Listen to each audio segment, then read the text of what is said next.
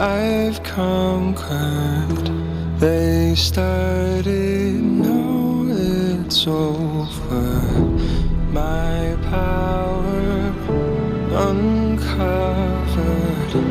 Now I begin.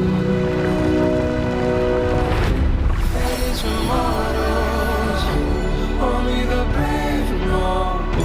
Fighting the unknown, siding with bravery. I will prevail. I cannot fail. I will prevail.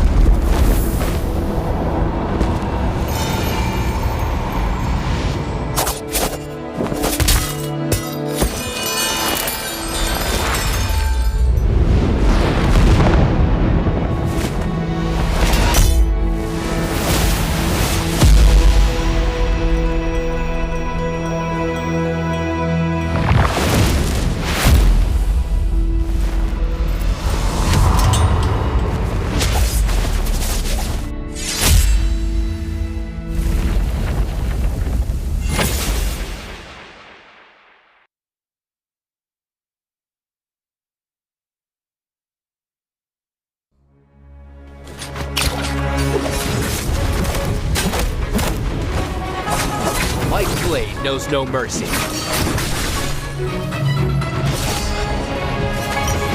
You or many, you will die all the same.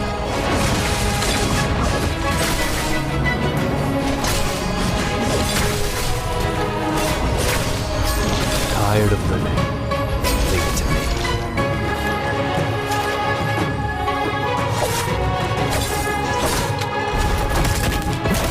White blade knows no mercy. You shouldn't have come here.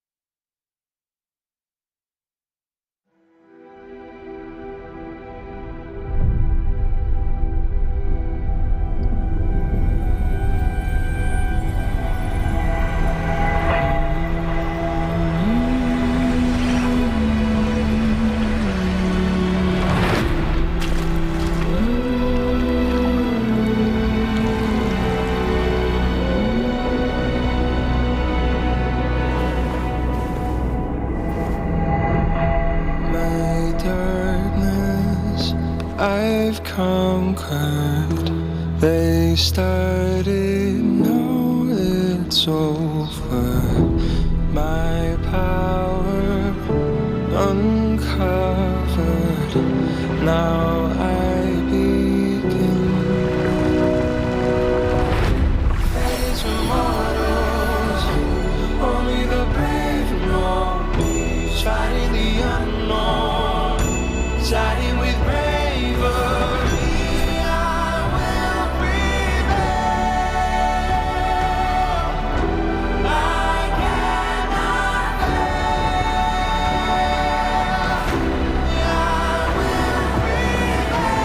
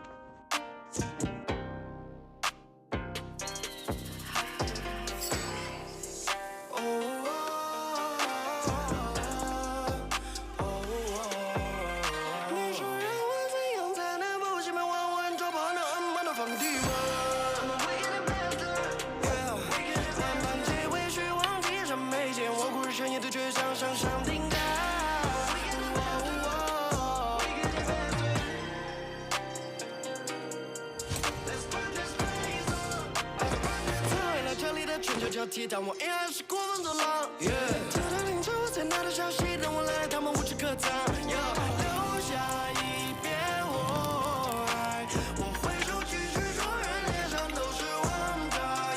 摇摆的酒摆的血本无愧，要么就杀个本就不留。I want sleep and I wake up， 等着找我去打不足球。醉光下场没叫做恶人，要如何闭上我眼一念就深深我沉默。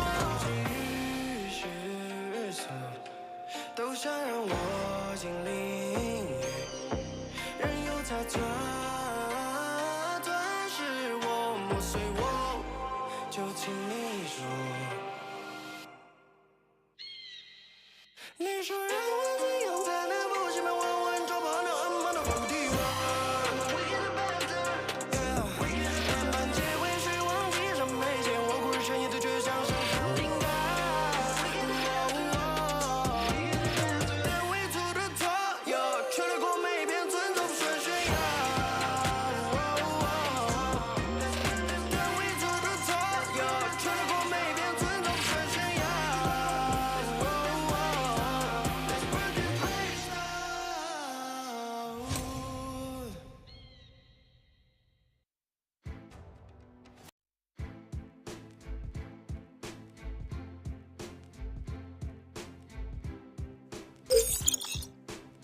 And ladies and gentlemen, we are back out here for week 2 for the bi-weekly solos. My name is Severio. We got CA on board. We are here live on the Twitch channel as well as the YouTube channel. CA, how's it been, dog? Man, it's been good. It's been good, Severio. We're back for another week of the bi-weeklies here for the NARAKA BLADEPOINT Pro League. Another one. First one down already. We already have crowned our first bi-weekly one winner for the summer split. Big congratulations to Shazong bringing that one home for himself. Last weekend, crazy games last weekend for the bi-weekly final. Me and Severio had the pleasure to cast that one as well. But now we're back with bi-weekly 2. You know, it was super close there for Mike, literally losing off of 1 point alone, Severio. Yeah, I mean, this killer multiplier system is setting up players who've placed in like 2nd through 3rd to 4th and not really having much of a chance of just accumulating points that we once had. But before then, just like how we drop kills into the games, guys, show you guys in Twitch chat what you got. You got some specialty drops coming through here, not into YouTube chat if you guys are out there. I know you guys are out there. Shout out to Alkalized. But more importantly, to the case scenario where you guys have daily drops between Tay and Silk and the Laudation Trial Choice Gift for up to 60-minute watch time for each week. But more importantly, bottom row. I know you guys are looking at bi-weekly 3 finals. Listen, that's next week. That's 2 weeks, 3 weeks down the road. Yeah. We got bi-weekly 2 finals reward, which is going to be the Range of Hills Avatar. That's limited time. You ain't going to get it ever again unless you're going to be able to watch the stream on to the next by the following week, where we're going to have finals played out here for bi-weekly 2, which is nearly the halfway point, which is a good testament of where you guys are able to catch all of these, goodies coming through there. And then in week 4, you always have the emotes. Got shots at the emotes, especially with the ones with the flag of the Forerunner there in the background. But more importantly, going back into the kill leaders, having Chu Sheng getting his victory last weekend, it really did come down towards how well he was able to perform in terms of the 8 games. And that led out to work in his favor. Arano just came through, gave no match point winner into round 8 last weekend, where he was able to deny Fang as well as to a Spider to try to catch into MVP status. And then what happened next is that Chu Sheng had the highest point value. And that's a really tough feat, especially going up against a killer like Mike. Yeah, I mean, it was very interesting all around. And it was our first week that we had pretty much everything new dropped into the Pro League. New map, a new weapon, new character as well. We saw Keelan just being an outstanding unit for a lot of players. Definitely proved me wrong on that character, showing out how strong that character really is. The new map is very interesting as well.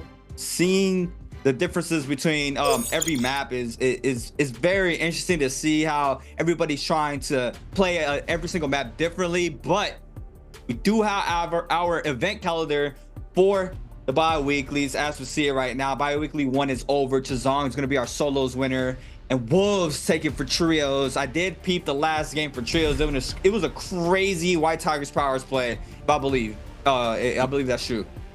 Yeah, I mean, the White Tigers prowess buff did a phenomenal job. Luckily, no writings on the wall for whether or not there's good chances for there to be, any issues. Hopefully, yet again, where we have that buff to come out. Now, of course, if White Tigers prowess is good to go for it, it will be a notion for trios. But in solos, the buffs are pretty good to go forth. Hopefully, to make sure we can have a good chance of, just Mystic Might there. I know a lot of players are looking for that. But at the end of the day, in solos, particularly, it's a little bit more early on when that buff starts to show up. And then when things happen into, the field of play, when you have the catch those eliminations, you'll end up having a chance of, potentially just staying yourself into a fight with the buffs and, getting your rage back for ultimate rage to get 100%. Now, regardless, groups today and the groups for this week, we're gonna have Group A, Group B, and Group C to be selected here on the stage in terms of what you guys can see now for this week for bi-weekly 2. It looks to be pretty substantial. I think my biggest dang, this man is in the tough group is definitely gonna be XY New on the block from ASC in Group C, who is gonna be playing today. And considering that he is gonna be playing against Group A, it's really gonna be a testament to seeing whether or not he can keep that momentum that he had at the beginning of week 1.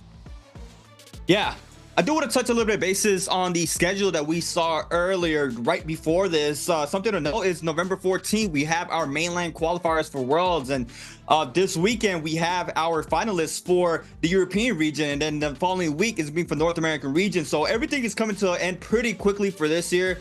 For competitive NARAKA all across the world right now. We see our dates that we have there for the mainland in order to be qualified for Worlds as well. And we also see our grand finals, and the grand finals is last bi-weekly of the summer split that we do have a last chance qualifier round, and that will be happening November 9th for the solos. So there's still a lot of time left, but in a matter of days, you feel like last week we just had a bi-weekly final 1 winner, but now we're quickly going to be going through those games pretty fast. And take another look at the players who are going to be playing today. I mean, this is a stacked lobby here, Severio. As we saw, every player right there in the lineup. It's pretty much the majority of the players from the bi-weekly finals 1 pretty much back running it again for the second time around for the first day of the bi-weekly 2.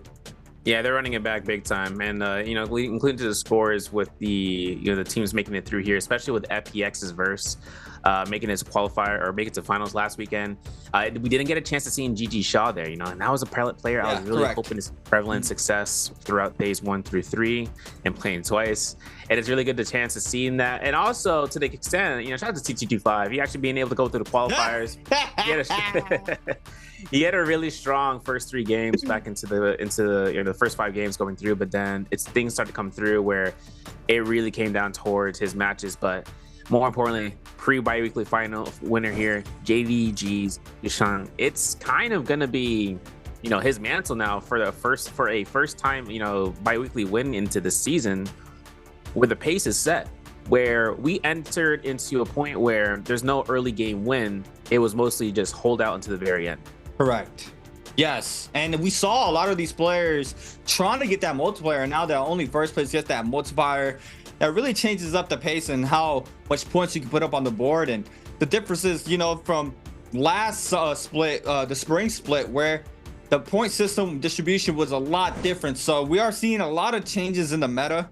This was introduced during the Koi Cup, I believe, as well. So they did get exposed to it right before the split started. But needless to say, it's still something a lot of these players have to adjust to and be able to sometimes slow their roll downs. We have big fryers in the lobby as well, like Mike, Spider. I mean, we saw Spider halfway through the games bi-weekly 1. He started heating up, and I believe he had like 6 eliminations in a Morris game, and gets taken out around 6th place. And even though he didn't get the multiplier with 6 eliminations on the board, he still, I think, got 2nd for that game. So it's still a lot of loopholes that these players have to figure out with this new point system in play. But regardless, everybody's out here trying to be being the last one standing at the end of the day. But now there's just something more added. It's like, if I'm not the last one standing, I'm not gonna get that multiplier, but I can still frag out, as we saw Spider in a bi-weekly 1. But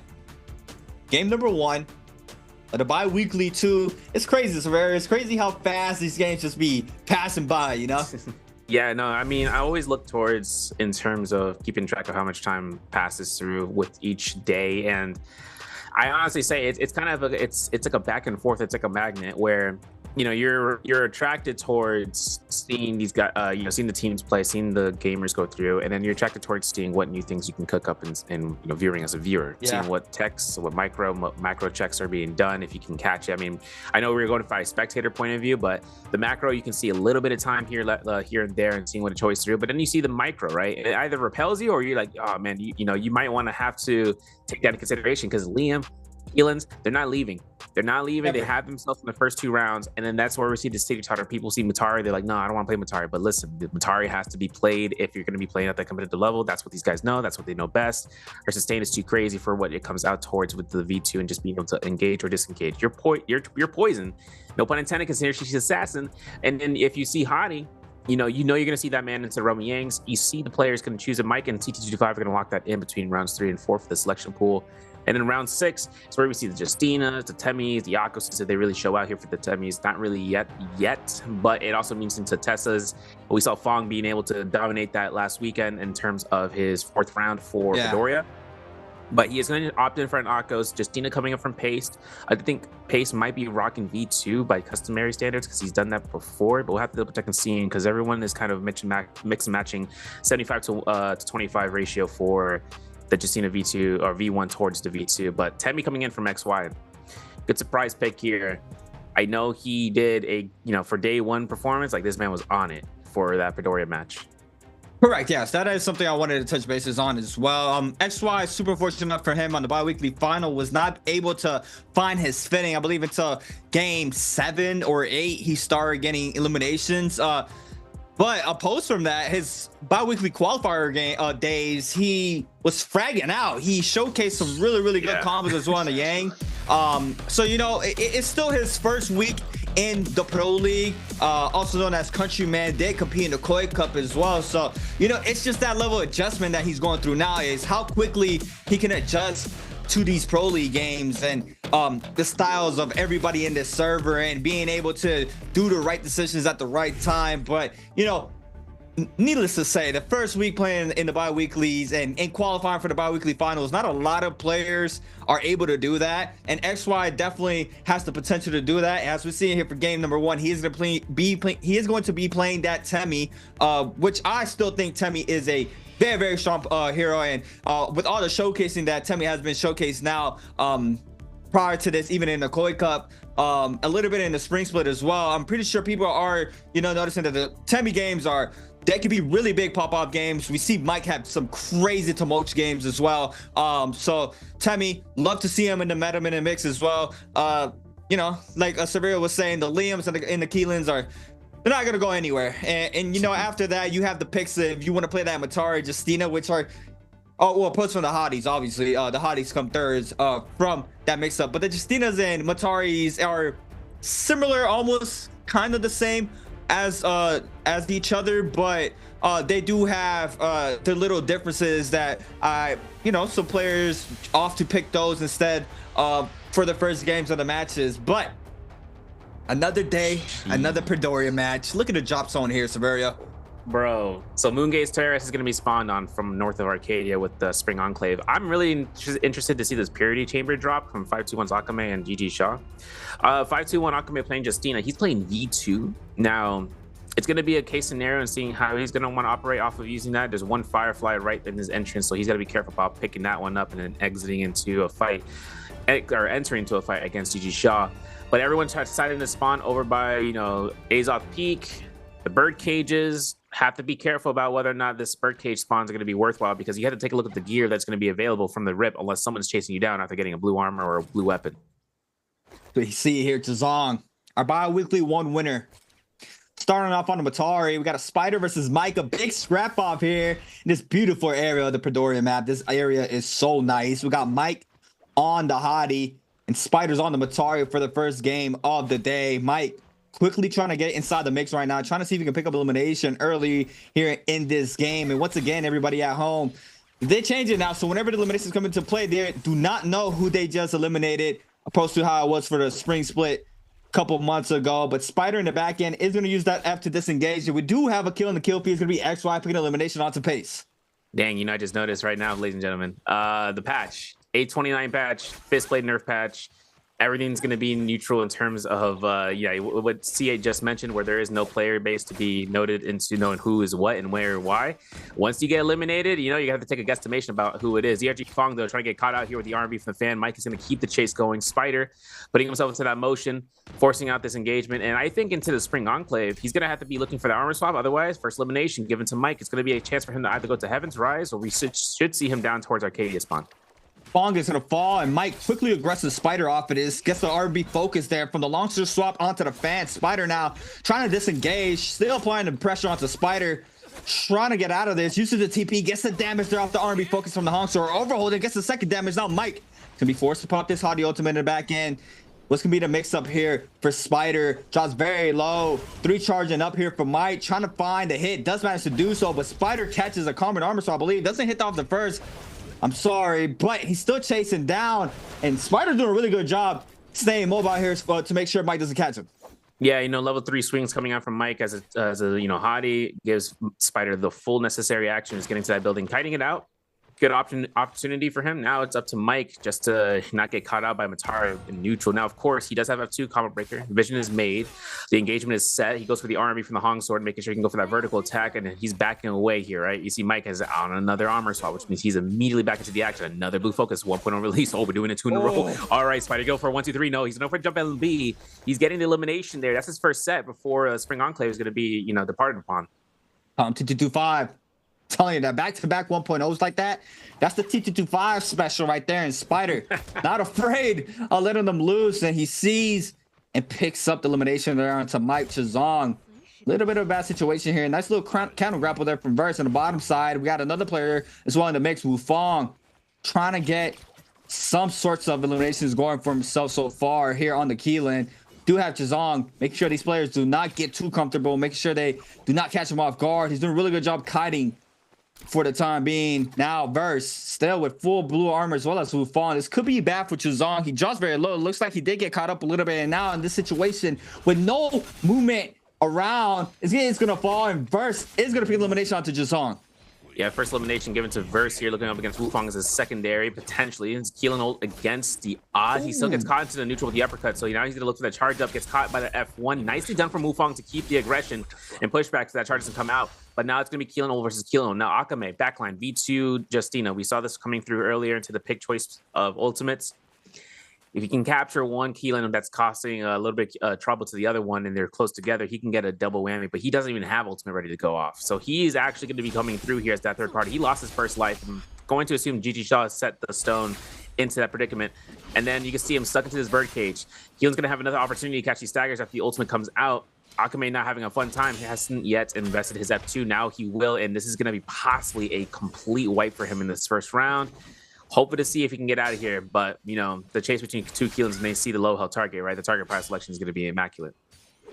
Yeah, and this is super bad here from Akame. Akame is the third party here, and he's getting full aggressed on by both of the Keelings currently right now, trying to kite this out onto Justina. With no ult online, he is running that V2, so he is going to only have those 2 dashes if he's trying to use it for a retreat situation. And right now, with a musket shot there from Verse, he is going to pick the elimination onto Akame. Ooh, big floater there from Verse. Nearly catches the R&B follow-up there onto Wufong. Now Wufong sending those R&B focuses off the halberds. Big damage. Verse drops very low. Clink comes in. Now, what's going to be the mix-up? Since the R&B focus, F invested there to stay safe for now. Now Wufong still applying tons of pressure, and the R&B follow-up there for Wufong to pick up the elimination onto Verse. And Verse is going to fall. We got Pace against GG Shaw.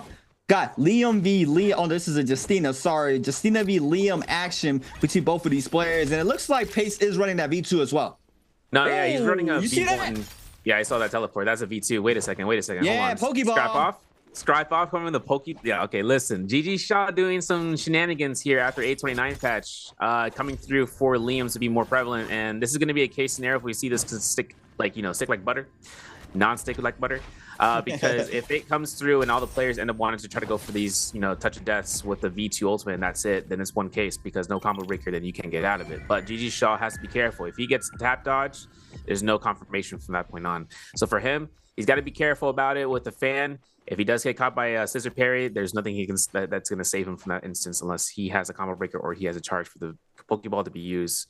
Now for Paste, using V1 Justina, he's going to be disengaging there. Mike's looking towards Sword Tomb, I believe. No, this is Heaven's Rise. He's actually going to be getting himself into that Roman Yang. If no one's going to contest this, makes sense. No one's out of this vicinity. Azoth Peak, having bout as Exon and WBG Spider and DRG Fong all together. There's a lot of purple armors in the field right here, CA. Yeah, there's a lot of purple armors now. 3 players up, and we also have the Lore Croft out right now as well. That's a beautiful skin. Love the crossovers. Have another one out in the Pro League. On the Matari, WBG Spider with the Yang pass. Looks like there is going to be no aggression here from Fong so far. 12 seconds and counting in order to get inside that Roma Yang. We are closing up to our first Roma Yang of the day. We got Verse on 2 eliminations. XY as well on the Temi. GG Shaw, where we got some aggression. Spider catches the uppercut there from the claws. Crouch LMB. Zenao beyond the patch there with the damage off the R&B focus.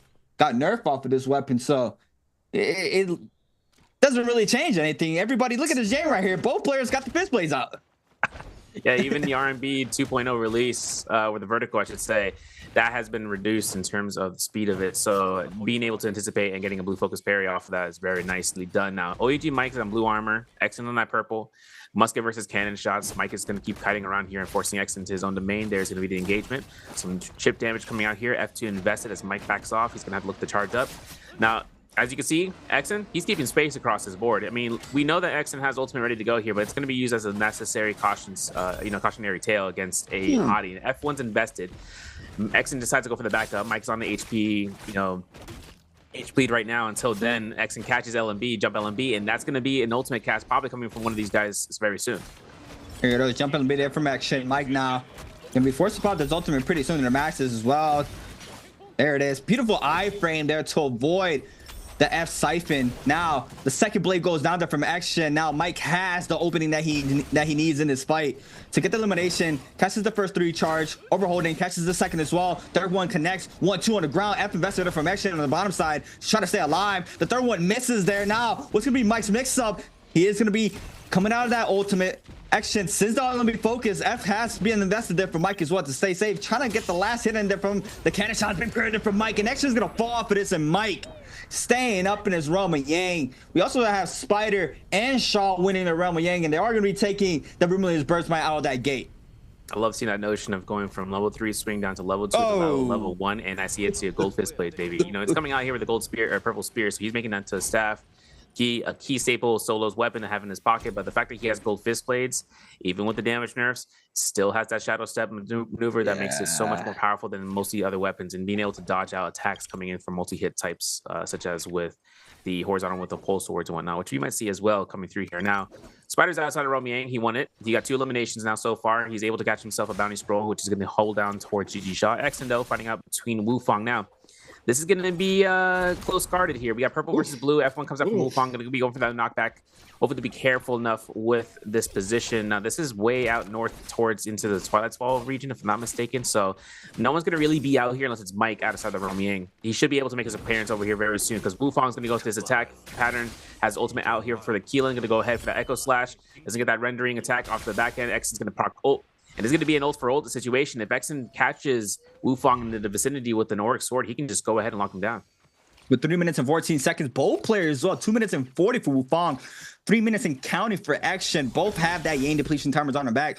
So they are trying to get this elimination here to cleanse. We got the Keelan ultimate doing tons of damage here onto Action. Eats up the damage off the LMB focus as well. Weaves the F blade. No, gets caught with the siphon hit there off the F. Action now trying to regress Wufang since the LMB focus can't get punished for that. He does. LMB called in or F called in. Now, Nunchuck Meter Bear on from Wufang cancels to the R&B 1-2 from the Nunchucks. And now it's going to be a quick reset here for Action. GG Shaw picking an elimination off the WBG Spider. He is going to have the Millions Birds. Something I do want to mention is might often to take that White Tiger's powers instead of the Vermilion's Birds Might there for the first Roma Yang as well. And it's a little bit of a difference that we see staply from pretty much everybody in the Pro League. But Wufang still going at it against Action. And Wufang has combo breaker steady to go here. There's Exen's combo breaker for that F1. Exen has to back off here at an HP deficit. Looking for an armor. Maybe she's just looking for the charge R&B. Doesn't get caught to the parry here. Wufang challenging this with horizontals. He's at no energy. He releases that 1.0. Gets himself the elimination. That's a very, very close gap maneuver that he did. And it worked out in his favor coming out of that kill. Now Exen's eliminated. Now Mike up against Fong. Universal Slash coming out here. A parry. Losing on those dual blades is big. And Mike is going to be making sure he doesn't get that back in his pocket for real, for real. And that's the beauty right there about the fist blades. I have been playing a lot more fist blades as well to understand the weapon a lot more.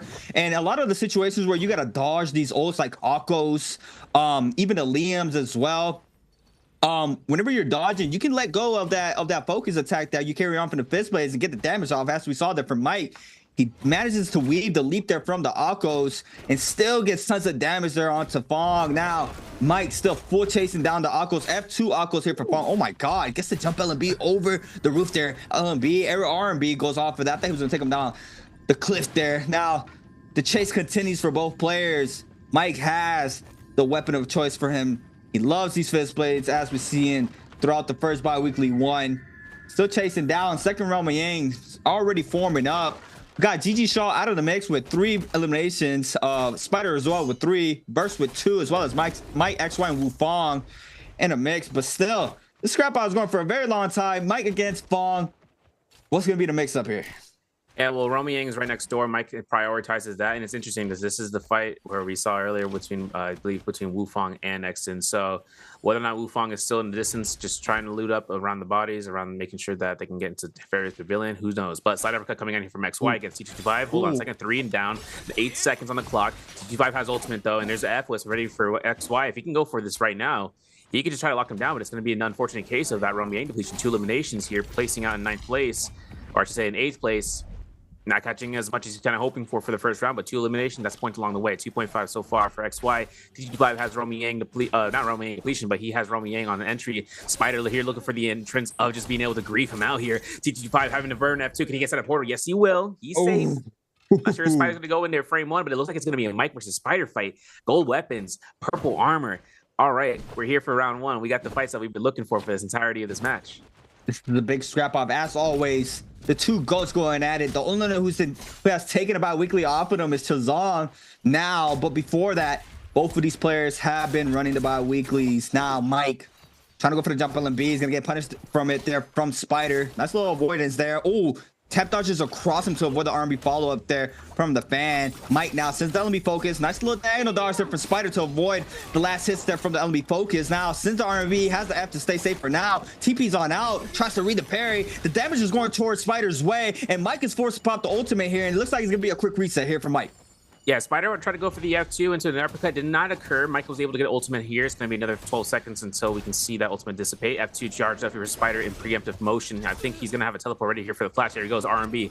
Mike loses a little bit of HP, but not so much to lose out the armor state. He gets caught by the F2, though. There's going to be the element, the R&B there. Gets ultimate, the F2 was not fast enough, and a 1-2-3 from Spider eliminates Mike from the Romiang. And now we have the second round with Wufang versus T225 after a previous engagement.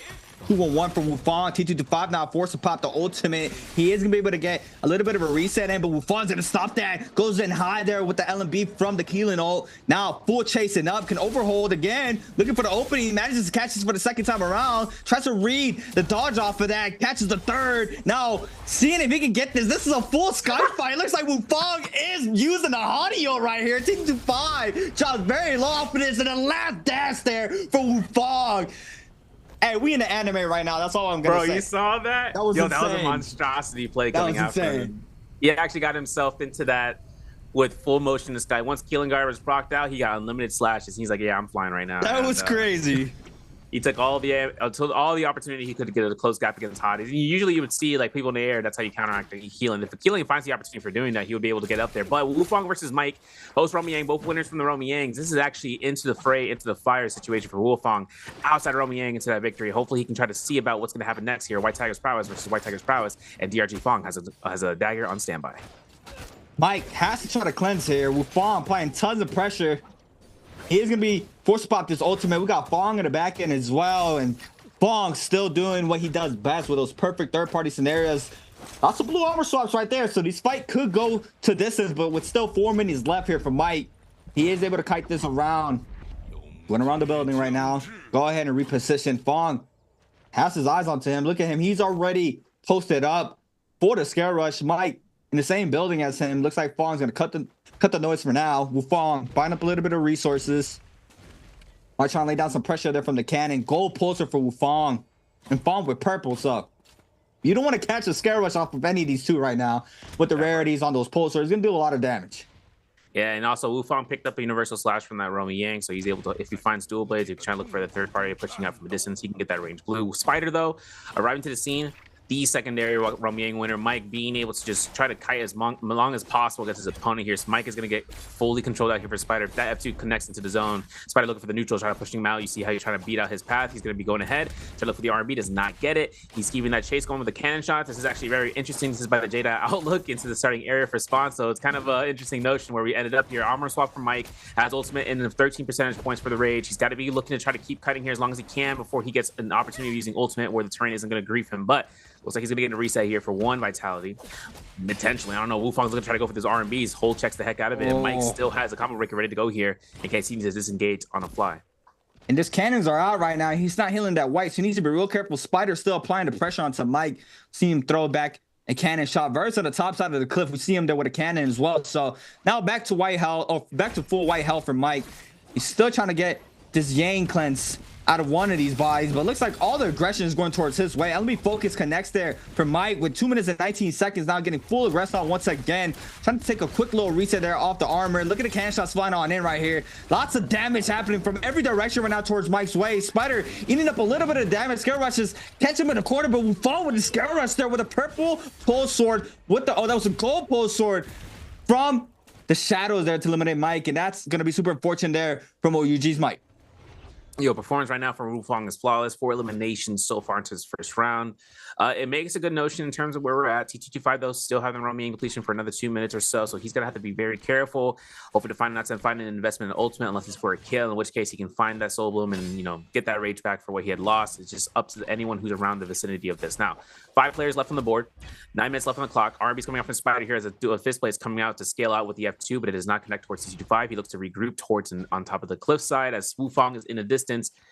Double gold armors, double purple armors. Kind of curious to see whether or not Versus is going to want to take any sort of engagements, though, because he is looking into the bottom line. And in terms of the leaderboard, he is at 2 eliminations overall. Now, T225.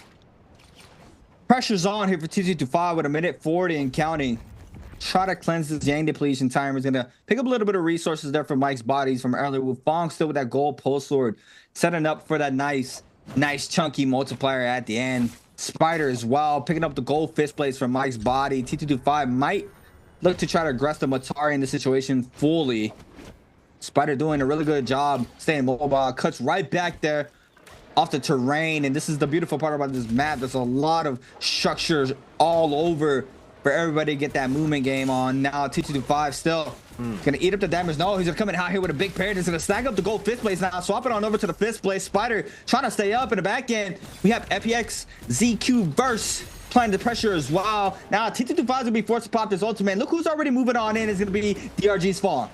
DRG Fong making sure he can come through here for a sneaky sneak attack, but TG5 looking for the chase against Spider. Moonbane still taking away a good portion of the zone so far. This is not the final Moonbane though. F2 to come out here for the connection with the V2 ultimate. Teleport with that option selection. TG5 have 500 HP in a dream right now, and he's gonna have to look towards making sure he can find an armor swap. He finds one blue. Rarity, it's a little bit of use. Not gonna be a little bit of problem. He takes time to white health heal, but then he takes a musket shot into the back line. Army comes out here from Fong. He's finding another pair of dual blades, finding an F2 here with an ultimate gives Spider a little bit more chance of healing and sustaining out for that double hit. But now the Forbidden Seal's active. He's gonna have to look for the F2 to escape, and instead, it's gonna be a close elimination here between two targets at the same time.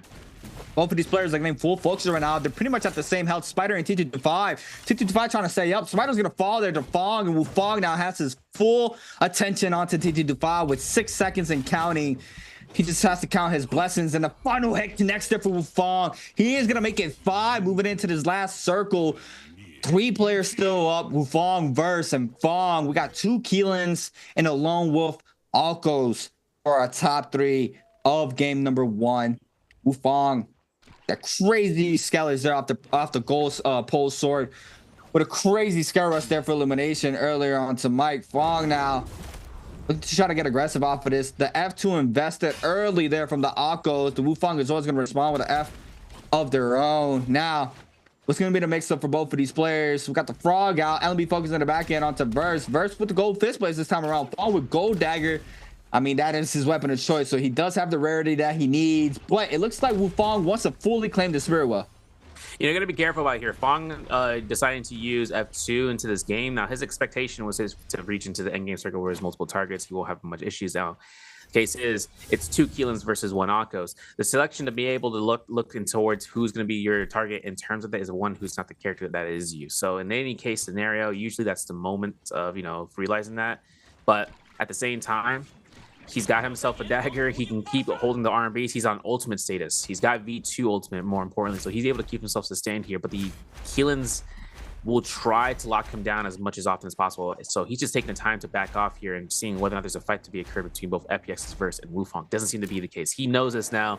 This is not going to be a fair fight, but he takes his opportunity here, right? He can force aggression in terms of pushing someone to the lower thresholds of health. That could end up turning this around where the point of aggression between Verse towards Wufong will be, interacted between, each other during that engagement. Yeah, as we see it here, Fong just trying to let the timer do its thing right now, waiting this out. He knows he's not in the best battle zone for the character he is currently. Got the Keelans just waiting this out currently as well. Gonna wait this out. I don't believe any aggressions are gonna go towards any of these 2 players' ways, Verse nor Wufong. They do want to eliminate this Akos as quickly as possible, as we see them just claiming their ground right now, staying very close to each other as well, to make sure once they spot that Akos, it's on full goal for both players. But look at the load up here for Verse. Full purple weapon out in the back pocket with the gold fist blades in hand here for FPX-ZQ's Verse. White Tiger's power is still up for Wufong off that Spirit Well. Fong trying to hide this out in the bush, waiting this out. We got Verse checking though. Wufong might be checking this as well. Goes in with a crouch and beat for the pole sword. Nearly clips him though. He's waiting this out. He thinks he didn't spot him. He didn't see him. Or he probably doesn't want to get full aggressive onto him. They do know the next zone is moving, but I believe he spotted him there. Yeah. I mean, it comes down towards and seeing, how long we can sustain until the very end. And it kind of makes a notion towards these guys of just spotting out for a stagnation period, for the lack of a better term. And we got 4 minutes on the clock. These guys ain't going to fight this out beforehand. They ain't going to take any they ain't going to take no fights until it's necessary, because of one target reaching out to another. And you see Wufong's just checking the bushes. I mean, Wufong's right there. He can't see the skin, but Wufong finds out just straight up here with the frog head coming out here. Hopeful to see the kiting to make it happen. Wufong getting himself right through and missing Fong as he catches that scare rush. Versus on the opposite side of the circle, so he's just looking towards the northwestern side. And Fong's on the southern side, having to be careful about these horizontal releases for the pole sword. Keeps horizontals checks, makes sure he doesn't get staggerman, but then he gets caught by the stagger. He gets caught by the F2. Hopefully, who knows? Pistol shots though coming in from Verse. We are down 900 armor, and he gets his 1 armor powder heal before this next engagement on the cliffside. This is a dangerous terrain here, CA. Yeah. Rocks. Yeah, this is very dangerous, but the aggression is still going to continue going towards Fong's way. He does pop that Akko's ultimate. The V2 is going to be weaved there from Burst. Big barrier from Fong, though, with the sap as well. It's going to take up a lot of health back off of this. Now the Keelan ultimate is going to be invested here for Burst, and this could be bad for both of these players, Burst and Fong, but it looks like Burst drops very low, sends him inside the zone with that first blade there from the Keelan ult. Now, Burst is going to go ahead and take a quick reset in the back end. Wufong still offering to try to take the full aggression onto the Akos right now. And Fong with the weapon of choice right now, the dagger is going to be really, really good weapon to stay moving in these situations. We got the Keelan still online. They're happening. We do have a couple of slashes there, but it doesn't look like it's a crazy amount of damage happening towards Fong's way. He is going to be able to pop one massive parry for Fong with another sap, and he's going to be back to full health now off of that alone. And Fong's going to be forced to take a full reset for himself as well. You know, you see Verse getting that chance of disengaging and Wufong making sure the focus is onto Fong. It really does come down towards, you know, the target selection that comes through, even though the low health from Verse. But the thing is, off of this engagement right here, then right here and there, is that we still have a opportunity for Fong to catch this out from an ultimate from Wufong. He hasn't activated the Keelan ultimate. So if it comes down to endgame circle and we get high ground, if he finds an opportunity to striking his enemy into the zone, that he will find an opportunity of keeping them locked down in there. He has Keelan guard as an insurance policy for zone take damage if it comes down towards it. So if Wufong needs to use it in his insurance policy for ultimate, he can. Everything comes down towards the character pick selection here. It's just up to Fong to make sure he can have ultimate ready to go here before the final 2 minutes conclude into a minute. He finds the F1 against Verse, F2 kill confirm. That's it. Fong needs that soul bloom right then and there. You can see the disengagement coming through here, and Wufong is not going to be able to find it. Ultimate's ready here for Fong. It's a 1v1 between the two. Since they'll be focused, F invested there from the Keelan to avoid the full capitalization off it. And now the Akko ultimate is going to come online. He's going to respond with a Keelan ult of his own. The lead connects there for Fong. He's going to send him inside the zone with his V2. What's going to be the mix up here for Fong? He's going to be able to get a little bit of damage off the cannon shot as well. Now the Keelan ult still trying to find a mix up, but another leap there, and Fong's going to win it. And what a beautiful showcase in there for Fong. Oh my God. Practically in a 1v2 situation, staying up, making sure he solidifies his spot here for top one in game number one. That was some crazy NARAKA performance there for Fong. Yeah, I saw some custom lobby actions happening on the camera there from Fong. He's like, I spit on you. I'm like, hey, this man was looking towards that was insane. Towards it. Yeah, like when I saw the engagement between him and Verse getting low, right? Wufong still prioritized the Octos. Yeah. Putting into the work where it's like, all right, dog, you know, coming like that phrase alone, all right, dog, you know, just to see that someone was able to disengage. Even Versus like, oh, yeah, that's crazy. You know, he didn't look at me. But Wufong, he had a high kill game. I think he takes second for sure in terms of having the eliminations that he has. So this is a good testament for himself. He's like, yo, you saw how I, you know, ignored everything? No, I'll stop. But he has a more important option here for X1, just making sure he can catch as much points and just eliminating key players from the pool of play. Now, you got to remember, right? We don't know who is what and where and why. So there is no opportunity for you to realize that unless you see a dagger, right? Then you know it's Fong. And for his case scenario, having an Octos pick to be in the first round selection in the round 5 really just goes to, you know, see where his selection pool is and where he's starting off here. Octos being one of his, you know, top contending as well as Matari. So it's really up to seeing where he wants to push against the odds. First round, though, goes to him. MVP, he catches multiplier, he catches around, and he catches a good lead against his opponents. That's a good game there for DRG's Fong. Beautiful showcasing there from the man himself. Clean sneakers, clean plays. I saw the sneakers he got on. He looking fresh. Good. But yeah, that was an insane performance there from Fong. The last and final moments of game number 1. We did have a couple of eliminations going towards a couple players' way. We're gonna have to wait and see how the overall standings look currently off of game number 1. But yeah, let's talk about a little bit of the game 1. Akame goes into a third party where the two of the Keelans were getting active, and you know, he's the one trying to pick up one of these eliminations. He ends up overextending, and he literally loses his full armor in like 3 seconds already from an opposing Keelan who already had the ultimate out. He eats up 3 slashes alone. But before we continue with that, we do have some questions. We do have a question for everybody at home. Make sure you guys hop on over to the Twitch chat. Answer for treasure in order to win a summer split random gifts. I mean, yeah, bruh. Hey, you got it. You got it, Sever. You got it. You guys blindfolded. You guys listening to the stream without audio, and you tabbed out and you come back and you're like, man, what's the answer?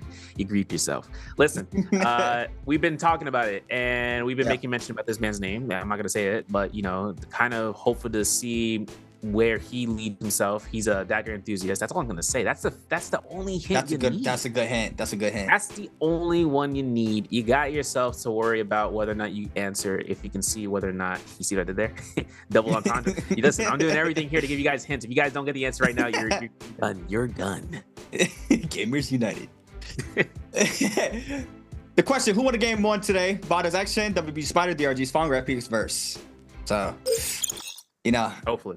hopefully you guys got that right. That was an easy one. We just mentioned it. We just saw it like 10 seconds right before that question. But yeah, going back to the comment, super unfortunate for him. He goes into a third party. He's up 3 slashes. All the aggression goes towards his way instantly. He does fall there for game number 1 as well. But yeah, that's just super unfortunate. You don't want to go in and just getting full prioritized right after you go in first 3 seconds. But DRG Spawn coming in out here with 4 eliminations with a 7.8 game score for game number 1. And Wu Fong did have the elimination, 1 elimination over Fong, and does get second place. So he is going to have that 7 game score. WBG Spider gets eliminated a little bit earlier, but he did have 5 on the board. He is going to be taking 6 game score for this game. GG Shaw with 3 eliminations, 3.5, as well as FPX, ZQ's verse, and KLA's T225 with a 3.5 overall game score. OUG's Mike with 3 on the board. XY with 2.5 gets taken out a little bit earlier as well to that Yang depletion timer, and T225 snagging up all the reasons for the free, taking 2.5 for this game. Chazong, our current standing bi-weekly 1 winner, with 0.5 off of this game alone, and everybody else with 0 currently. But yeah, I mean, crazy game 1s, and you can definitely see the tempo and the aggression being a lot different this time around in the bi-weekly finals. Yeah, and now they're going to see about the jitters getting removed here. We got some clips and highlights brought to you by Thunder Robot, born for gaming. Of course, you have to make sure you watch out this first Romaine fight, because the Spider caught, Wu Fong with his pants down here in a corner and has Matari ult still available. Even after this case of the Keelan ultimate, Spider's like, all right, cool, I'm just going to mitigate this first one, go for pistol shots, and he has teleport ready to go here for the RMBs. Goes out for the toes to the nose. He gets the elimination there. Wu Fong finding Xendo in this corner over by this area. Of course, Wu Fong makes sure he gets a horizontal release, and he catches it. But this is where it came down towards GG Shaw. We didn't get a chance to see GG Shaw really pop off into this round, and Spider finding a common armor swap in the middle of all this action, he still chases down the Leo in ultimate format, and he catches that parry, and he forces GG Shaw into elimination even after the second Auric sword was available for the spawn. Wow. This is another elimination there for Fong.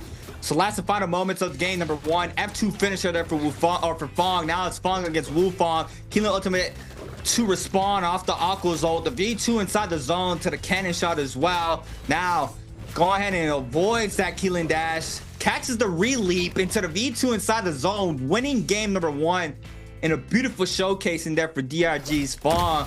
Let them know. Y'all wanna know what this Aqua's about? Me? Gets eliminations times 2, gets the damage, gets the placement, gets the MVP. That's going to be his second MVP here in the Pro League with 14,000 damage, 4 eliminations on the board. Nice little J setup. He had the Phoenix Blast, Sap, Calvary Bloom, Rupture Girl, Juggernaut, and Sap times 2. Running the F2 V2 Aquas, which, we rarely see the F2s being played out now. But beautiful showcase in here from DRG Fong. I mean, he had a crazy run in a very, very tough situation. He stays up, turning on the aggression. I mean, what can we say? That was a beautiful showcase in here from DRG Fong. Yeah, one thing too is that he picks up double sap, kind of denying any other player. I mean, unless it was a second sap from a Romiang is one thing, but at the same time, taking into a sap where he can kind of keep himself of denying other players that are on a loot pattern screen or just trying to find out shops, just trying to buy things and items. And if he finds a sap jade on there or on a trove, he looks to pick that up. He makes sure that jade right there is a gold jade by standard, because considering it's a sap jade where you get as much damage that you deal to come back towards you in a percentage of 65% on any weapon. That's not like a heavy sword sap when we had in the past. If you guys are correct, are coming back into the game, there's no longer any sort of individual sap between single edged, heavy sword, long handle, short handle, etc., between all the weapons in the selection. Every single weapon is allowed to have that parry attack of allowing for HP to be given back. Before teams or players would have to make sure to find individual items. Now that jade is it's a considerate amount of wealth if you have that jade, and you find 2 of those jades and you deny someone else from being able to pick it up. That's where your best case scenario comes from, from picking up from bodies and just having it on hand. He had no longsword, but you saw the Kabloom, we saw himself with the Juggernaut boost, so he's catching a lot of DPS coming through here. And at which point, I think at one point in time, he actually had Universal Slash onto his body, so he found a chance of just dropping Universal. Maybe he doesn't see the value towards it, considering he's a double hold RMB. Who knows how his opportunity comes out for it. He made sure that that final zone was his own. Wufang was really like stuck into that zone after the first leap and then knockback with the V2. And you saw him stay still because he knew he's gonna get caught by the dodge, regardless, coming out from Fang into the end circle. Yeah, and I mean, like you mentioned, nullifying anybody else to pick up the sap. I mean, as we saw right there, the sap pretty much got him back to full health twice. In that situation that he was put in there in the top 3 situation of game number 1. But yeah, that was a crazy performance there on beautiful showcase. And OUG's might taking White Tiger's powers for the first round of Yang. That was something new that we haven't seen. Well, I personally haven't seen. I'm not sure if he's done that in the past. Probably testing something new. Probably trying to get more active outside of the realm after he gets out. I don't think he pretty much got that opportunity that he was looking for. Probably in a different map, he might be doing the same thing. We're gonna have to wait and see how what else he picks up for the following games and different map pools or something he's testing out. It could be anything. It could work out. You could get super aggressive. I think when White Tiger's powers did come out in the beginning, he did do that, if I remember. So he was just probably testing it in Predoria. We had Pokeball coming out for one of the Liams. I still think that's a little troll if you're able to catch it. Because it is easily avoidable, but still it does tons of damage. I've watched multiple Mike streams where he does get caught in the Pokeball, and I mean just smacking the wall is just so much damage. I don't know how much it is and numbers wise, but I've seen it do tons of damage with the Pokeball ult there for the Liam.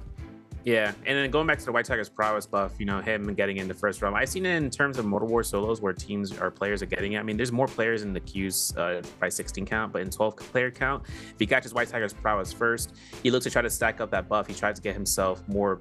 There's more players on the field after the first round than the second, right? It's necessary to pick it up by the second because there's no Vermilions, but if he finds himself to be on an aggressive route, he knows players may or may not have the gear necessary to mitigate that pressure coming in from him. If he finds gold weapon, meaning that there's less purple armors potentially, right? We're looking at RNG as a factor into this, where the drop pool coming in from weapons as well as with the armor comes out, he can find easier kills to be obtained so long as they don't have a stacked kit or another Realm Yang winner. Now, he also, we were bringing out the V2 for the Liam.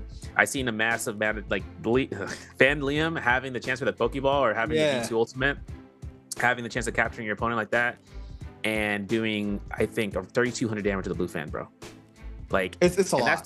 That's 3,200 damage blue weapon, right? That's 3,200 damage as long as you don't have a combo breaker. So if enough aggression comes out where you have a consolidated fight and you capture somebody that already used their F, used your ultimate, if it's a combo breaker like Akos or even to Smolch F where it's like the low cooldown of 14 seconds of F1, you got to make sure you can capture them, because if you don't capture them, I mean, the first one's down, you can't really go for that huge damage output. But if you catch the RMBs into a double RMB into a jump, double vertical into a jump RMB, and making sure my controller peeps are like, what the heck is an RMB? I got to make sure you get you guys neutral in that essence. Yeah, it is different. You have a chance of being able to lock them down and just shred their armor to the point of where they are forced to panic, because they're at from 2,000 HP with purple armor.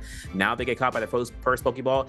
Blink of an eye, they're at 200 HP, and then they're finicky with their decision making. They may not have the Keelan ultimate ready to go. If they are Keelan, if they get caught and they have combo breaker, then they're really looking to back off here. And then Liam's just like, hey, how's it going? Throws another Pokemon, throws another ball out there, captures them on the escape. Where they're investing into looking at how much stamina is being invested from each player to each other, so that way if they see in a connection of how much dodges happen, they just capture them out.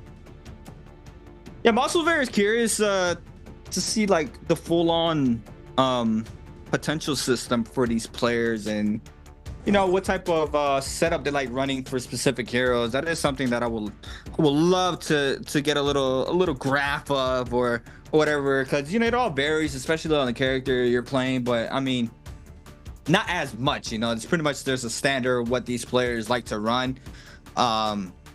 I'm not sure if they're on that grapple speed. I know a lot of players were testing that grapple speed in the scrims right before that change was made to the potential tree.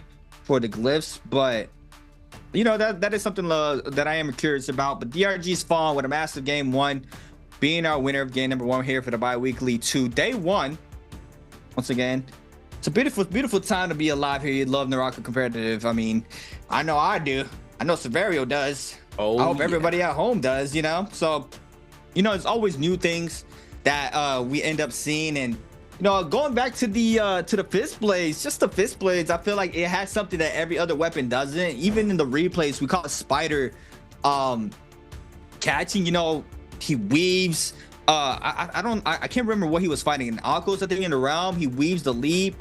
Oh no, it was a Keelan. He weaves a Keelan ult dash into the TP focus after the dash. You know, it's an instant. So, you know, that's something any other weapon doesn't have. You're either forced to charge blue and sit in the middle and you dodge and cancel the blue, or if you're running fist blades, you can continue that blue focus into the TP blue. You know, it's just a whole different rock paper scissors scenario with that type of weapon now in the field, in the game. So, you know, that weapon is you know, it does take a little bit to get used to. I know it did take a little bit for me to, you know, understand it fully and how people like to play it. I know before it was crazy, Sean, how good the fist blades came out on live game when it first released. Yeah, on release, fist blades was a menace, and then on top of that, a week after that patch enabled Mataris to be in mono pick selection.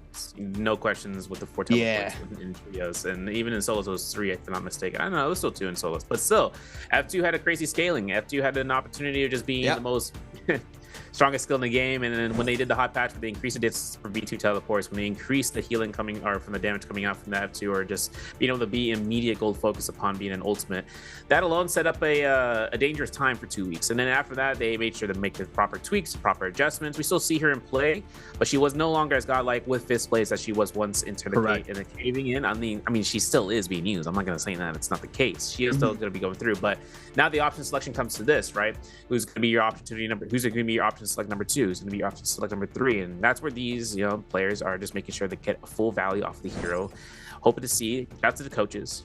Shout out to the binders with the photos and the lines in between the journal. I saw the notepad journal on solos where this man had a literally like Dear Diary, you know, type journal ready to go here. It's like, I chose 1, 2, 3 blue and I released it. Type moments for his team. But more importantly, they understand the best rotation for certain select heroes, but it's also to their players' playstyle. Players can see it, how aggressive they can be, or the coaches understand that. Okay, choose this hero into this, go to this round with it, right? Make sure you can use that against your, you know, who you're going to be using later on, just to hold on for it, right? A key component pick, right? Like the Mataris, the Liams, the Keelan, they can look for a double pick later on if they want to go for that, or they play the insurance policy route, right? They play Temi to make sure they can counteract into the latter halves of the match. It's just really just keeping the good notion of the rotation of hero selections. And, you know, shout out to WBG's coach. You know, this man's a staple in the community right now. Yeah, I mean, the coaches just do so much. I mean, having another person being able to perfect your craft and giving you all the little details that a lot of players are not even aware that these players have to their disposal with a coach is just, you know, it's a lot. It's a lot to try to do on your own. That's why majority of the pro players, I think every single pro player has a coach, because they do just so much for you, picking up those informations by reviewing, seeing rotations from other players, being able to give you drop zones, and just a lot of stuff that goes into these games, especially in the BR, where there's a lot of more different aspects other than other games. You know, it's a lot of information to try to take in, but instantly the Liams and the Keelans getting double picked off rip once again, which is not a surprise for each group. Group A, Liams, and now we did have a little bit of mix-ups before. We might have them throughout the night as well, where we have a Keelan and a Hottie pick for Group B, but currently here for the bi-weekly week 2, we are having a double Keelan pick for our first 2 games of day number 1. And we have the Hotties, we have a Temi and a Matari out in the field as well already. We're gonna start seeing our Justinas and another Matari pick as well coming out for our game 2. There goes our Justina here for Verse at PXZQ's Verse, and another one for Wufong as well. Both players are often to take that Justina, and you know, there's always a debate. Do you like that V2? Do you like that V1? Me personally, I like the V1, but a lot of players like to use that V2 for the confirm freeze into that focus attack. And then we have Action and GG Shaw being our last 2 picks of game number 2 on that Matari, which is not a surprise. You know, the meta has been pretty much solidified at this point right now with what you're able to see. And you know, if you are actively watching these games and seeing the picks for these players, this is what it looks like it's gonna be until some sort of change happens. Yeah, players are opting in to use now more so for B1. Easy answer is just to say, you know, you can catch a lot of staggers, get a lot of, you know, setup for neutrals, and, you know, you get attack buff when you hit any time you land a V1 stagger. Now, correct, yeah. If you're rocking V2 in the past, right? Back when we saw J-Cup, V2 is more prevalent because there's less invulnerability frame Fs to be out there. Hottie being one of those. T255 second game though for the Hottie, I just realized that.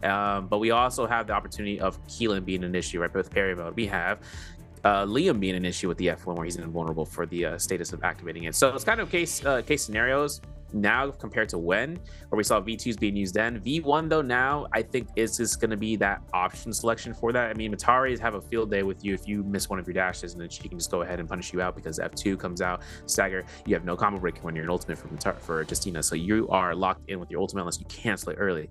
But the skill selections here, pretty standard V1s for the Liams.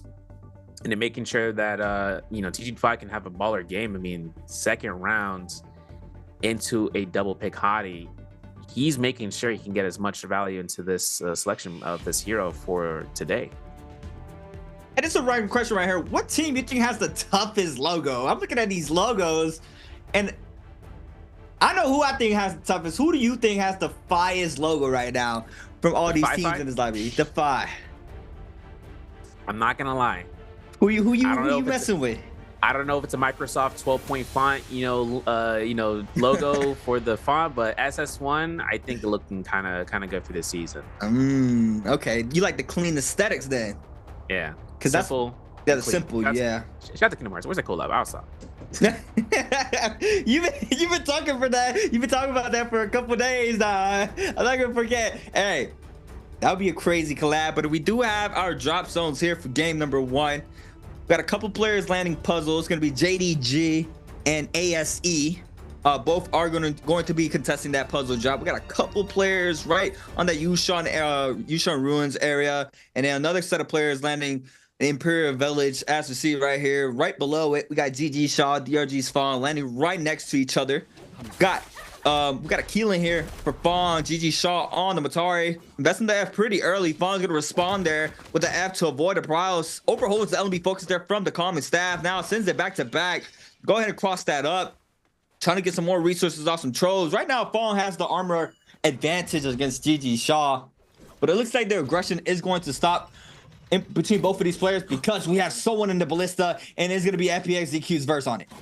Yeah, you know, it's crazy. Fong had no resources at that one armor heal, but if he got caught by a verse, Ballista shot have been over for him. And in which case, Exon is there. He can clean up. He's at Matari with F2, right? He's able to corner him off, but Versus looking to try to take this chase. He's got common fist blades. Akame over to the making towards the north side of Plume Castle. But Serpent's Pass, we see T225 fighting elimination against Paige from Team SS1 now. Stagger comes out from Mike as T225 invests his F2. He gets caught by the stanchion there. Nicely done for the elimination of the armor. But T225 has ultimate ready to go, investing it from that Firefly Plage into this area. Now, T225, he's going to play Ring Around the Rosy. I don't think he's going to have any sort of confirmation hits if Mike keeps, keep progression until I say in Cast a Curse Mike. But, things just happen that way. I like how you said, you're like, I'm not going to say I'm not trying to cast a curse anybody in the bi-weekly final. And then today, you're like, it's a new week. We can't cast a curse on everybody, but T225 trying to go, playing that halberd hung sword swap there from both of those weapons. Now, often to try to retreat. The F invested it from Mike. Catches the Nbpl. Now F caught in for the hottie and makes him still coming in hot here from Mike. Oh my God. And the side of the terrain catches the 1, 2, 3 as well. Now, big damage here from Mike. And it looks like Mike has done his resource because this was the era where Spider had a crazy sequence in the bi-weekly final. And now Mike often to take this spot for his drop zone for this game. And now look who he's fighting here. It's going to be WBG Spider against OUG's Mike. Man, history repeats itself, but of course, an R&B and terrain grief is going to be something that Mike is very well aware of. He's going to be making sure he can just go for staggers instead of an R&B blue focus for the vertical. And now Mike keeping that chase going through here. It's going to reset as Mike is going to see Spider run away. He knows that his is going to be more rage investment for him. But Akame arriving to the point. I saw him over to the north side of Plume Castle. He makes his way towards Alta Tranquility, I'm assuming, and then now through Ice Shard Lake's west side. And he's now here in Servants Pass, now into the Yushan village. Kind of curious where he's seeing. He's got blue fist plates into the mix. All these players have blues across both armor and weapon selection. So whether or not he's going to be looking here for a third-party engagement, he's going to make a very well appearance if he got his double kill against these two. 1-2 off the uppercut there from the F from Mike. Overholding sends the 1.5 there. Gets the damage onto Spider now. Akame starting to move on in. Swapping his attention onto Spider. Has a blue armor swap ready for the aggression as we see it here. Now, another player showing up to the mix. I believe it's going to be Wufong now. Showing up with purple fan in hand on the Justina. Mike going to catch a little bit of the aggression since the 1.0 there off the Alberts. Tries to cancel, but the 1-2 from the fan. Overholding now. Trying to create the space. Gonna back out from the situation. Still have another player in the mix. Akame quickly regressing Mike in the corner. He needs to be real careful now because Mike drops very low. Yeah, Mike's gonna have no armor ready to go through. I saw he had a swap on standby in that building, but then Wufong just denied that entry. Now he's gonna be going through into the Yushan ruins and keeping his check in here and just catching as much kiting. He finds that armor swap that he needs. 600 armor right there for health. Backing it towards the northwestern side. Getting a little bit of heal here and there. DG Shaw finding elimination gets X into the games. As you can see, the kill feed going to be his +1 this round. DRG Fong still looking to try to hide around here. Now he's arriving to the scene. Probably took the portal as Akame is still hunting around here. Bells have been struck. No one's going to be able to spot anyone unless they see them with their own eyes. Got Fong still looking for an opportunity. And a lot of these players don't want to really be caught up in a mix here because there's lots of players flying around. As we see, Mike drops very low. Goes in and invests the F now in the back end. We got Akame laying down some pressure there onto Wufong. Looks like Mike is going to be able to stay up for now. Now, using the Fs, we've seen him time and time again using this for distance and movement. Now, trying to see if he can try to get a better armor in the situation, but he's staying in this area. He wants to see if he can pick up one of these eliminations. He is going to retreat now. Spoke a little bit too soon. Fong is still looking for his opportunity. He does have a bounty onto a player. Looks like he is going to. We got 5 players we're in the mix. We have Fong and Wufong here. On the Keelan this time around. Fong with a crazy game one once again, but we're gonna have XY against Chuzong at Plume Castle with a scrap out. It's gonna be a Temi versus Liam. Yeah, and Wufong having to go ahead and force out his own ultimate as the F1 comes from Jushang. He gets himself to back off. These guys are just going to use his air guys to just keep fighting between one another. Beautiful blue armor stuff from Jushang. I don't know. He lucked out. He got it. You know, unless it was pre-planned, and that's Batman levels of planning. Jushang going to be making sure he can get that blue nunchucks on the standby as well. That's going to be saved on for later if he can catch a whisk throw and just go for a meter dump if it comes down towards it. But Wufong still keeping the kind of going, have that bell struck, and be having vision. As Wufong's in the background, it's going to be canceled ultimate. It's all right, 40% rage investment, but we have Romy Yang, so look out for it. He's looking to try to get into an entrance of one. He's got to deny entry. AS sees his XY is out here. About as Xton is arriving to this point. It's going to be a Romy Yang that's going to be heavily contested. All 3 players here, blue armor. Yeah, and GG Shaw is going to go ahead and snag up the Yang pass.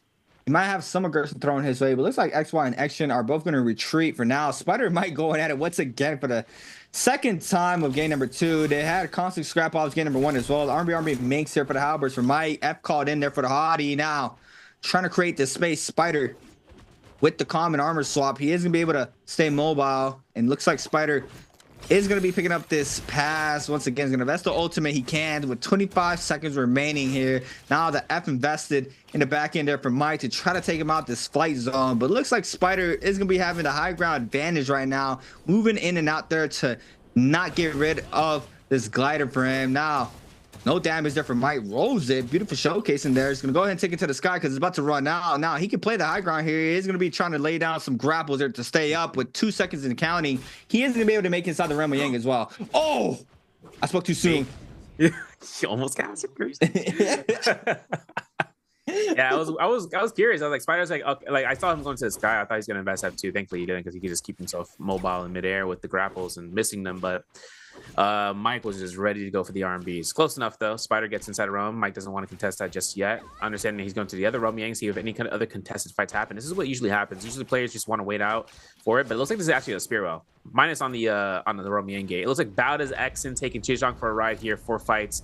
Now it's going to be DRG Fong arriving to this point. Mike's like, wait a second, I thought I was going to have a little bit of action here. It's going to be a heavy set on-site action. He's taking Portal here just to go through and chasing out Xen as he's disengaging. But we got 2 Romy Yang fights going to be happening here in just a moment. Whether or not Mike wants to take this engagement against Xen, we're going to see the WBG Spider versus XY from ASE. XY with a gold fan has the weapon advantage rarity. Pulls from Spider with a blue staff. Nice shit parry from Spider. Has the F's. Gonna go ahead and wait this out. Trying to catch the R&B focus, but the crouch LMB there from XY. Now the Liam ultimate is gonna be invested in the back end. Jump LMB. Trying to wait this out for the F. Nice patience there from XY. Not getting antsy there with the blade off the ult, but Spider drops very low. It's gonna be forced to pop this Hardy ultimate. Eats the damage there off the R&B focus as well. Trying to see if he can catch him off the F blade there. Does not manage to do so. Now Spider trying to take a full reset in for himself. XY still locked in with full health, pretty much. Now gets touched against Spider, and Spider now is going to wait this out, but it looks like the ult's going to run out here for Spider pretty soon. Yeah, and Spider's going to have a combo breaker ready to go here in case of anything. ASC as well from XY. He's going to have to be careful while he's throwing his blues, because after he invests the blue focus, you're right, he has F1 insurance policy. If you guys don't know, for Liam, he activates F1 while he gets parried.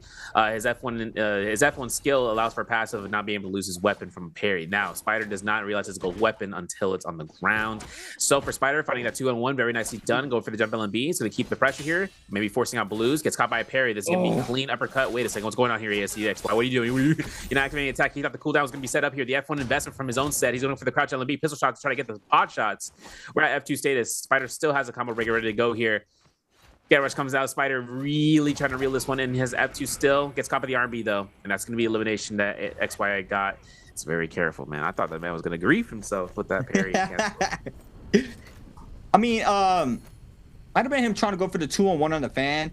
The only difference with a fan compared to any other weapon is you have to let go of the vertical right after you cast. It's a little different, but you know, who knows. But got Verse against GG Shaw. Big damage here from GG Shaw into Verse. Gold longsword in hand here for Verse. Trying to see if he can catch the TP and on out. Doesn't let loose any focus attacks. Going right back in with the R&B Minx. Tries to go for the TP parry there. Now catches the prowl once again. F called in here for Verse on the Justina. What's gonna be the mix up? Trying to play around him. Moving around. R&B Minx overhold. Sends the R&B in the back end. We got the Liam coming in hot here. XY. Picking up elimination for the free. Now GG Shaw against XY this time around. Oh, what a nice extension to the F as well. He's going to pick up 2. And XY now jumps up in the ranks here with 4 eliminations here for game number 2. Man, just winning 2 kills. This is the best case scenario. He's got Vermilion Birdsman as well. So he's kind of really, he's sitting pretty with 4 eliminations. He doesn't have any risk of if a 4th party shows up, that he's safe to go here. Fong finding himself against a fight against C225. Akame in the distance here, the blue fist blades.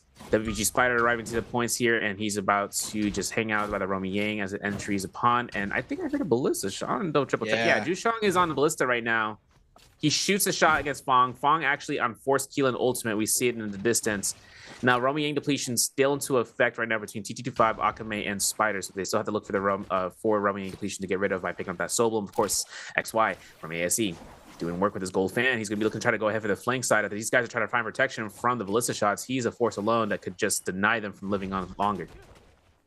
XY in the mix. He has the Vermilion Birdsman, as Severia mentioned. He can stay as long as he wants here, as long as that buff is online. There's a lot of players, as we see in the mini map. There's tons of players. Spider, Action, XY, Akame, Fong in the back end on the ballista. I believe now starting to move on in. Got Action applying the pressure onto Spider. Spider got a full reset in, so we're gonna have to wait and see how he bounces back. We got the second Romy Yang started to form on in as well, and Akame with a minute and counting to try to cleanse that Yang depletion in 2 minutes and 12 seconds for, I believe, T225 or Spider. Sorry, this is Spider, because T225 also has Yang depletion timer on his back. But Zhuzong on the Temi. Might get aggressed on by Spider. Looks like it's just a little bit of grapple check. Now we have our second Romy Yang bird coming in hot for game number 2. No old zone popped in as well with a minute 50 here for Spider, trying to see he can stay inside this game. Akame with the fist blades, laying down some pressure onto Action. Since the R&B focus, now the Mataro team is going to invest here for Action. In the back end, we got T225 still trying to cleanse, starting to move on in. Akame lands low the F in the back end. Now this could be bad for him, but it looks like he is going to be able to eat up a little more damage off the R&B focus. Big parry there to avoid it. Now in the back end, we got another player showing up. It's going to be Spider picking up the elimination with the R&B focus. Who's going to be able to cleanse off of this? Spider definitely found that one moment in the Soul Bloom pickup, and he's going to be able to get it through. T225 still rocking Death's Door, looking to reset by the Romy Yang pass pool. However which way he's going to be looking for. There's the R&B from Exen. getting elimination against Jishan, going down for this match. This is his first elimination for X, by the way. TG25 up against Wufang, though, inside, outside of the Romy Yang portal. After it spawns into the map, you still have like 45 to a minute to make sure you guys can try to fight that out. That was the ultimate coming out from Wufang as Hadi ultimate for TG25 to escape this. Double dash coming out here. There's a triple dash. He can't get the armor B. That's unfortunate. Looking for the range shots. Hopefully he can catch it. He finds it. Wufang gets that musket shot, and he's getting himself his first elimination to this match, knocking out with the 4th player getting out of the game. We have 8 players left alive before second Romy Yang gets entered upon. Hey, he did the double dash tech. He did the double dash tech there to get him out of the gold frame, and it catches the freeze off the second dash. That was clean from Wufang with the musket shot finisher there for the elimination for himself. We got OUG's Mike against DRG's Fong. Mike with the gold longsword in hand also has a blue fan as his secondary weapon. So we see him for game number 1. He goes for the prior with the longsword with the 2 picks. There he goes. He's going to go ahead and grapple into the R&B focus from the fan. Oh, goes times 2. Oh, catches big damage on the corner. Follow up 3 as well. Big damage there off the gold longsword. Oh, he had the terrain in his favor. Catches LMB now. Forcing out the Keelan ultimate. Bong trying to stay alive. He's going to go ahead and respond with a Matari ultimate of his own. Eats up the damage off the second, the third as well. Now the F called in. Catches the prior once again. F called in. The backstab Mate in the back end now. Bong trying to stay up. Mike go ahead and use the second F there to take a quick little reset, and Fong now trying to regress the situation.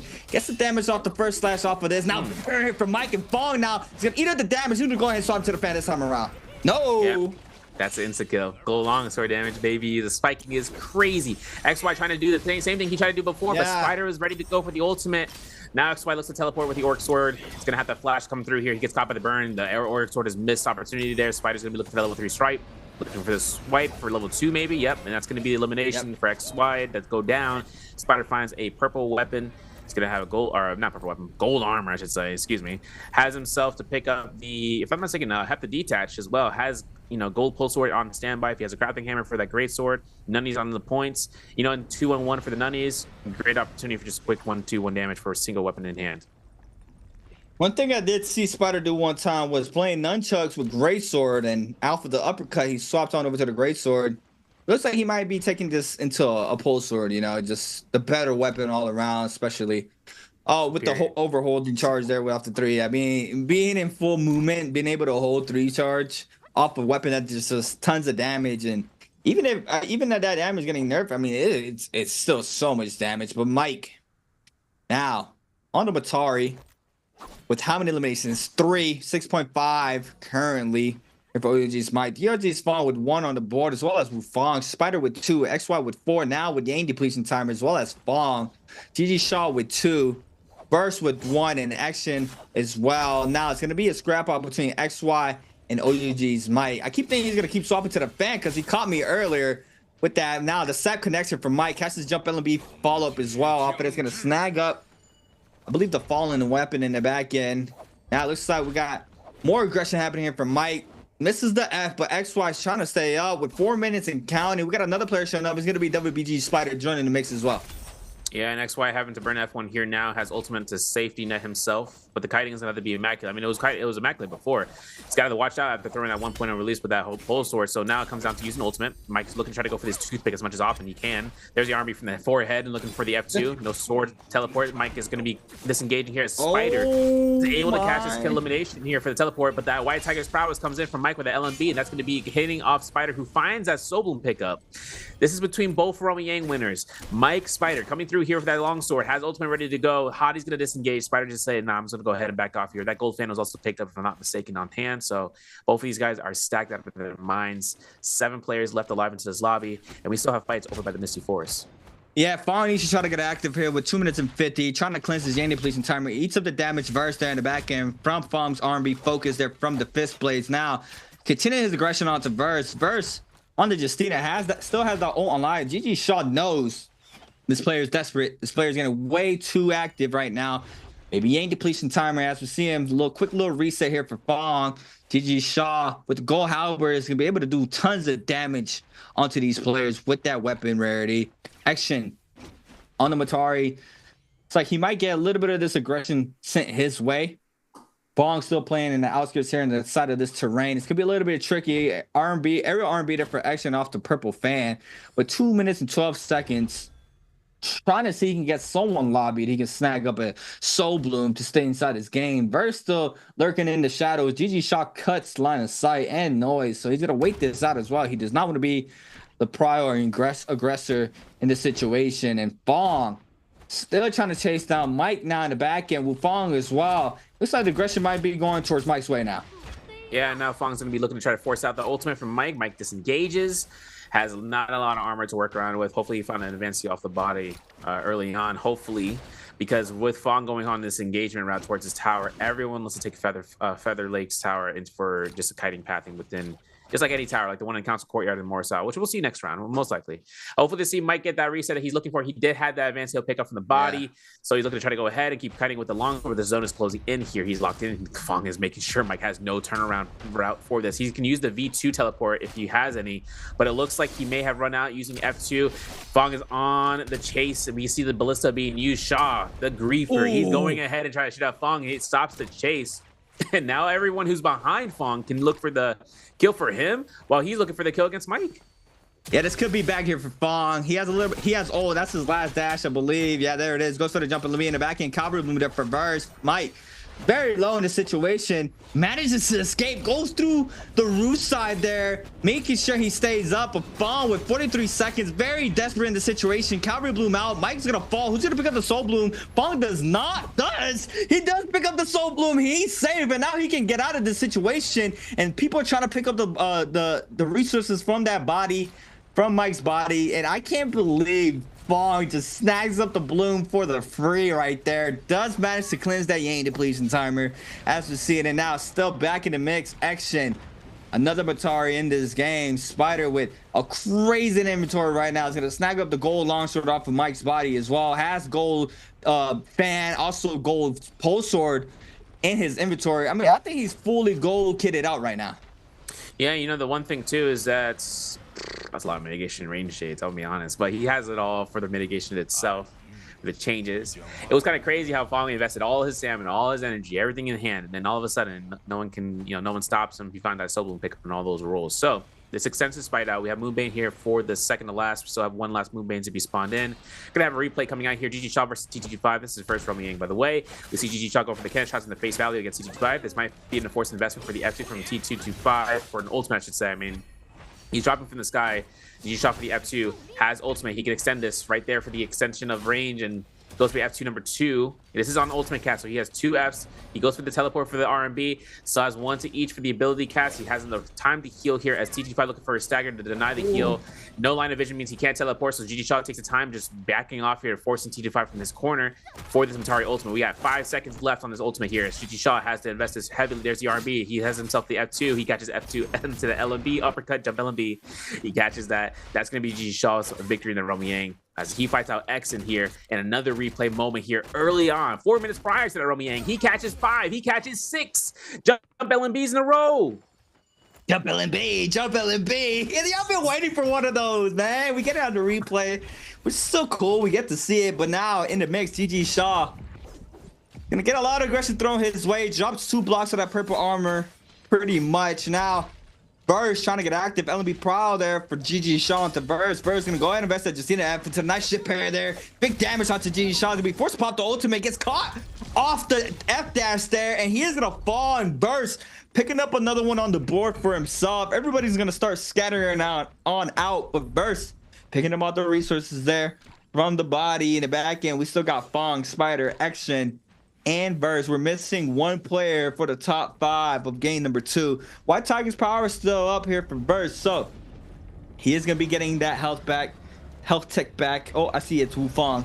Fong is still in the mix. We see Random Bane spawning, DRG spawning, trying to pick up a little more resources. Burst reads it pretty quickly, so now the aggression is gonna go towards his way. Burst can do all this while taking that health back, so he can get active, but Fong's gonna go ahead and Bane serve. He's gonna eat up the damage on the Bane, I believe. No, he does not. He stays up. I thought he got clipped there for a second with the Cavalry Blooms on the purple dual blades. Nice cannon shots there for Wufong. Oh, he has the martial art jade as well, so he's been able to do tons of damage. He has the opportunity to let that go, and if now Action, a little bit of pressure going towards his way, but Fong looks like he has the whole lobby focused him currently. Yeah, got 4 grapples on hand, so he's got to keep kiting into the Igneous Mound. Hope to find grapples along the way. He finds one, versus finds the R&B, though. That's going to be ultimate from the Keelan. Nah, he's safe here. You know, no one wants to take the fight. It is going to be a Moonbane the turn, so if someone decides to go into that building, Fong has to be RNG'd the heck out. And it looks like he's safe from any Moonbane strike. I'm Catholic cursing him on purpose. Listen. Fong has himself here with gold armor. The amount of value coming into this point for his slashes is now dilapidated. There's not a lot of targets for him to line up for. They are all hiding. They know he's chasing around here. Now his ultimate is done. So with Fong having to look into just keep kiting, and here's going to be just for rage per second of value. He's got the purple halberds to go, or purple dual blades to be on hand. So with Kablu on standby, we'll have to see. Spider has Phoenix Blast, that gold longsword, and as well as Verse on the backline with those dual halberds. There should be a tier list for players, or not players. There should be a tier list for the weapon selections of what does the most amount of damage with the skill set it like requires. S tier being for hard, because longsword, if you get the toothpick and you set up the 2-on-1 for the toothpick, you saw how Mike tried to do it into the Roman Yang. There's also an extension you can do with him with that choice with Matari. That would be nuts if we could get a chance to see in the fight. It's going to be a slim to none picking, so outside of Roman Yangs, but it will be something to showcase where the potential of one weapon can create in a short amount of a neutral that you can capture with just the F skill, and then you could just set that one up. Yeah, I think for Worlds, we kind of do have those stats on the site. It usually says like what's the most picked weapon. So this time around, if it's not hasn't changed for the previous 2 years, might have that new information for everybody as well. So it's always something good to look out the stats there for Worlds. And even if you go back and to the Worlds page, I'm pretty sure that information is still up if anybody's curious. I think everything is in there besides fist blades. So still, you know, obviously, if you know how strong the fist blades is, you can kind of just calculate that on your own and how much, you know, yeah, especially right now with the bi-weeklies as well. You can see how many players prefer the fist blades as well. They have I mean, we saw in the bi-weekly finals, we even saw common fist blades being in inventories just to have, just with how well they were, but they were in a different patch. And now we're still seeing them in blue rarities out. But Fong found himself a nice little area here. Make sure he can just wait out this end circle. Verse wanted to catch the R&B focus there off the halberds. Full aggression. Fong on the top side here. We got some pressure flying on in from 2 players, Action and Spider, I believe, with the cannon, trying to see if they can get some sorts of damage onto these players. And it looks like Verse is going to opt to take a quick reset here to top off that gold armor. Spider, go ahead and repair that cannon shot, or that cannon. Wu Fong as well is going to wait this out. Got Fong dropping 2 blocks of that gold armor. Oh my god, that was a crazy headshot. I don't know if it was a headshot, but that was a crazy bow shot from downtown there from the top left-hand side onto Fong. And Fong now drops very low. This could be bad for him. It looks like the aggression might be going towards his way, but Spider eats up a little bit of damage in the corner and the back end. Versus well starting to move on in. Fong still not offering to take a quick reset, and he does not want to draw the attention towards him fully. And he's doing a really good job so far. He has the Jade to try to cut out most of his range presence, but if someone spots him with a lock key, they are going to be able to see his health and how low it is. Yeah, and Spider now in a bad spot, man. He got caught into that parry, got caught into the attack, lost his longsword, lost his hopes and dreams. He's going to have to go ahead and try to go ahead for the reset with his advanced heal as he took it from Mike's body. And now he's looking to try to heal this up over the course of this fight. Fong still can't get any heals off. He's not allowed because of how much range shots were going to come his way. And now he gets caught by Spider in this vicinity. This could work out for Spider tremendously. I mean, he got caught to a parry, force ultimate. Now he got elimination. That's Fong out of the game. There's going to be a chance for the whole lobby to target him. Now that he has no ultimate, he's the only hottie in the game. He's going to have to really look towards this opportunity because Matari can just look for the yoink here as Wu Fong is on the top floor of this end game circle. We got a minute left. Both swords in hand. F2 investment for Wu Fong for the Justina versus right behind. Looking for F2 from Exon as he catches Spider with the R&B. That's 3 eliminations for Spider in 4th place. We still got 3 players left to go here into this final moment. Beautiful positioning here from Action as well throughout this whole end game. Make sure he stays on the high ground. With Fong and Verse did have a little bit of poke hits there on the bottom side of this cliff. Action just maintaining his position here, letting loose these R&B focuses off the fan. Verse, Fong, Action, Matari, Keelan, and Justina. Oh, 2 Justinas, my fault. 2 Justinas and 1 Matari. Fong now. Go ahead and drop down. We got an old investment, I believe, from a Matari or from the Justina. Verse trying to use a dash to stay up high. He's going to use the grapple, the body up there to get the high ground. Now Wufang's investing the ultimate on the bottom hand side, and the top side action gets clipped. The freeze does not connect. The Matari after investment goes for the TP. The freeze connects this time around. Verse drops very low. The action is going to pick up the elimination, and Wufang as well picks up the elimination onto action. And what a final moments there. And Wufang now with back-to-back in circles now here for tonight, making sure he stays up in those last and final moments of the games. And he is going to be taking this MVP as well here for game number 2. Very hard-earned MVP after last round and catching second, losing out to just the multiplier alone and the placements that Fong was able to get. X1's Wufang finds his niche in catching out the Justina play that you kind of hope for, and it worked out. I mean, Exton was coming through here for the sidelines, just making sure he can Matari in into the skyline. But once we saw that knockback coming through here, it was enough motion for where the Matari was able to look to try to lock that down, but he still found out aggression is the end game where he was able to just corner that off and finding those last hit confirmations that he needed for the multiplier. Now, of course, this is just round 2. We got still round 3 for Morris IO. The players are still looking to try to go for the whoop, for the placement for themselves. I mean, I know for a fact that Verse coming through there in the end game circle was very good to keep himself in the top bracket of the players for today. This is day 1 playing. We still have chances to see the other guys who have got locked out here early on, like such as Shishang from JDG, SS1 Space, and 521's Akame. There's going to be a lot of potential for those guys to come back into it. But as well as with GG and ASE, Mike getting eliminated into that one engagement out by the Pinnacle Town really set the pace where these players, they locked out a key component player into the games. I mean, looking at Mike, how he was able to get 4 eliminations there and having to get chased down by Fong, and how that pressure came through from when we saw the ballistas being used to just try to create opportunities for third parties to come around the corner. I mean, we saw that into the Missy Forest, right? JDG Shishang was the first one where ballista shots were coming in, they looked to retreat, players looked to try to wrap around and catch them onto the recipient end, and then when the time came for everyone to dissipate from inside of the Missy Forest, from the Feather Lake, that's when the ballista was used again. Such a strong zoning tool, right? When it comes down to hatching and burn. And even then, we have a chance of seeing about whether or not the question could be answered. You saw that, sneak that one in there. We got a question for you guys in Twitch chat. Gonna have a chance of being able to look into locking in what the answer may be, because which hero did JDG Zhishang use in game 2? Is it A, Keelan Shang, B, Tumulch, C, Liam Liu, or D, Wu Chen? C8, what's the hint, bro? He was towards the bottom of the groups, so he can knock 2 out. He wasn't group A and B. I can let you know that. So I mean, if you've been paying attention and know who's getting picked A and B, pretty much have a 50-50 chance. We can leave it to a 50-50 RNG for everybody at home to try to guess what character JDG Chason played for game number 2. Make sure you guys are sub on over to the Twitch chat if you guys are watching on YouTube in order to win a Summer Split random gift. For everybody at home, make sure you guys have the correct answers. Be paying attention to games. But game 2 has concluded. Still have 4 more games being played out, and I like this that the daytime games are played out at first, because a lot of the players still trying to get into the groove. After game 2, you should start getting into that momentum and your familiar play style and your aggression and how you like playing. So moving on over to game number 3, we are still going to be in that sunny daytime for Celestial, or for Morris Isle, sorry. And game 4, we're gonna have those hyper aggression games where a lot of these players like landing those firefly spawns to get active. But we are gonna be going, I think it's Predoya game 4 again. I keep thinking that we're getting it for game 6. I keep getting mistaken with the other regions format. But Wufang coming in hot here with 2 eliminations. Look at the multiplier here with the 5.4, getting the MVP for himself. Balada's action with 3 eliminations, 5 game score. OUG's Mike have 4 on the board with 4.5. XY as well.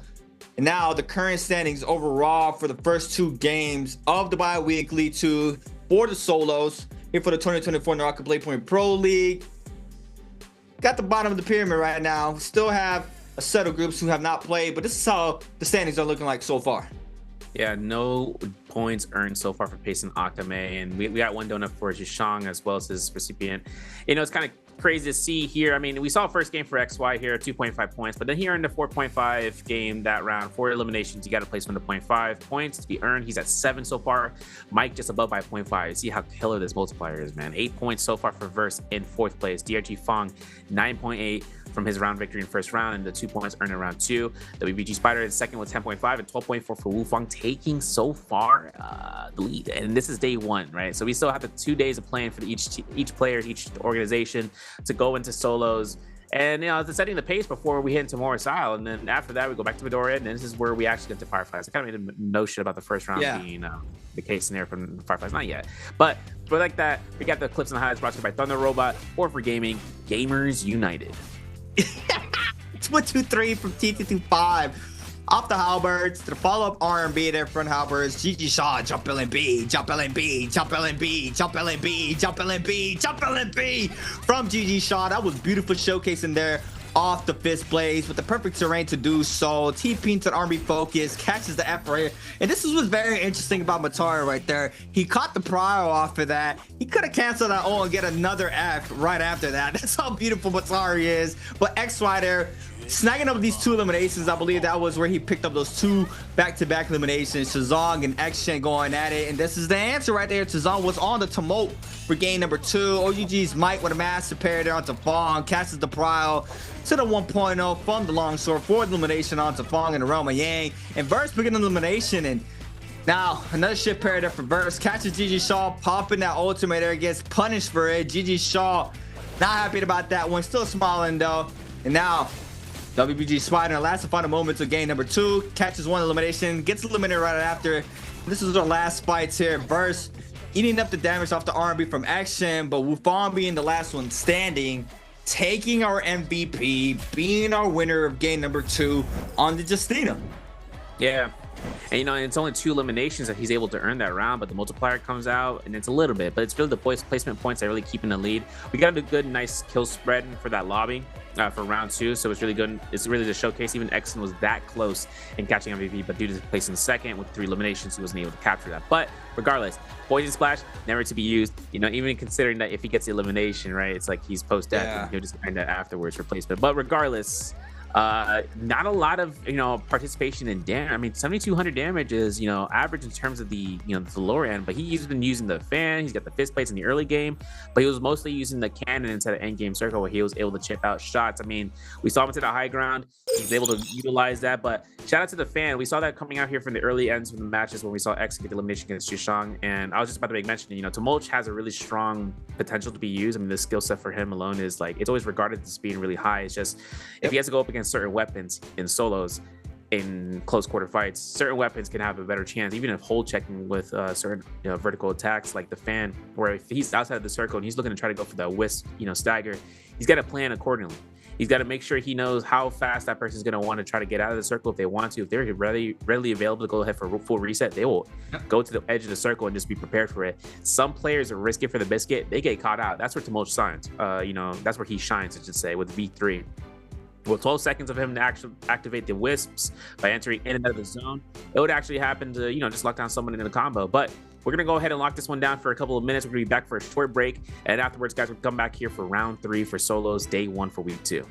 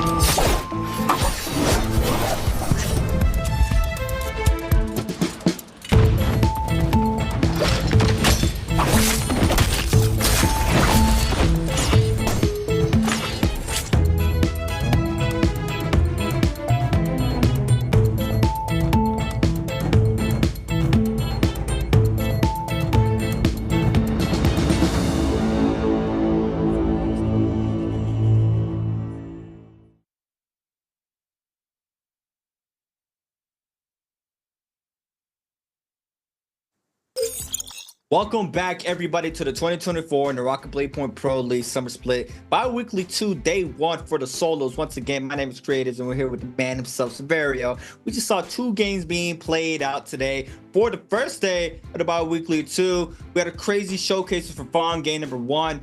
Fong now taking the MVP for game number 2. And as we saw there, eliminations, 2 on the board with Fong, still taking him to MVP. How strong the multiplier is for that first place spot, as we saw there. Like Severio was mentioning right before the break, he didn't even have a lot of damage there with his melee weapon. He was doing pretty much more pokies there with the range shots from the cannon that he had online for himself there. But regardless, beautiful showcasing there from Fong. Firstly new player inside the league as well. So nice to see him taking those MVP homes so far. We still have 4 games being played out today. We're gonna go ahead and take a trip Morris Isle for our 3rd game of the day. Severio, you know, it's been a really interesting thing to see, especially with everything new that has been thrown our way in the game, with, you know, characters, new position distribution on the point distribution, I should say, just everything. It's been a lot, you know, a lot of changes opposed to the previous splits that, you know, we usually seen. Is there anything that has, like, you really, like, been trying to sink in and try to wrap your mind around, or anything in that aspect that has really caught your attention that you have seen that is really interesting? I was actually thinking about this the entirety of this time frame. I was thinking about the new mechanic that's been enabled in the game for the quest lines, the treasure stele.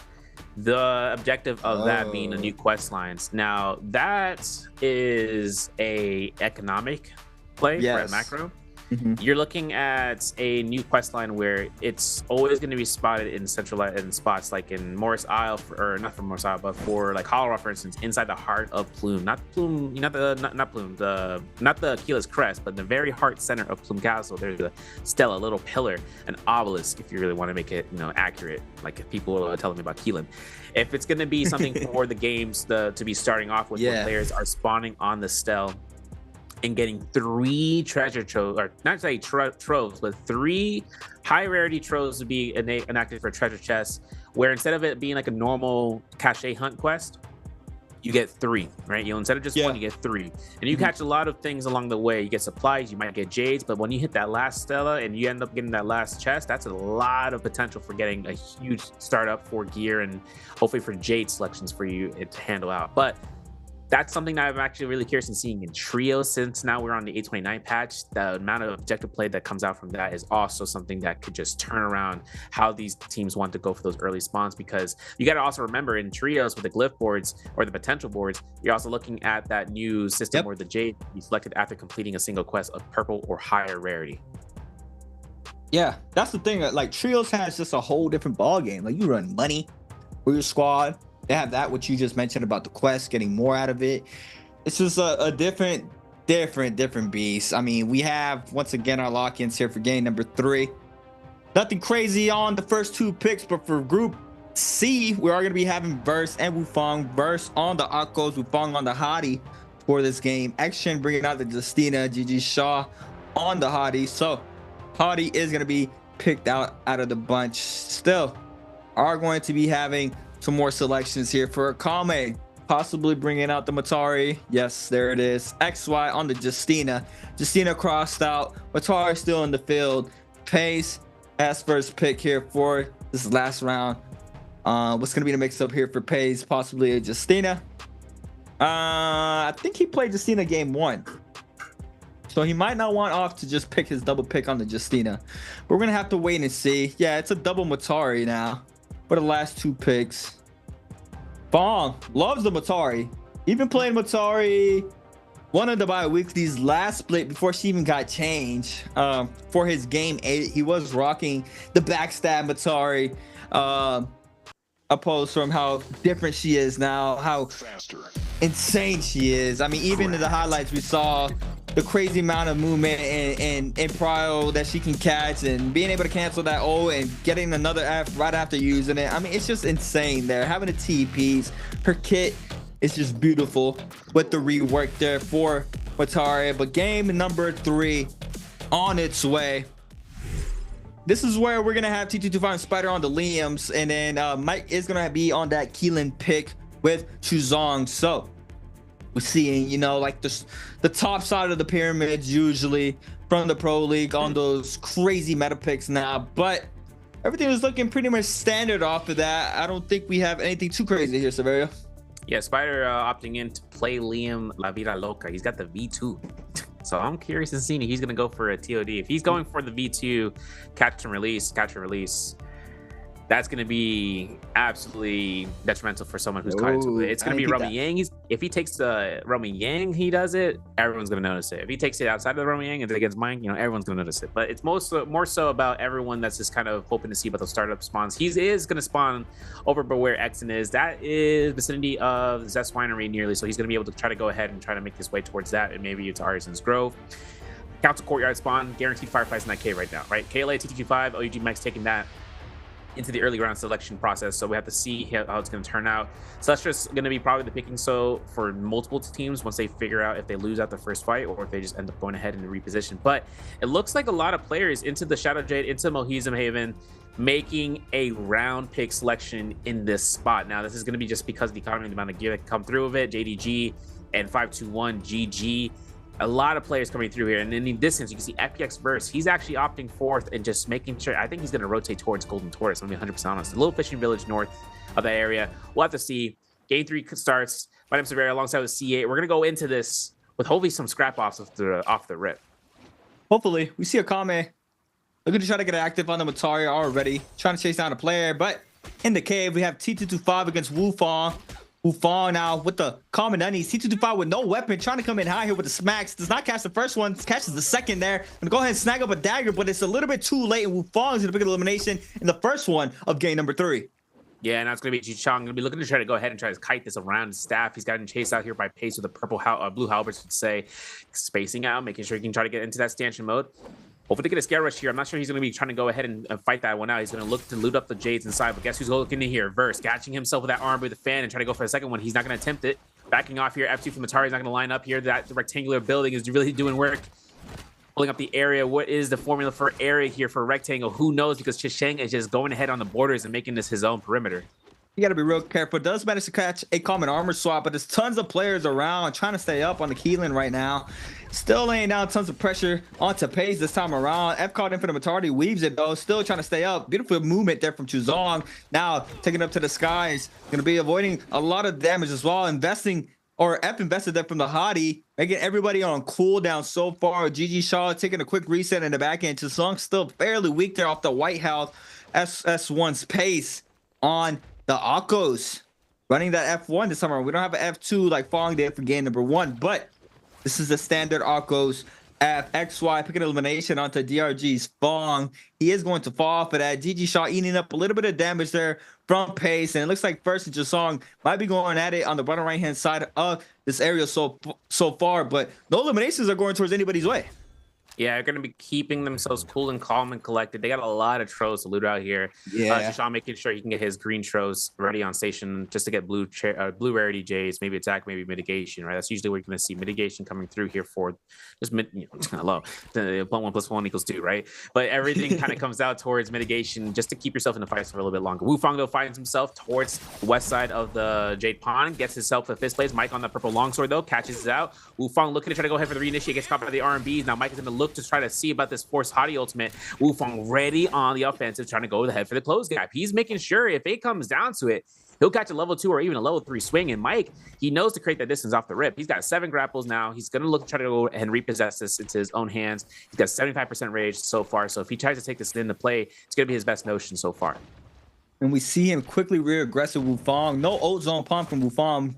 Great play for him, knowing that the Keelan might have that ult online. Now it's a neutral battle. Mike does not want to scrap off in that ult zone. He does not have to. 10% left on that raise for him to get that ult online. Wufang playing right inside that no ult zone. Mike takes a quick little reset, going right back in. Third reset here for both of these players. Now Overholden doesn't let loose this time around. He was sending those 1.0s earlier. Now Clint comes in for both players. No problem yet so far. Mike fishing for that LNB R&B. Now Clint comes in, pistol shots going in here for Wufang. Waiting is out, trying to respond with some damage. Quick little reset once again. It's a battle of the resets currently here for both of these players. Now he's gonna send the dash LNBs. Pistol shot connects to the back end. We have another player showing up to the party. It's gonna be DRG's Fong, and he is on that last life for this game. So he needs to be real careful now to get third party, or get full focus, I should say, in this situation. Yeah, it's a Matara versus Hottie versus Kylan, and this Forbidden Seal is around 30 seconds in. We still have a couple of seconds left before it dissipates here. F2 investment here from Wufang. That's his combo Ricker. Mike can find this extension for the R&B blue focus. There's going to be a chance here. 15 seconds left for the Forbidden Seal. Wufang just trying to get himself out of here in case he needs to back off. He's got ultimate ready to go here and back him through. But Matara's going to be the biggest threat. There's the R&B. There's the F1 investment from Mike. He's got ultimate cast coming through here. And that's DRG Fong looking to try to invest into the chase against X1's Wufang. He's going to have these fist plays doing a lot of chunky damage. Guess who's here? XY from ASC. Guess Kai and Wufang look to the invest. F2, and he's backing off here, and he could use his ultimate to escape, but who knows? Mike is just keeping that pressure on my hand. Yeah, he's gonna wait out for that Hottie to pop that ultimate to respond with an ultimate of his own. Now using this ballista tower as movement ground for everybody. Wufang investing that Hottie ultimate as we see it already. XY quickly catching it as well. I believe another player was weak in the back end. Not sure who that was. This see somebody with no armor left. Wufang's gonna use his ult to disengage from the situation, but Mike already spotted him. He's full grappling in as well. Wufang trying to full grapple out, but Mike has not been able to catch an elimination so far. We still have some scrap offs inside the zone right now. Kame taking out GG Shaw. Chuzong going at it against Pace. Keelan ultimate online for Chuzong, eating up a lot of damage, so this could be bad for him inside the zone. Each slice takes some of that white health, and the white health ticking from this zone as well. He is gonna be eliminated to the zone, as I just mentioned. Yeah, and then one thing coming out here, I'm very curious. We're still taking these fights in the Mohe's and Maven. I don't know. It comes to this places of interest coming through. Pace, though, taking up a lot of damage. F2 investment for the second time. He's got teleport ready to go for the V2, but that is it. That is G. Akame looking to try to go for the Clinks, looking for the R&Bs. There it is. Don't take damage. Gakame finds his second elimination and finds that blue armor. You know, Shushong really going in with that Keelan ultimate. I mean, even with the Keelan guard, I mean, he knows that if he strikes an enemy, he gets healed back, but a single target doesn't heal as much as you lose. And since he's going to be fully invested into that, he wouldn't have time to activate the vitality. Now, Spider, Mike, inside of the Romiang field of play, hoping to see whether or not one's going to entry upon the other. It's going to be a minute timer before that one opens up. Now for Spider, looking for the R&B, finds that nice parry. Mike is going to get caught by a double R&B blue focus. Of course, backing away here for some reset. Cannon shots coming from Spider with a common cannon. Most importantly, there's going to be the R&B. There's a fist place, avoids it. Looks for the jump LMB, looks for the catch LMB. Might be coming out here for those horizontals, and there's another vertical coming in from Spider again with that fist, or with the longsword. Fist plate's coming out to work here. Mike catching it. There it is. Oryx sword gets avoided. Oh my goodness! Ahead of the anticipation there, has himself to look for the V2. You got to remember this. Spider is using V2 by the way, so he cannot get the Oryx sword to land into a field of play. This is a surprise to Mike. He backs off. He's like, I don't want to try to contest that. Yeah, he fully disengages off the situation. Just let Spider take the round with 8 seconds and counting. And one thing I've been trying to figure out all week, to the bi-weekly finals, there was waiting to take the realm. Yes. I'm not sure what was that for. I don't know.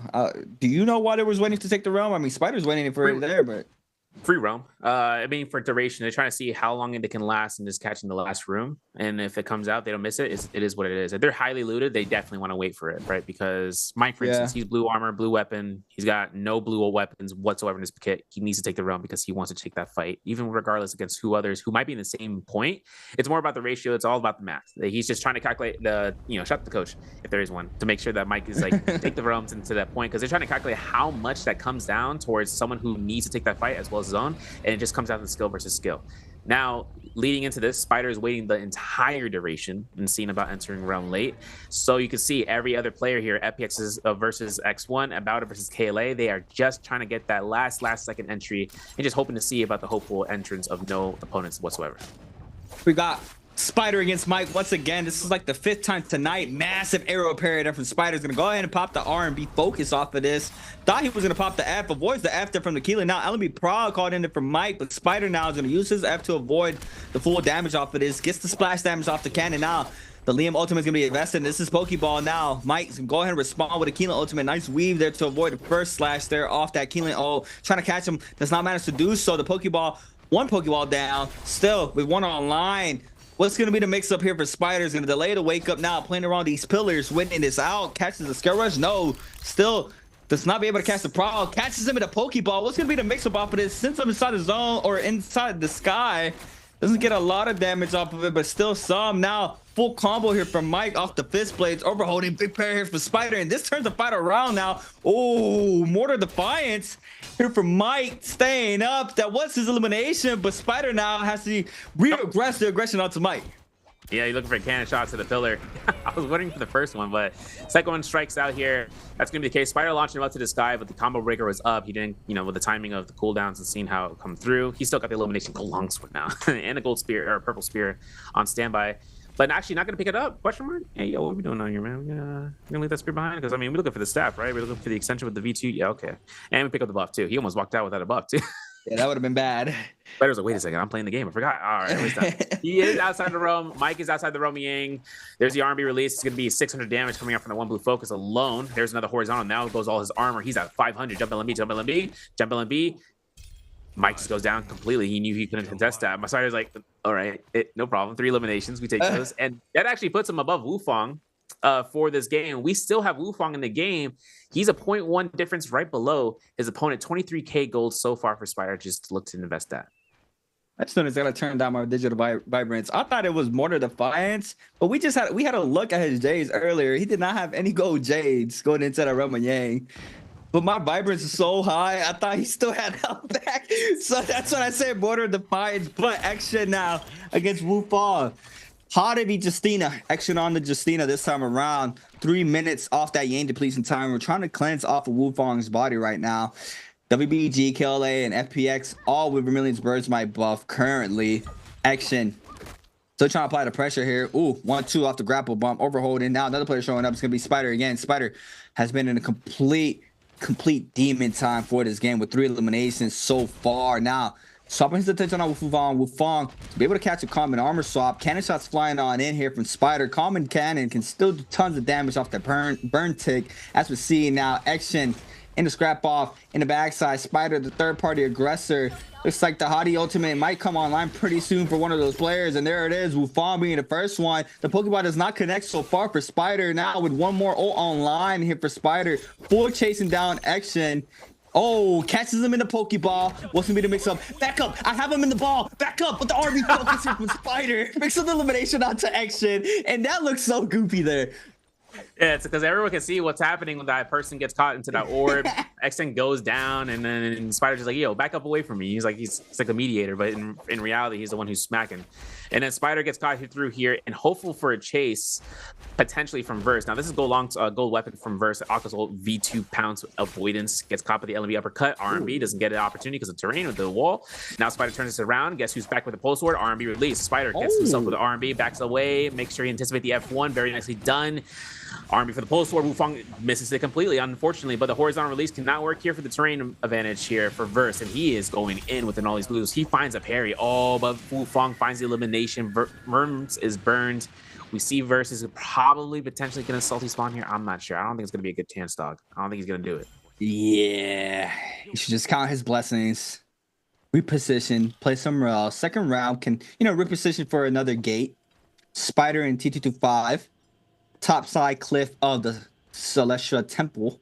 Side T225 be holding on to this pass for the time being. Wufong still in the mix in the back end. We do see him repicking up his purple armor as well. So we go ahead and scale back up there in the armor department. Chuzong waiting this out on the Keelan. And this is a little side thought, but I've seen the dragon kill announcement thing that lays on the trobe once you get elimination. And I also noticed that's the same one that is on Tarka's star skin. And then if you look at Keelan on this skin, the red skin, he has I don't know if it's a dragon as well, but he has some sort of creature on his shoulder as well. So I would love to see like all these creatures or whatever you want to call them, become kill trobes. That'll be cool because they look sick already. I mean, hey, having there's the familiars. Yeah, the familiars like having inception onto the field of play. That'll be sick. Like Walda, man, I've been wanting Walda to get a familiar spawn coming through here. Man, so much. I think she got one right now with the new skin that just got put in today. She has a white dragon. Yeah, the function Chronicles coming through your game will draw, the cop one negative frames, Walda has been the frame one person I have been able to play, and I've been enjoying her. And she's still looking for a niche here into the metas, but we'll have to see how she ends up going through. Shout out to Valdez. But Verse taking Romy Yang, T225, gold weapons, gold purple armors. This is going to be a fight between mitigation between Nakos as well as up against for Verse because he needs this elimination. But C225 with the lead, clean with it. I was clean there. Now, Uncle's ultimate invested for Verse. Catches the first leap, second leap as well. LMB to the jump LMB, waiting out for this Liam ult. Now T225 is gonna eat the damage off the V2. Trying to wait this out. Gonna go ahead and create the space. Now messes up a little bit on his Liam F there, but now recatching the prowl is gonna be Verse with the V2 extension there off the uppercut. Now he gets caught up. What's gonna be the mix-up here for T225? He's gonna be able to catch off of this. TP's back, doesn't even go for the full damage off of it. Now since the LMB focus, jump LMB, RMB follow up, F1 called in, F called in for the Liam as well. Drops very low, tries to cancel it, catches the 1-2, Verse overholding, no, catches the prowl once again. Now T225 can go for the 1.0 off the hung sword. That's big damage now. Scare Rush connects as well. Now T225 turning this fight around, doesn't go for the uppercut, but still finding elimination, and that was a close one there for T225. Now we got Chuzong against XY and the other Romo Yang. Yeah, in this fight, XY has himself caught by the toes to the nose move. Shishang spamming it back and forth. We're not gonna do it a third time, are we? No, we 1-2-3 though. Shishang sees XY. He's gonna hunt him down here. XY still has V1 ultimate to go here. There's a horizontal that's gonna be the F1 release coming in from the Keelan. As the slash comes out, there's gonna be a hold check. There it is. Gonna be one release for the aerial, well, not the aerial rend, but like for the rending slash. There's that V2 that we so hope to have, especially against the Keelan. Now it comes down to case. The Keelan guard is done. Sean is going to be coming through here for the uppercut attempts. He's got no more dash. He's got F2 and a pistol shot. It's all that's needed. Shang finds the elimination, gets himself the gold armor, gets himself the gold weapon. And to make mention, through this Romy Yang, I mean, Jishang just was like, Justina is kind of his hyperactive, competitive partner to go up against, considering she can dash through him, but he can iframe through the dash. Like I was testing it with Hypernova in the past, where how much value comes out towards, crossing guards with a Justina and just avoiding the slash by hitting her, like just shooting it straight towards her. And some Keelans nowadays are finding more opportunities, just looking to try to avoid that. And it works out in their favor as well, just because then he can just slash right afterwards and he's catching it. But he got Mortal Defiance, though. Shang's going to be impossible to kill. Mortal Defiance on top of that, man. And on top of the proc that he gets that 300 heal back, he can just exit into Keelan guard and then pop. Hopefully not, but he won't be so heavily caught out where he's with his pants down. Pause. yeah. Imagine if Keelan had a goal state. He'd be so crazy. I don't that would think be about it. So insane. Like if you hold for like a 3 charge, it becomes gold. That would be crazy. That's a hot fix. That's yeah, hot fix for me. that is 100% a hot fix. That would be like That would be insane. Like, it would be perma 3 charge holds for every killing. Just everybody just holding that gold frame until I don't even want to think about it, especially in the trios too. Yeah, nah, that would be insane. That right there. See, I'm not saying this out of spite for V1, but V1 is underutilized by the case because there's a reason for it. At the same time, if players in solos use V1, it's mainly just to go for those quick 1.0 slashes and then baiting out players on the ground. The only threat, though, and this is the biggest threat, it's when targets go in the air. Then you're investing your horizontal slashes in a not so fun manner of fashion because you can't hold, right? You can't hold your slash to anticipate for the tap dodges. That's what everyone's going to be anticipating. This man just goes through. Spider catches the Pokeball into the stun off the side, and Fong is gonna fall off of this. And that is super unfortunate there for DRG's Fong. You do not want to be caught up with this.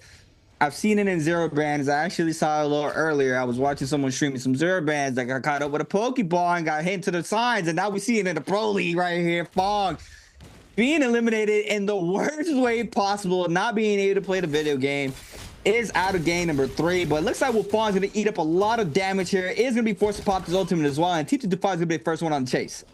Dude, it's tough. That's rough, man. There's like 3 plaques here to kind of work off of, so if they take it to the zone, but there's not going to be a case. That one plaque, the one possible moment, and Wolfong just slammed the table at that point. Wolfong, though, man, he's still getting the game. He's still got a chance of escaping this, but no, he's not. But Verse is definitely going to be looking for the chase down. He's got 2 minutes on the Romy Yang depletion. He's got Akos on standby, 7 grapples, got the Hong Sword to work through after his first loss here in Romy Yang. Hopefully he doesn't have to go up against his opponent again, but who has to seek that one out when it's, to get rid of the Romy Yang depletion? Because there's also XY here. ASC, from Team ASC, I should say, has that Romy Yang depletion for that one elimination. These guys are going toe-to-toe in terms of just trying to stay alive for this round. Endgame Circle is looking to lead out towards this side of the map where there's a lot of buildings to kind of kite around here, trees to scale, not scale rush off of, but grapple against and just trying to go off of in terms of keeping high ground for the endgame circle. We're really leading down towards the southern end of this part of the map, so that might just give a little bit more congruency for this rift of the valley. DXY, 2 minutes and counting. Needs to see if he can pick up a Soul Bloom somehow. Verse the gold Hong Sword in hand on the Akos. Trying to see if there's anybody playing around this area. Just checking. Does know some sort of players are in this area with a minute left.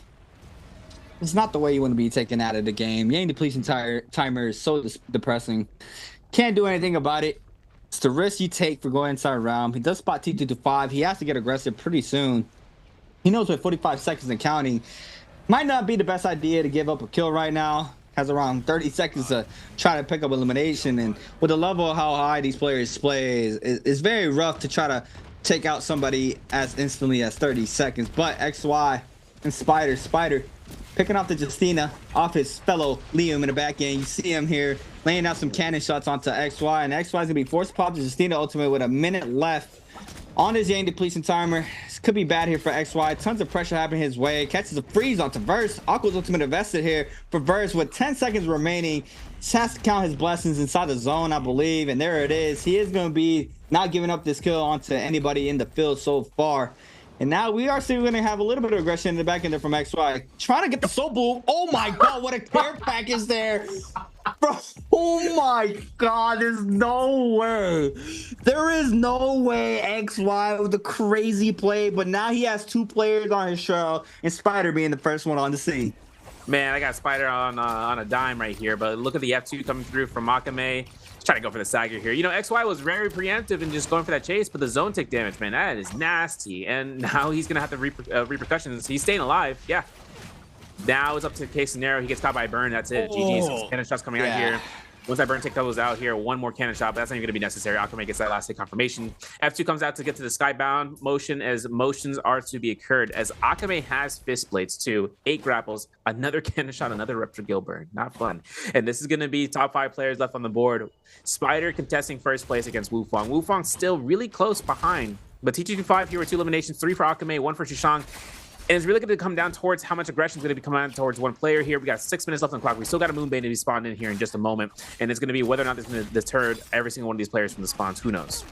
Goes for the raw uppercut there from the dagger. Catches it onto Akame. Akame now trying to scatter on out. Sends a little bit of damage towards Chazong in the back end. TP, R&B, but no. Big parry from Chazong into the elimination as well. That was a crazy read from Chazong. Now, in this situation against T225, has the Keelan ultimate on the line that he needs it. T225 and a mixed spider as well. Chazong now overholding Sinstar. Nunchuck meter burn is gonna get punished for it. Has to have to stay safe. Still trying to apply the pressure. Is gonna go ahead and invest the Keelan ultimate this time around. Now it's gonna take a little bit of damage onto Spider. Spider's gonna go ahead and weave the second one, trying to stay up off of this situation. Wufong in the back end as well. Gonna go ahead and choose Spider off the bunch here to get an aggro on, but T225 has his eyes on Chuzong. Nice overholding there in the corner to get some sorts of damage and siphon back there onto T225, and Spider is right back into the mix, and it looks, it's not looking too great here for Chuzong. He might be going down pretty soon. He's going to kite this one out for the Moonbane here as much as he can. I mean, one thing is to lead out someone to knock him back into the Moonbane with a horizontal from the dagger, right? So he keeps him into that propelled motion. They can't do anything unless they're going to burn the F, but there's going to be T225 keeping that aggression. There's the F1, there's the parry mode. Pistol shot to the pistol shot coming out here from T225. The Moonbane's going to kill him out. More to the finals, we saw that from the Romy victory. He occurred to have Chushang still keeping himself into the fight and hopefully to have that scare rush in motion. There it is. He finds that tree branch. T225 still keeping that chance of chasing this one down and looking towards all this kiting, right? Chushang scare rushes with the dagger. He knows where to go through with it. Chushang has F1 again. Careful notion.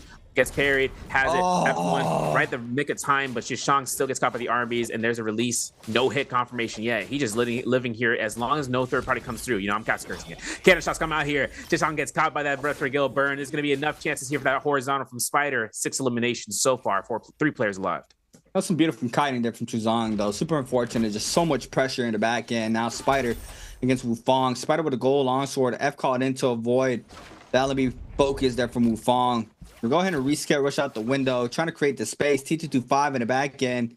Fellow Liam, I need some help. Help me. But no, the LB focus sends into the Dragon's Roar there from T225. Big damage there onto Spider. Pistol shot connects there for T225 as well. And Spider now trying to kite this out. Scare rushes up. Now, the tension's towards Spider's way, and Wufong picking the elimination, and Spider's gonna fall off of this now in a 1v1 situation. Oh, almost on line for T225, but he's gonna get parried off of this. F to stay safe this time around. Puck comes in off the Nunchucks. Gold Nunchucks for the Dragon's Roar, and now it's a battle over Titans here. 1v1, T225 against Wufong. Who's gonna take this scenario? Man, there's gonna be an ultimate from Liam here in 3, 2, 1. F2 comes out to investment. T225 has to be careful about this. Pistol shot to the pistol shot. Little pot shots here and there. It works a million miles, you know. And there's gonna be the horizontal. Obviously, a lot of blue focuses coming out from Wufong, and there's gonna be a horizontal block extreme. Goes for that meter dump again, and that's gonna be Wufong possibly using ultimate. T225 looking to invest the pistol shot here. Tries to line it up. No proximity damage coming from that tree shot from the base of the trunk. Now Wufong is risking for the biscuit. Stormstrike can kill him here if he's got to be careful about this. It's gonna be another chance for those burns. If he gets it, yeah, it's great, but he's got to be careful. He's got to take the time to reset. He has no resources. Never mind. He ain't got nothing in his pockets. No change. Sorry, sir. I gotta go to the next person. Wufong has to be careful about using his F2 here because this is all T225's demise. There's the parry. There's a F2 investment. Wufong on 1 HP has himself the armor powders heals, but will he have enough time to activate that when T225 just pushes it into place with his ultimate? Yeah, and there it is, the all into the final R&B there from T225 to clear up shop here for game number 3, winning it out. And man, it's rough for Spider. I mean, he is gonna be taking, I believe, possibly first. Even I don't remember how many T225 had currently right now. Yeah, so he is gonna be taking first. Yeah, but even from the bi-weekly finals and until tonight as well, he hasn't been able to, you know, close out these games and being the last one standing to get that chunky multiplier. But still, he's putting up a lot of eliminations on the board. We saw this in the bi-weekly final as well, that he got those 6 eliminations and does get taken out without the multiplier. Last week, he had second place off of that game, and today he just, you know, eliminated pretty much half of the lobby. So he is going to be taking the MVP for this game, regardless of T225 being the last one standing. But still, what a beautiful showcase in there from WBG Spider, being super hyper aggressive onto all these players, picking up those eliminations early to mid game, even the end game as well. But game number 3 concluded now for the day. Got 3 more games being played out. We are going to be taking it back to Berdoria for game number 4. But yeah, what a showcase here for game number 3, Severio. Well, how do you feel about this? Yeah, before we go to the question, because I know it's going to show up here in a second, I want to shout out to the Mohizum Haven spawn. I mean, all the teams were kind of focusing out there just to go through for those fights, and they stayed put there even after the shadows collapsed. So you know something was up in the zone when they kept that aggression. But more importantly, when Wufong went up against Mike outside of that Forbidden Seal, you can see the idea process coming through there, where I enjoyed seeing how Wufong was able to just know when to disengage, go back to Forbidden Seal, and then Mike, he takes the aggression forward, right? Fong in the distance from Team DRG shows up, and this forces out that where Wufong had to invest ultimate just to escape. And then once at that point came through, Mike and Spider contesting Romy Yang, the reveal from Mike where the V2 Liam was showing up, he was like, I'm out of here. But he still had to fight him to Romy Yang. And Spider found victory there for a second elimination. And then when Mike was outside the Romy Yang, man, he got caught by one R&B. He did all the math in his head. He was like, nah, I'm not going to live after this. I got to go. So he's like, I can't do that. I'm not going to win this one out. So with that being said, scoreboard going to be showcased out here for you guys. Going to have a chance here for Spider to showcase what he's got for that multiplier. And it's going to be coming through for that placement points only, since he was able to die out early. He's got himself a 7.5 game. T25 earning himself that 3 eliminations, took that 1.2, has him 3 points for first place, 6.6 in second, 5 points so far for Wufong from X1. 521's Akame here for fourth place with 4 points, 3.5 for Shishang in fifth. DRG Fong taking 2.5 in sixth. XY from ASE taking 2 points to the board, 1.5 for Verse and 1.5 for Pace. Exon from Team Bada, Mike from Team OUG, Shaw from GG, donuts across those three. Yeah, now our overall standings currently here for our first day of the bi-weekly 2 for solos. In the bottom of the pyramid, we have SS1's Pace with 0.5, 521's Akame, and JDG Shazam with 4, Bauda's Action with 5, GG Shaw with 6.5, OUG's Mike with 7.5. They get a donut here for game number 3, but this is usually the point where Mike starts fully heating up. From 6 all the way up to 1, we got ASE's XY's with 9, FPAZQ's Verse with 9.5, KLA225 with 11.6, DRG's Fong with 12.3, X1's Wufong with 17.4, with a nice showcasing currently so far, showing up here in second place. But WBG Spider is going to be our runner-upper right now for first place with 18 total points overall. Beautiful game there for game 3, 7.5 overall game score for one game alone. Yeah, and this is showing the lead. I mean, people wanted this momentum from the boy, and hopefully we can get it looking seen it to stay up. But we got some clips and highlights brought to you by Thunder Robot, Born for Gaming, Wufong putting out T225 here in the cave, then Council Core. We saw this in the beginning spawns, and the slaps came back and forth, but Wufong just had none of these, and that's just a quick action moment of a weapon. Now, you're going to see Verse coming through here against Wufong inside the Romy Yang. Verse going for that scare rush for the enhancement and catches that jump pounce into the V2, giving a full demise for Wufong's existence into that realm. Spider, though, against Mike, you see how that one hit R&B? He's like, all right, there goes armor. I still have a chance. Takes that second R&B, a horizontal. He's like, all right, I'm done. And he had ultimate, but yeah, judging by the purple armor, judging by the longsword rarity of noticing that damage, you know that there's going to be a chance for that ultimate to come out from Spider, just like right here, right? And we see Verse trying to grief out Spider, finds the R&B, immediate elimination for X in there, and T225 takes himself into a fight against what seems to be Verse's, point of being. I think, I didn't want to say it. I'm a little bit biased right here, but Verse get caught out here was a true testament in terms of the skill that T225 came out here with finger guards, coming through. And then Fong, pain, sorrow, grief, all stages of grief just coming into things. He slammed the desk and then he'd accepted just the last stage of it. That was actually a Raw Dragon. Raw Dragon to the Pokeball to the side blade. Okay, hold on. That was disgusting. There from Spider onto DRG's Fong. 55 there, winning the last scrap off of game number 3. But our winner is going to be no other than WBG Spider on the Liam V2, showcasing the versatile ult now in the mix with 3 MVPs, 18,000 damage, 6 eliminations, 11k damage on the long sword, playing up the cannon once again. 1.6k on the 5th place, had Phoenix Blast there with the longsword, Sky Pillar, Armor Pierce, Rupture Gale for the cannon, Tuna, and Poison Splash just in case he did want to pick up one of those eliminations off, dying, possibly. Still haven't been able to catch a Poison Splash elimination in the Pro League, I think. So, it's always a good option to have as well. But needless to say, beautiful game there for WBG Spider on the Liam, and he did have that first round pick there in Group A for this game. Now moving on into game number 4, Pretoria. Back to Pretoria, but it's going to be a sunny time this time around, so it's going to be a little bit different. But hey, have you noticed how much more aggressive these players are playing today opposed from last weekend? Which, it makes sense, but still, I mean, the average of points for the first week was it kind of kept its own pace, but I think players are finding their motion now. I mean, whether it's because of the patch, whether it's because of just moments in time, they took their chance of slow rolling last week, potentially just to get a feel for what other players are kind of combating. I mean, you gotta keep in mind these guys are scrimming each and every day whenever it comes down towards it, so it's gonna happen regardless. It's just more so on the grand stage. Like, okay, now that we scrimmed, what's your ace up your sleeve? Like, what are you hiding out here, right? What are you gonna do into this end game? What are you gonna surprise what the players are gonna be doing against their peers? And this is where maybe hopefully soon we see it to be, you know, aggressed upon, where they do take the transgression into fights.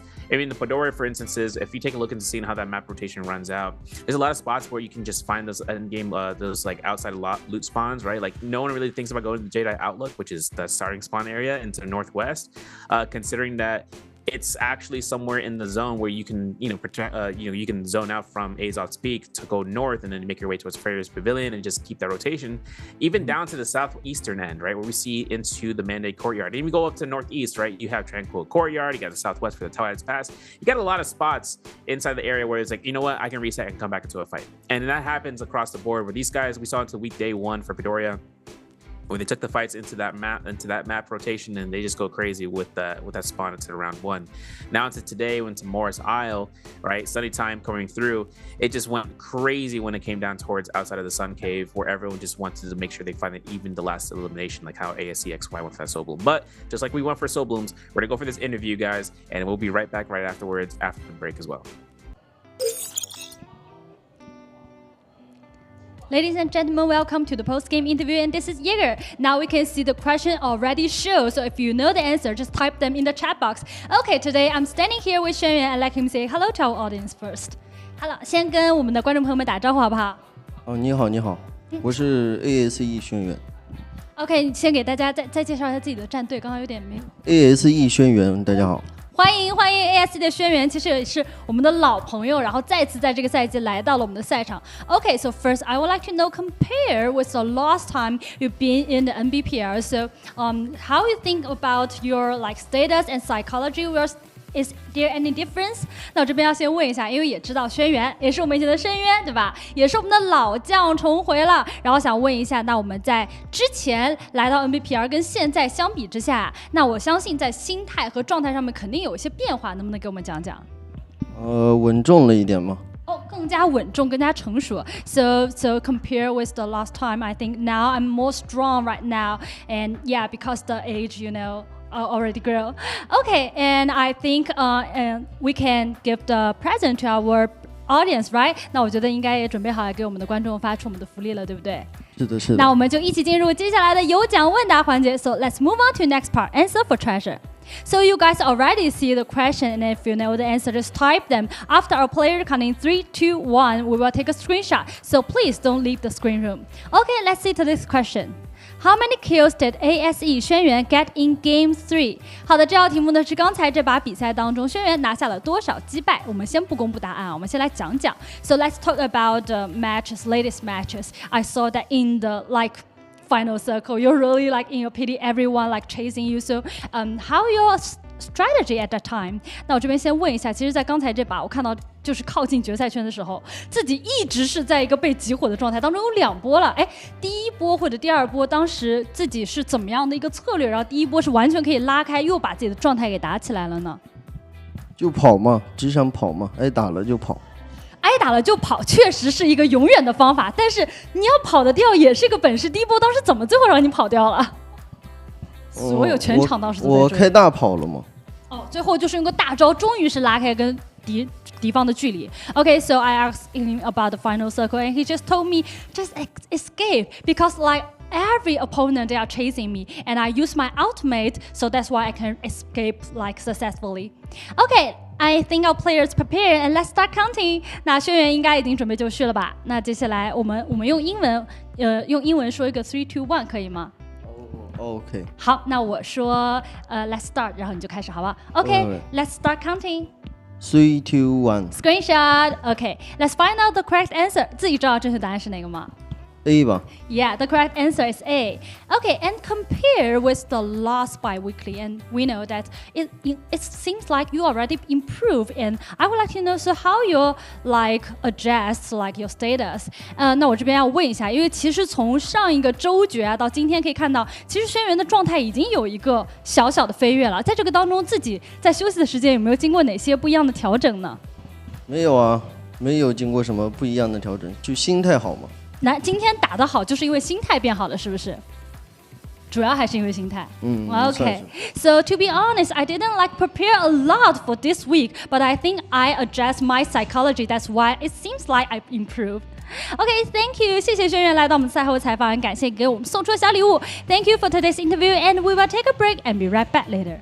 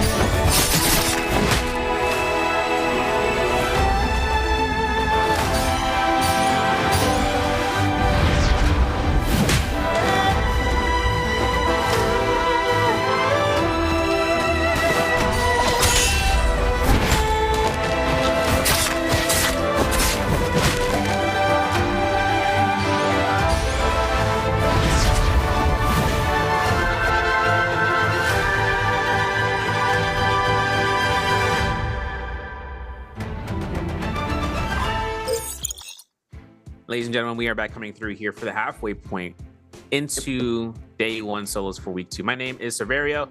We got ourselves going through with creatives and I to witness some transgressions against humanity, i.e. Caster's Curse moments. Listen, it happens. We Caster Curse a lot of these players kind of a little bit. It's a little bit of a tradition though, and more of a tradition, Spider killing it and making himself go through into first place, more so in the leaderboard for this day so far. Yes, beautiful game there for Spider. Hadn't crazy amount of elimination. Like I was saying a little early, he hasn't been able to fully close out and get that chunky multiplier with those eliminations. But you know, you don't have to if you're still getting first place. You know, still taking an MVP home for himself. 2225 was the last one standing now, being up in that last top 2 situations for himself as well. Wu Fong, oh no, it was DRG's Fong winning game number 1, Wu Fong with game number 2, now Spider with game number 3. Now moving on over to game number 4. Once again, we're gonna take a trip back to Predoria. Sunny time this time around. No fireflies on the map, but you know what else? We're gonna take a trip back.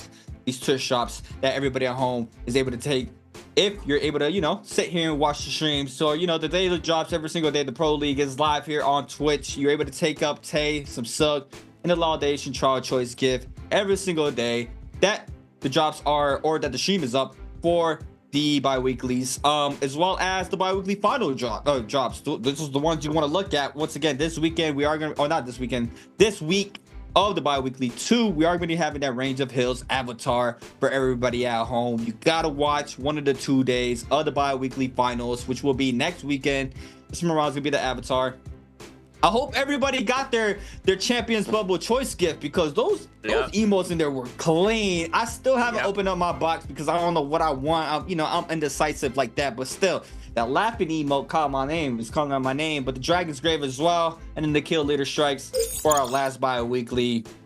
Once again, I mean, November 14th, we have our mainland qualifiers for Worlds, and then our last bi-weekly final, which will have a last chance qualifier, will be on the 9th, I believe. Yeah, I think it's the 9th. So, you know, a lot of, still a lot of NARAKA to be played out for these days. But it's coming to an end pretty quickly. If you really think about it, it's pretty much coming to an end really fast. But game number 4 on its way. Severio, how do you feel about these games so far? Listen, I've been seeing not a lot of dominance for Temmie to show up here, but it's for good reasons. I'm kind of hoping to see it. I know we may mention about Temmie before. It really just comes down towards what selection is against what heroes as well as weapons and to be selected on the board. But early round Akko's pick was a nice surprise coming through here to the round. So that's kind of like a whodunit, type thing of who chose Akko's into that round. So for players to then decide later on and to see the ban, they'll be like, okay, so there's 2 Akko's already, because one selected Akko's would have led down towards the ban, and any receding players in the lower groups would be able to see that. But XY coming out the gates, day 1, playing this one through. Hopeful to see where XY kind of leads down into this game too. I mean, his Liam games are doing pretty good so far, and so is Justinas, his choice picks for this week. I'm just really curious in seeing whether or not he's going to be able to come through here with the Kylan ultimate and just get like last hit confirmations and just do absolute work against somebody.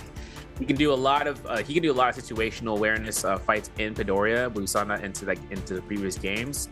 It's just more so about whether or not he's going to be allowed to do it. I mean, DRG Fong, I know we head into finals this past weekend, but it's kind of interesting whether or not he's going to pick out the Tessa for this day. I mean, there's only 6 rounds to play. We don't really have to work into our reserve picks of hero selections and seeing what hero can precisely put you above all else against your opponents, right? Players who can just not be able to do anything against the enchant status, and it just being locked into a natural, neutral state of fighting and starting up here with like the RMBs and whatnot. Yeah, and surprising enough, the Tesla picks, I mean, look at even TT25's Tesla pick. He had an average of 6 points on that character. So on the bi-weekly 1 finals, the Teslas were having pretty good games, and I think we only saw 2 of them for the night. So I wouldn't be that surprised if we see somebody else trying to test her out as well for tonight. I mean, it is day 1, so you do have a little bit of ground to, test out some of the things you've been testing or you've been plotting in your head or with your coach or whatever the case can be.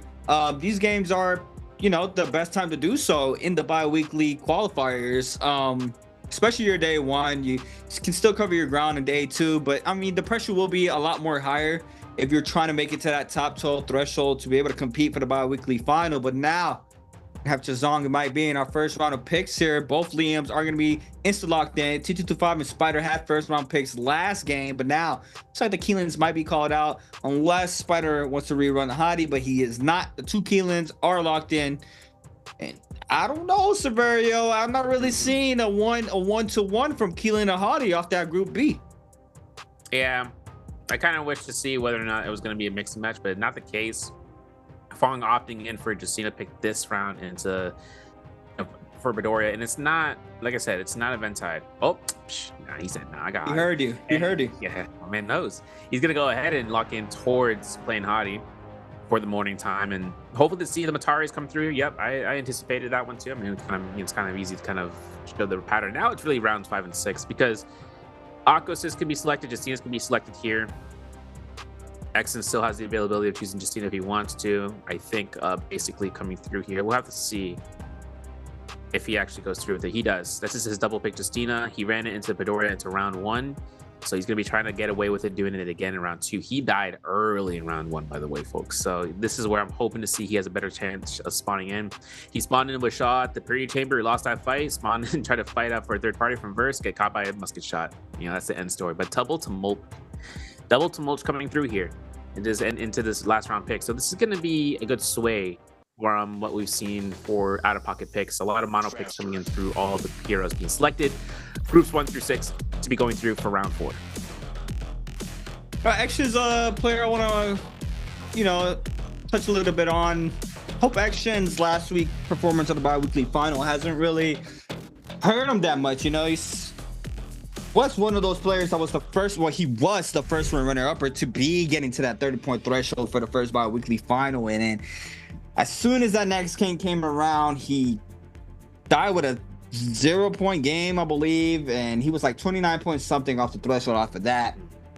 Then the following game, he dies again off drop and couldn't even make it to that 30-point threshold. So, I hope that's not really, messing with his mental in these games so far. He still has to requalify for the bi-weekly 2, but let's take a quick look at these Liams. V1 for Chazong, Mike on the V2, bringing out the Pokeball this time around as well.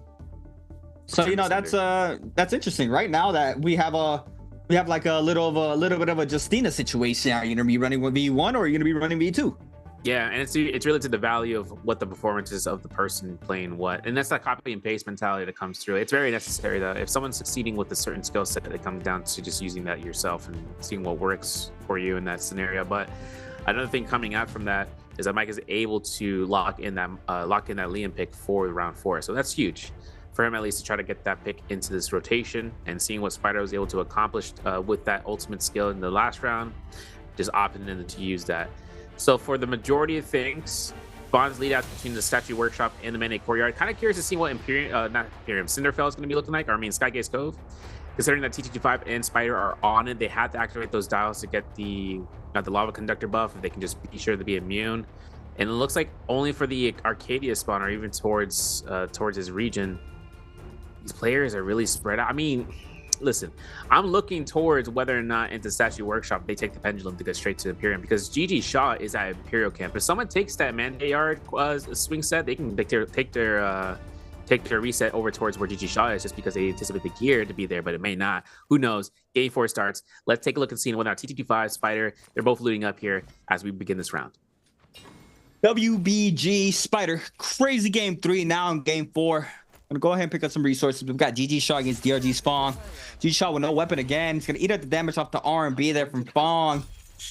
And that's just super important. Is that back to back? Did he get caught up in a K last game too?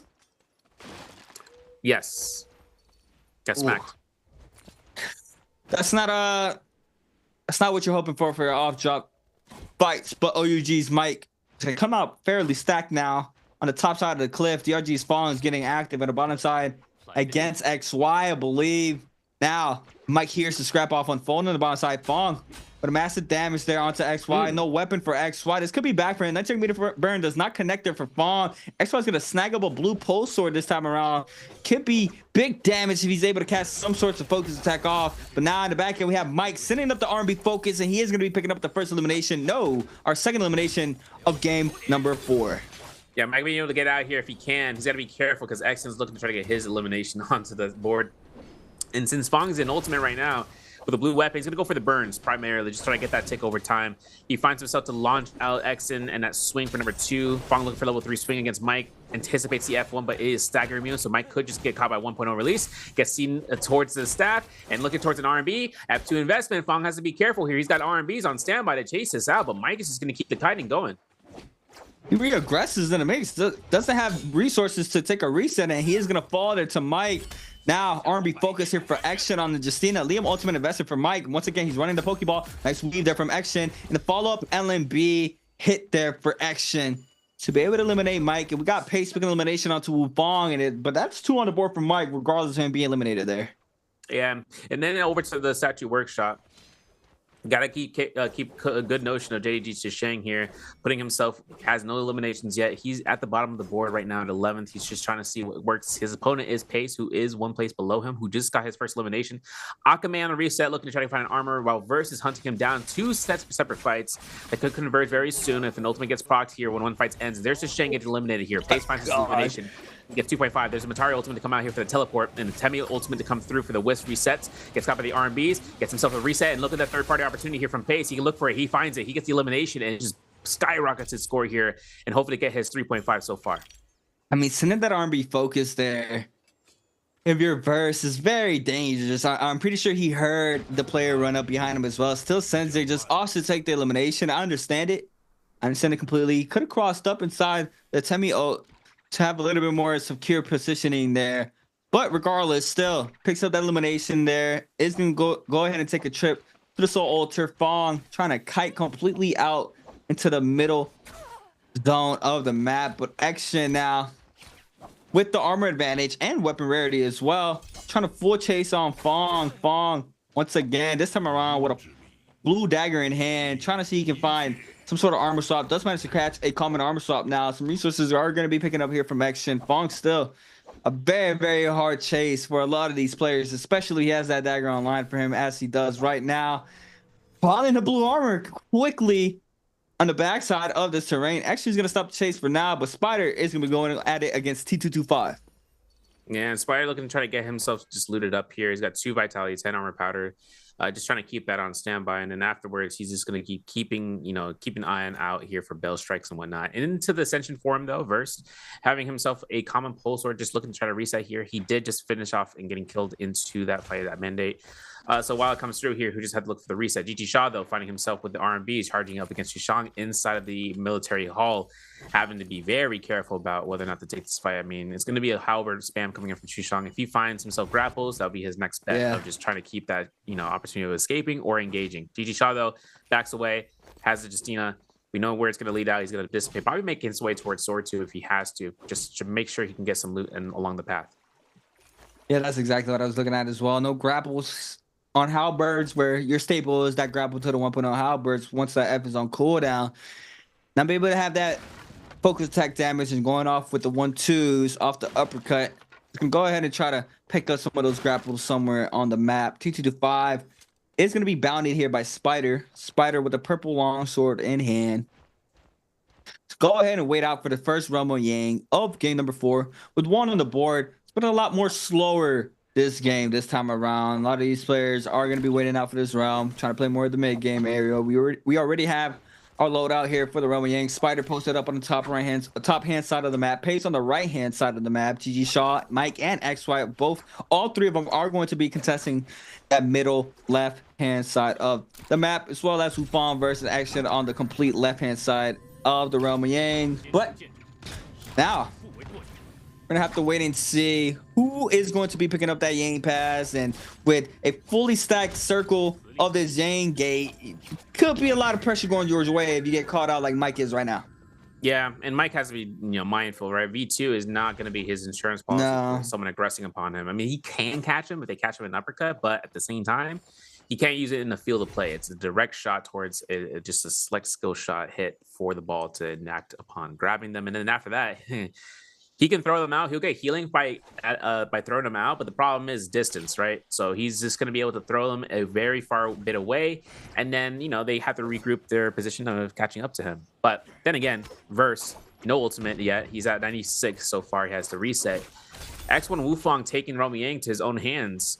while Chishang is just trying to contest this. We got Romy Yang past the beat on Chishang's hands, while Wufang is just trying to go ahead and go for it. But look, listen, Liam's inside of Romy Yang fields, they're just going to use it to space. That's how you're supposed to use Liam. That's why he's his first round double pick, because he is an insurance policy for Romy Yang's when it comes down to it, where it's so spaced out, you can't do anything about it. 4 seconds to count. Chizong playing the high ground right now. He's going to go ahead and throw down his Liam F there. He's going to go ahead and use it to secure the Romy Yang positioning. I'm going to go ahead and take up that ult back plus the health. Now, this time around, we have SS1 against OUG, JDG against KLA, WBG versus Bauda Chizong.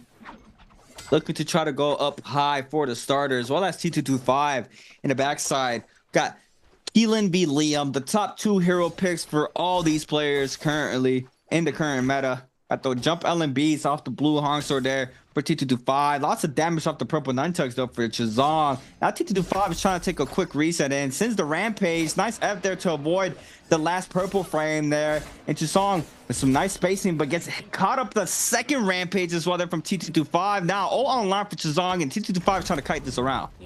Yeah, and T25 F1 investment avoids any sort of further pressure for Chishang so far by activating his killing ultimate. And Chishang playing the safety net spawn of the top of the Romy Yang. T25 can't do anything about this unless he catches that grapple stagger and keeps himself up in the air. We saw this coming out here for round 1. Hopefully see this coming in for this round, because Chishang is just keeping himself aloof here. He's at F1. He's got 8 grapples. Keeps skywalking. Keeps trying to go through while T25 resets on the ground level. He's got advanced heal, so he's going to get 1 heal off. That's all he needs for that blue armor. And he has himself no more ultimate. 45 seconds left on the clock. T25 looking to try to go for the bow shots. RMB's back and forth, looking to try to see whether or not the nunchucks will come out for parry. And there it is. F1 investment. Not yet. There it is for T25. Putting out the works here for lethal jab attempt. RMB blue focus comes out for the horizontal, though, from Chishang. Can chip away this HP. There it is. A parry like that gives Chishang the victory. T25 goes down into that Romy Yang. That's a little shift parry there from Chizong, reading up that follow-up. No anticipation off of that for T225. Senzin gets punished for it. The third one got parried there. Got away with 2 off the rampage, but now Chizong is going to be getting that gold dual blade. It's going to be a nice little upgrade here for Chizong. Plus the Vermilion's Burst Mike Spider as well. JDG is going to take it this time around for Chizong, and SS1 as well. Now T225 action mix up. What is the action? Nbpl F called in there for T225. Quickly investing the Keelan ultimate now. Stina F still not getting no pressure thrown his way. They see the Keelan with the O online, and T225 now needs to be real careful. It's gonna be Mike applying tons of pressure onto him. Still aggression going towards Mike's way this time around for T225. In the back game, Pace now joining the party. And T225 might get caught up with the Pokemon. No, it does not connect it for Mike. Trying to scatter on now. Throws it around. He catches it this time around into the slam down there for the Pokeball from Mike. Running that V2 off the Liam. Is going to pick up another elimination. Plus the Yang depletion cleanse for himself with his 3rd one on the board here for game number 4. Man, just yoinked him from the distance and said, "That's that was mine." crazy.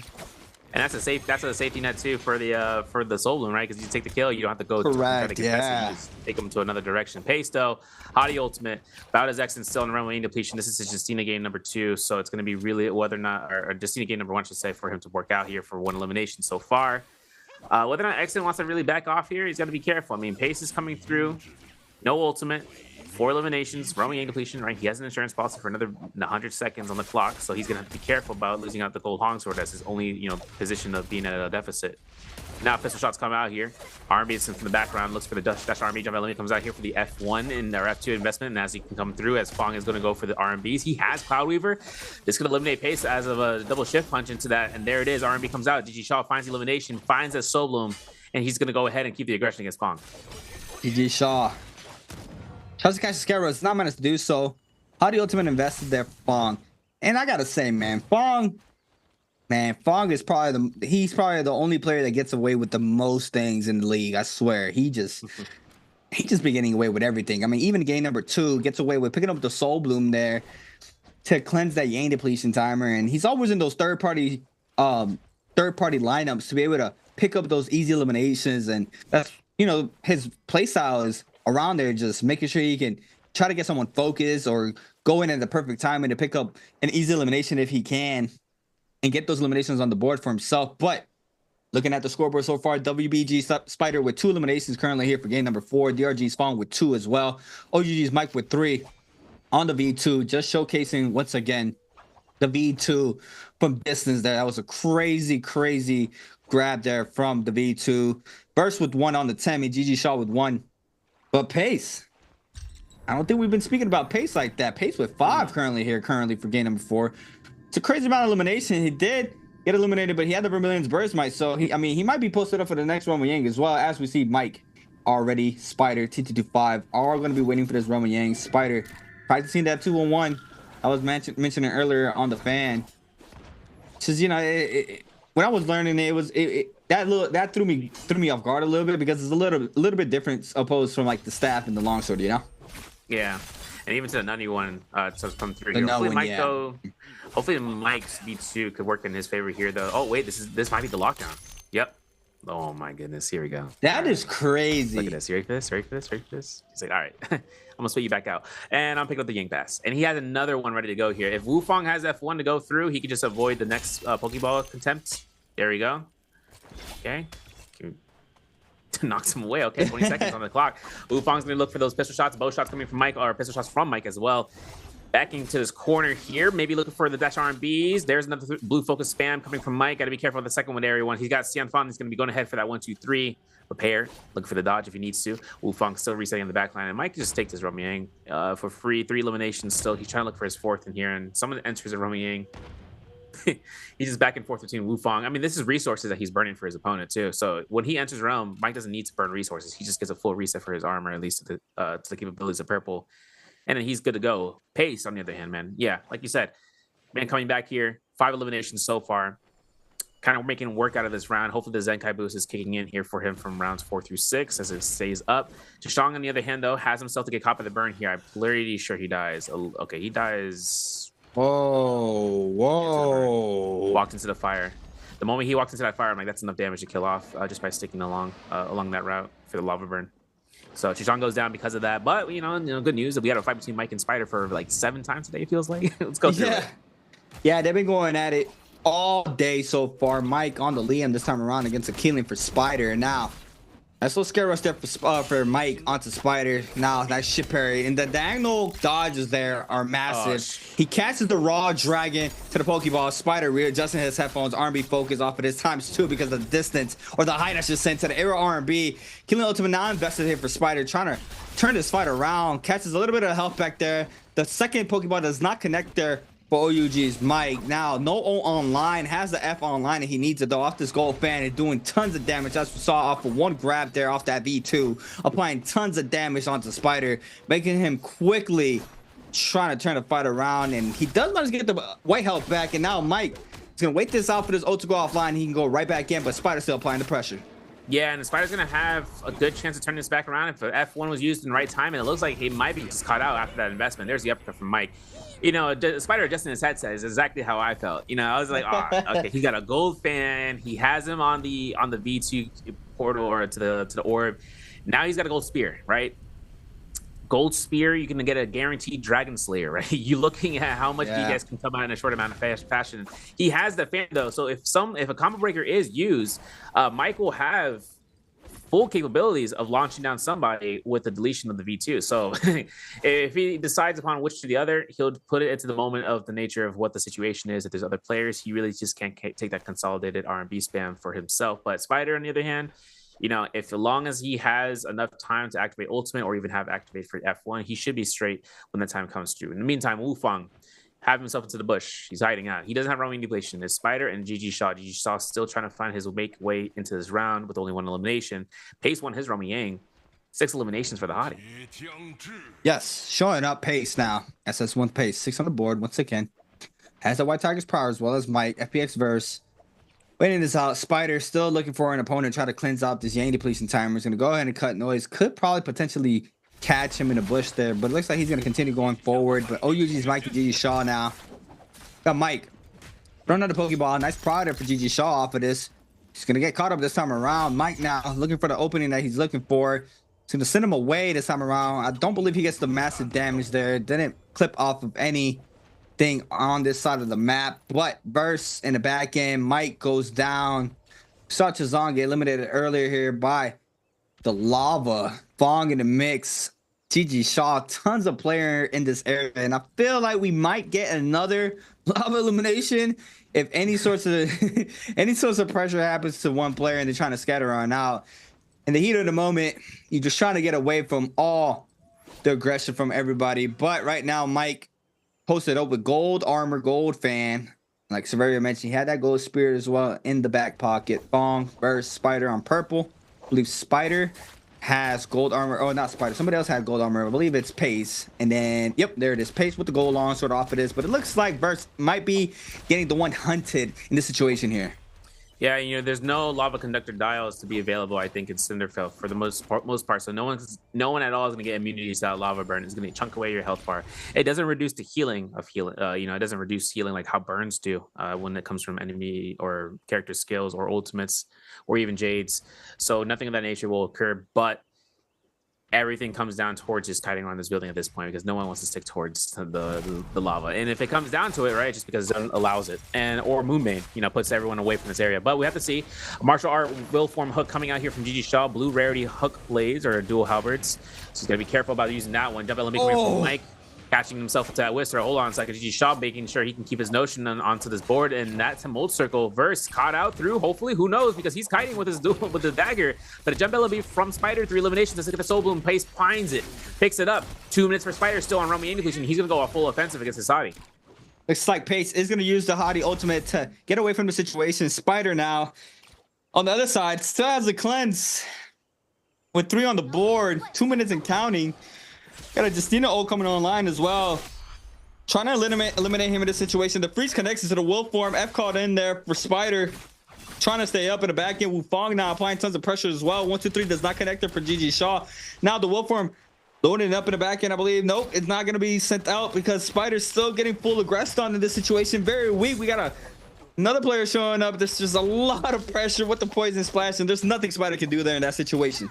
Yeah, and that's a weaken heal for that poison splash. GG Shaw didn't get the full armor reset he was hoping for. He gets a martial art, though. This could get enough heal back. Not a lot. He's going to be backing off here in the Mercury River. So with it, F2 still available. Moonbane is now centered out here into the northern side of the circle. We got 8 minutes left on the clock here. Mike looking to try to chase this one out. Wu Fong on the back end with that gold dual blades on standby. Hopefully GG Shaw has enough time to heal, because if someone allows it, Justina just has enough pressure where she could just go ahead for yoinks. Now Wu Fong to mulch, still in the game. We saw that ultimate coming out here from earlier when we were trying to fight out and chase out Verse, but didn't really come down to work in his favor. He did get enough chances to kind of zone out a lot of the players around from one another, but the Wu Fang play right now is just making sure he can hold out for his end game circle. We got a White Tiger's prowess on the map as well for the solos gamers to look towards and try to invest towards. But also that's Pace with the Hep the detach on the build. On the build, fully built. 1030.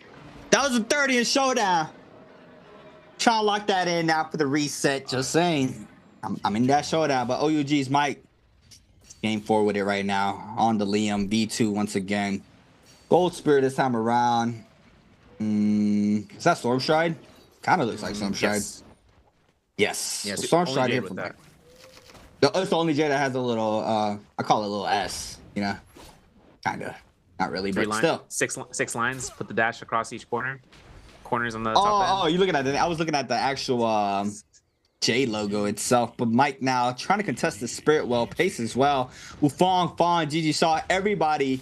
And we saw how strong these Spirit Wells can be in this type of end zone. But Pace eating up a lot of damage. Does not want to fall to this. Musket shots flying on in, and the damage is going to connect there for GG Shaw. And that's super unfortunate there for Pace. GG Shaw is going to be able to pick up that elimination. We got a player on the Ballista in his XY.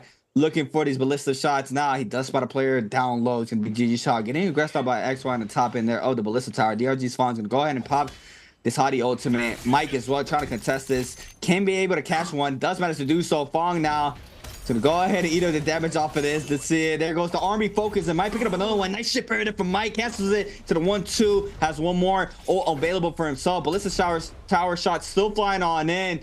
Mike winning this out. Halfway to go. XY now leaves the ballista tower positioning, and GG Shaw is going to capitalize off of that. Yeah, Mike's about to get another ultimate online with that White Tiger's prowess proc. There it is. Secondary gold armor. Make sure he doesn't pick it up, because if he does, another opponent can take that. That's why we got to wait out for that timer. Now for Mike, Man caught that Pokeball right on the board with the R&B release. He caught it. That's it. And, and hopefully we can see what happens later on, because he can do a lot of work if someone yoinks it, right? If Wufong, for instance, he threw that wisp, he was hoping to yoink it out. It did not occur. So it really just come down towards whether or not Mike is going to confirm it again. As long as it's mulches around, I don't think it's going to happen. Mike still has, though, 5 eliminations on the board, closing in nearly to the MVP. Even if he takes one more and he dies out to the next, he's still going to have enough kills compared to the lobby in the front. Man, I'm looking at pace, man. Big Moonbane hit there from onto Mike and XY. XY is going to continue cutting inside the Bane. Wufong, first one on the scene already. Applying pressure onto XY. Mike cutting out this Bane as well.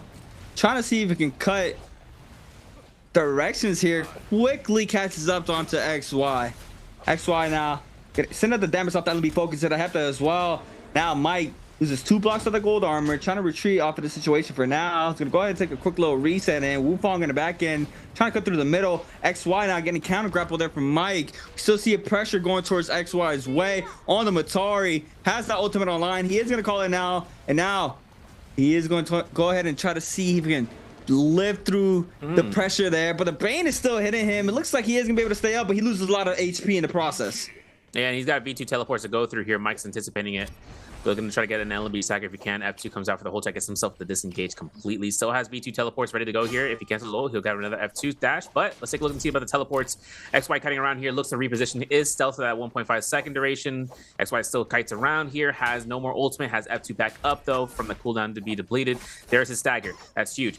Jump LB comes out, but no setup for a combo whatsoever. We're still seeing XY back around here, making sure he can avoid those pistol shots. It's a lot of sustain. He's going to lose out here. If he loses out towards his armor, he's going to have to burn the vitality. He only has 1 left in his pocket.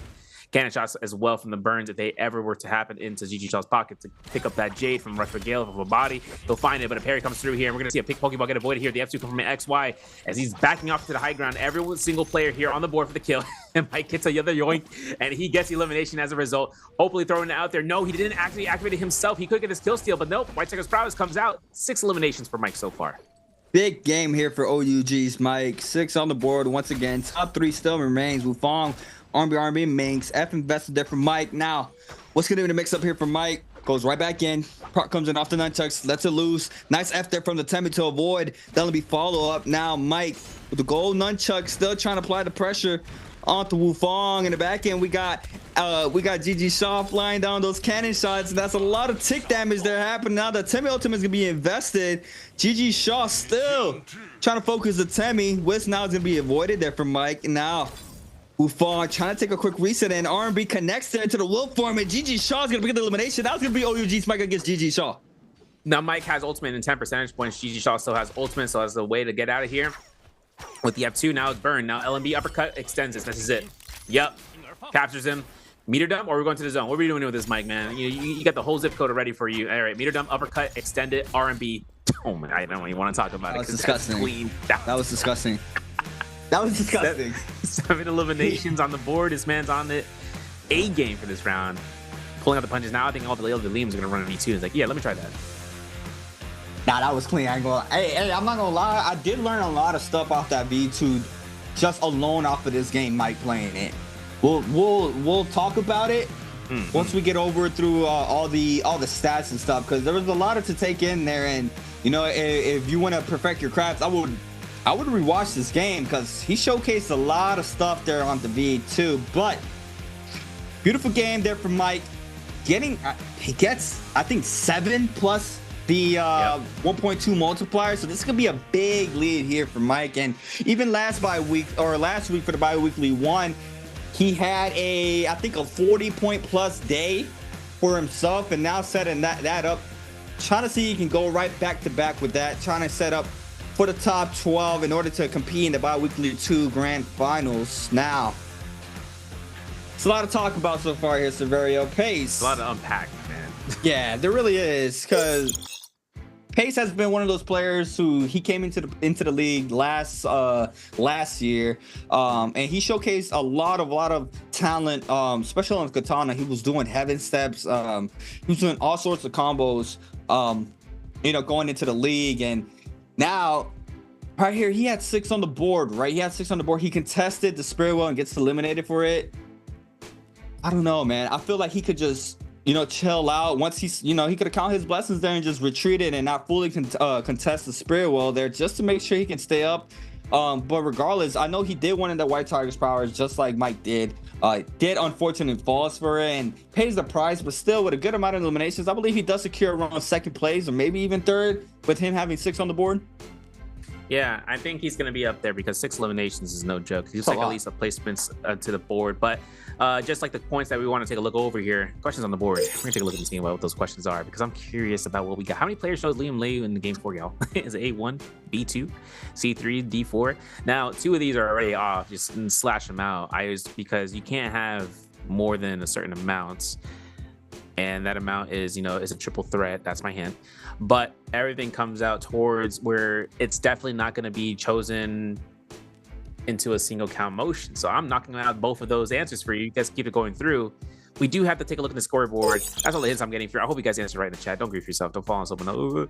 But 11.4 for Mike from OUG. Pace taking second place. He got 1 placement point, so that's going to be 7 on the board for him to earn. GG Shaw taking out third with 5 points. Fong with 3 eliminations, taking 4 points. 3.5 for Spider. 1.5 for Verse, Shishang, and Wu Fong, as well as Shenwan from ASE. 1 point for Exen. TT25 and Akame just didn't have the game here today. So far, we still have 2 rounds to play out. This is going to be the Firefly maps now between Holleroth going from Dusk into Morris Owl Night. Hopefully, see that aggression because I know TT5 loves to take these aggressiveness to the full extreme, the full extremities that he can, and we can hopefully see that coming into these next 2 rounds. Hopefully. It's had a rough set of games. He did make it to the top 2. In Morris Isle, but even in the bi-weekly final, he was not able to find his fitting like he wanted to. He had a good day 1, I believe, last week, getting a good amount of points for the day. But looking at the overall standings, 12 all the way to 7, Akame with 4, Chazon with 5.5, Action with 6, Pace with 7.5, XY with 10.5, and Burst with 11, and Chazon being our bi-weekly 1 winner, currently only with 5.5 points overall, and it's only 2 games remain. This is where the pressure is going to be going on. You got to make sure you make it to that top 12 to contest into the bi-weekly final. But now 6th through 1st, GG Shaw with 11.5, KLA C225 with 11.6, DRG Spawn with 16.3, OUG's Mike now with 18.9, crazy game 4, 11.4 off of 1 game alone, X1 Wu Bongs with 18.9, and WBG Spider with 21.5. And I mean, you can see it that WBG Spider has been having the most consistent games thus far for the night. Yeah, and the leaderboard's going to keep keeping going through here. So hopefully we can see a tight score. Is nothing to scoff at with Wu Fong coming into the league here for the first time.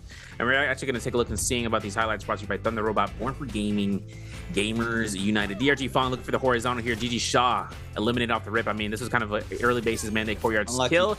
There's the R&Bs, no gear, no style, right? But this R&B from Mike got that elimination against XY, and then Exen tried to look up against Mike, as Mike was 1 hit, even with that V2, dodges that first one, realizes that LMB was going to come out from the staff and mitigate it with the blue, with the half blue. Now, of course, Verse catching Akame here, and then he got caught by Pace in the backline, right? So that was going to be the case instance of what happened in the mandate, but Mike, yoink, see you TT5 later on, and that's where the elimination was occurring for the V2. Pace, though, having the chances of locking out Exen here, even though as much pressure was coming from backside from Fong, still able to find elimination. Mike here up against Spider, and then this fight was really pretty much until the skill set and then what was available, and then that was where Mike just came out and swung with the uppercut. The uppercut there from Mike. Puts elimination onto Spider and Roma. Yang, DRG, Fong. Getting elimination onto Spider. Back-to-back R&Bs off of this. So now just catches him in the ball to the R&B focus. Sends it, gets the damage onto Fong. Fong falls off of that for game number 4. Mike here. The last 1v1. Raw dragging off the nunchucks. Charges up the nunchuck meter burn. Throws him down. Gets the damage. Main cancels into the uppercut. Aerial LMB into the second V2. And could have continued looping there. Could have just swung him inside the zone with how low the HP was. But it wasn't even necessary here for OUG's Mike. And I mean, it's not a surprise, man. This is the champ, the GOAT, OUG's Mike with his 4th MVP, 23,000 damage, 7 eliminations on the board here for Mike. What is there to say about this man? Man, 24k damage, bro, nearly to that amount. Crazy. Like, I think about the Wu Fong game where he got 2 kills and like 7k damage total. Yeah. And this is like a straight sender Times into the opposite direction. Yeah. Advanced Seal kept him through though when he was able to cut out between XY into the underground. And the Moon Main strikes really almost solidified a deal if someone was able to kind of backline, but no one really took that opportunity. Ripple Step though, always a pleasure to see that Jade to be worked out just because of the or just because melee aim assist can be denied because of that. Sap Soul Jade though comes out here, and of course, you know, the Storm Stride. You know, I was making mention about the S I was talking about, you know, and Mike took that chance of using Storm Stride for the tick damage, and I was making mention of the shape. I don't know if you realize this. It might be reversed. We'll have to double check, you know, on the camera. But things that come out towards that symbol was, you know, checking out the symbol. I don't know if this camera's gonna catch it. Probably not. I'm gonna double check and see about that. Yeah, that's this symbol right here. Yeah, I was saying about the Storm Stride having that to be on the board for that symbol, but more importantly, Mike just came through into this MVP, and he's gonna lead that out. You know, like that S symbol. He just old school like that. Bro, that's the middle school thing.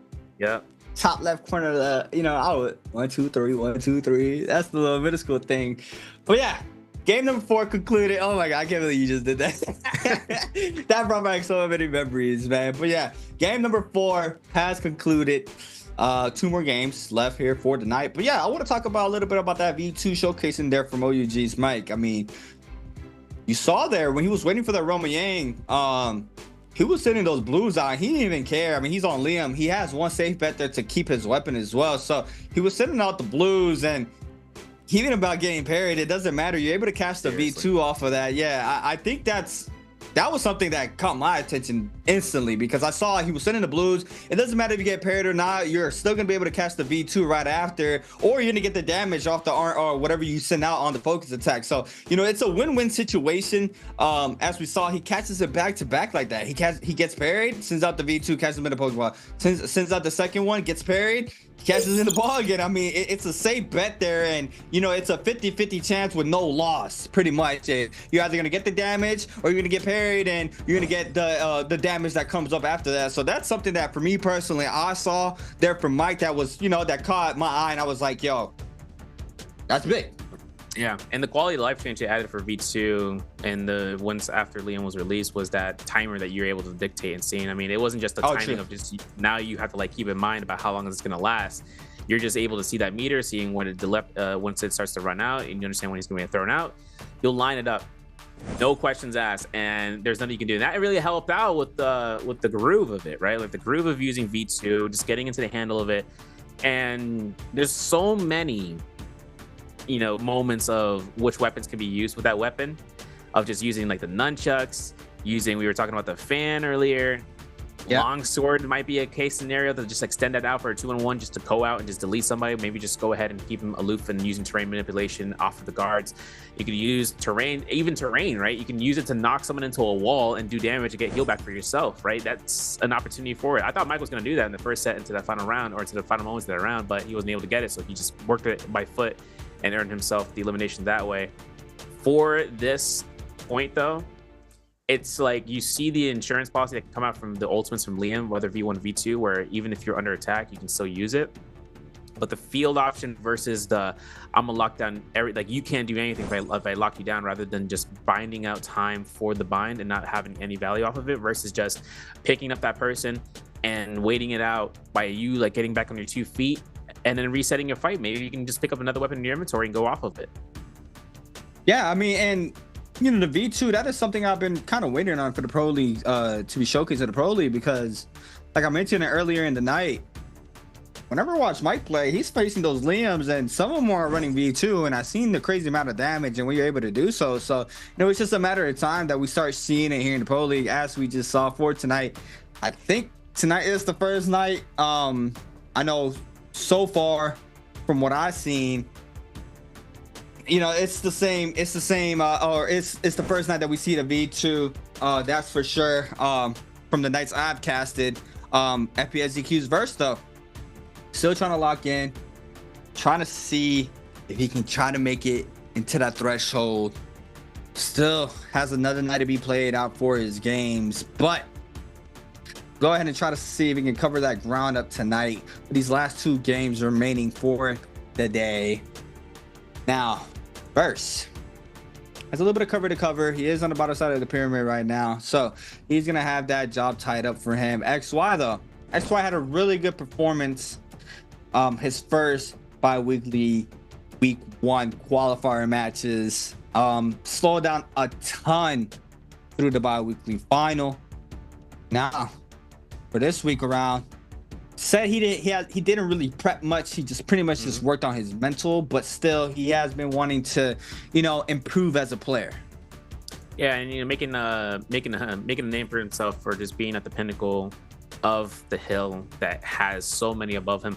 For everything coming out here, we have other players that we kind of have juxtaposed positions on of knowing where they're past. I mean, back last season into spring, we saw from Team FPX when we had Zhui Shi, right, who was a former spar partner for Spider, and he was able to be picked up by the team, and he was able to play against him into the league. Now, every single one of these players have a backstory leading out towards a huge momentum. I mean, even taking the person that's out of the group, right, Frostivus is able to come through as one of the players from NA. Shout out to NA to be able to make it to the league just because of his performance alone when he hit into J Cup finals into World. So, yep.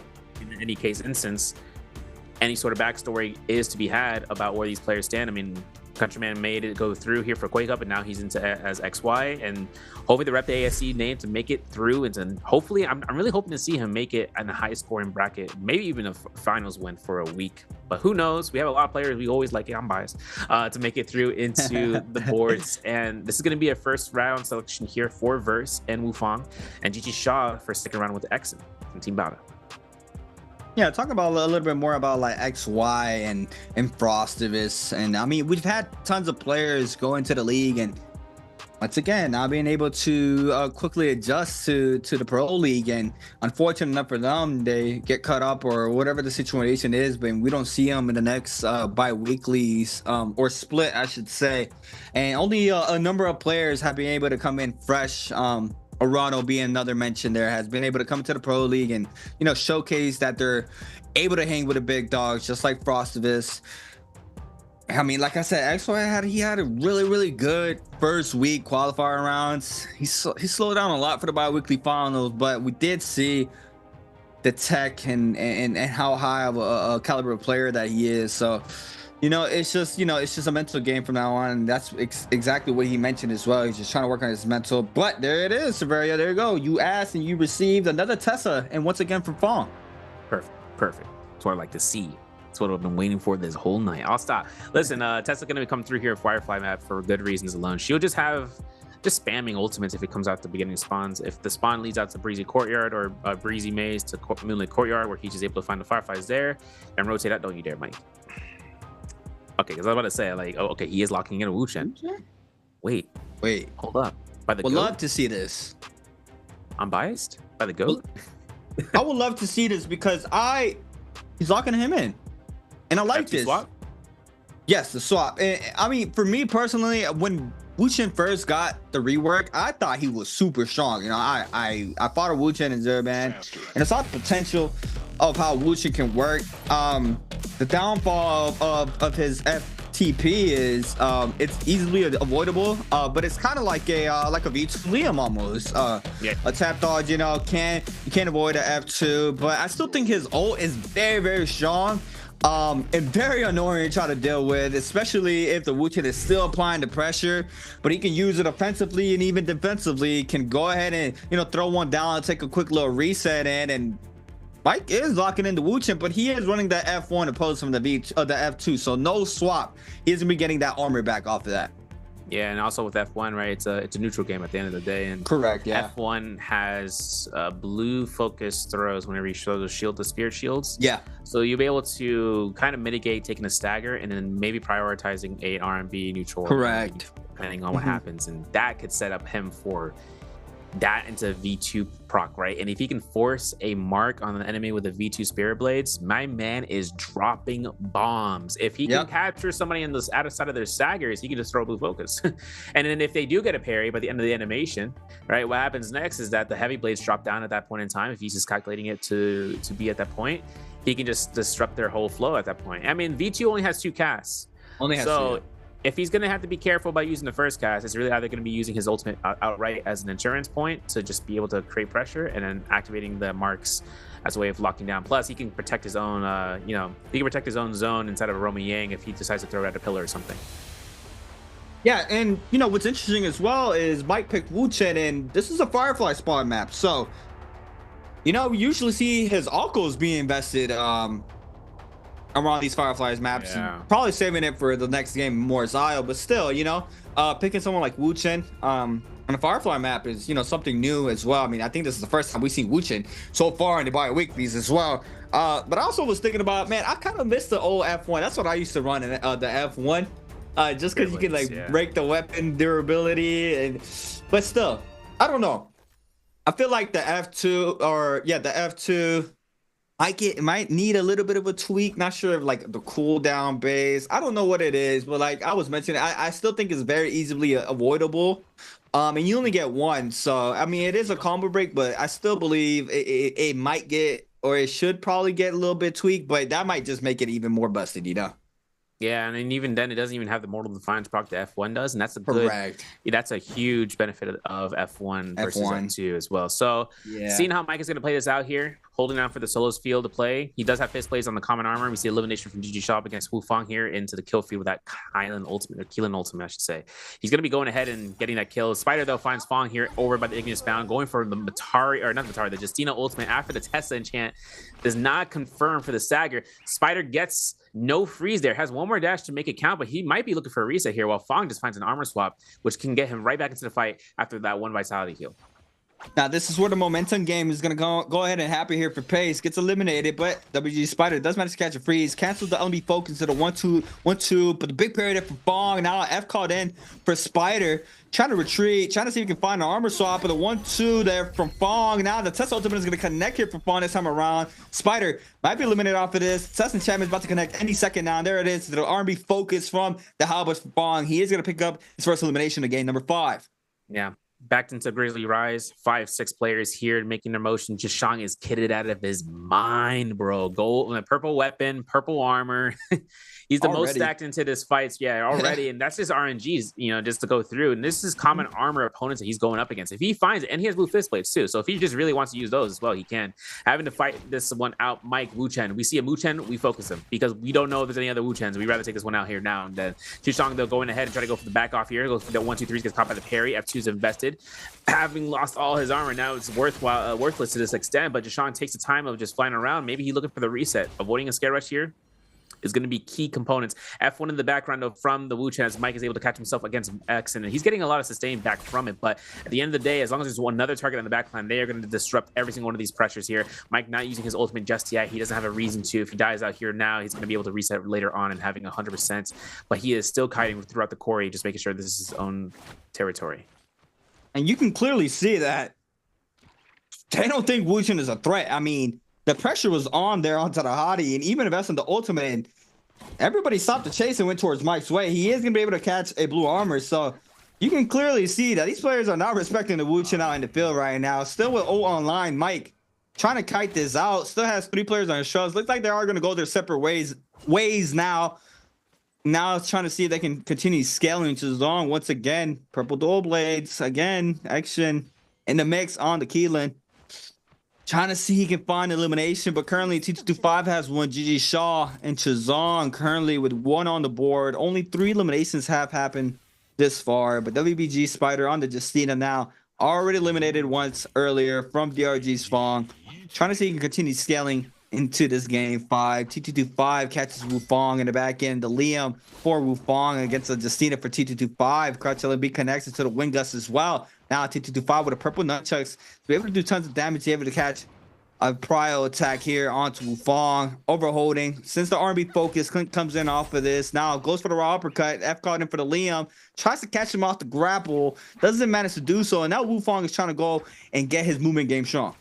Yeah, he's got the fan in hand. Gets caught by the LMB, though, from the grapple stagger. Might be going for this ultimate cast. Who knows? If he's going to be trying to go for the confirmed V2. Yeah, it is. Yep. And he's got to heal off. And he's got no R&B to come out. He's going to throw it out manually, get some heal back manually from the throw. He's got another chance here, but T5 takes the time to disengage completely.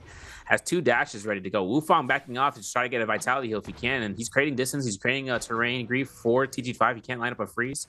So in this case, he's going to go for heal himself for armors and keeping the chance to just lock this through down. Okay, we didn't get V2 from the orb there, but the F1 now invested for Wu Fang. No more ultimate cast. 1 more freeze, but it is missed for the freeze opportunity. There's the uppercut. There's the R&B. RMBs might be looking for it. Maybe captures him. Who knows? Because Wufong is just keeping the momentum going.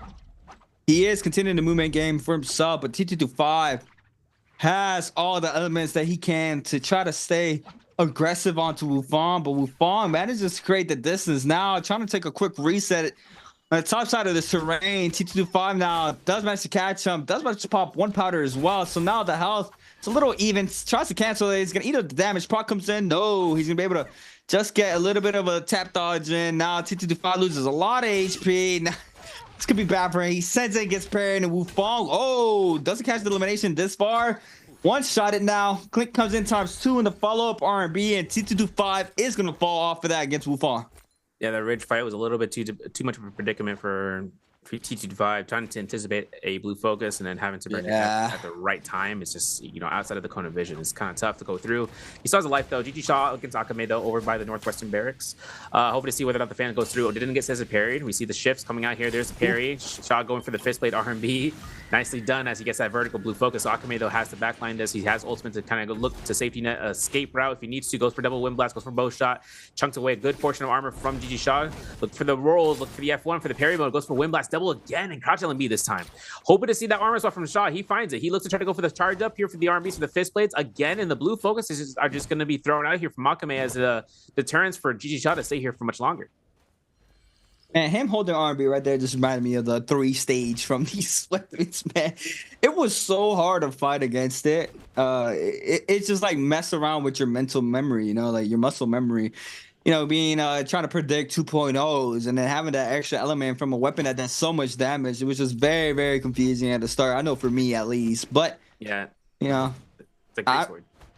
Exactly. It is a mini greatsword, mini pulse sword with the damage it comes out with, but. You know, that's why I'm here just spectating and watching and shouting on the mic because, you know, I don't know much. But OUG's mic does on the Wu Chen. And it was kind of crazy, right? And, hey, nobody was suspecting that Wu Chen. No one wanted to respect it. They just made sure that they can get him out before when Tushong had the the opportunity of being eliminated. Nope. Get that Wu Chen out. I'm like, okay.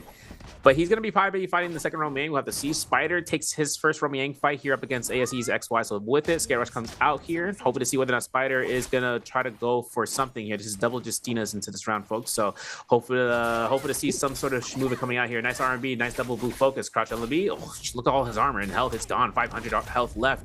Catches Crouch LB. F2 is too late. XY is looking for ultimate first, but... Dash is confirmed. We have F2 ready for Spider. He F2 to deny the staggers coming through. He can jump ultimate, for it. But then Spider finds that soft combo breaker, gets a double dash, goes for a triple, goes for get himself frozen. Hold on a second, turn around. Could be occurred. And that's why he confirmed this cannon shot. Well, you know what? I felt that. XY doesn't go for the prio there. Tries to send the focus and doesn't even get the damage. A little bit of a miss play there from XY, but X-Shen going at it against Wufong right now. Wufong. China, this Keelan ult has Liam ult online, catches him from mid distance. Now X-Shen is gonna send the Pokeball R&B.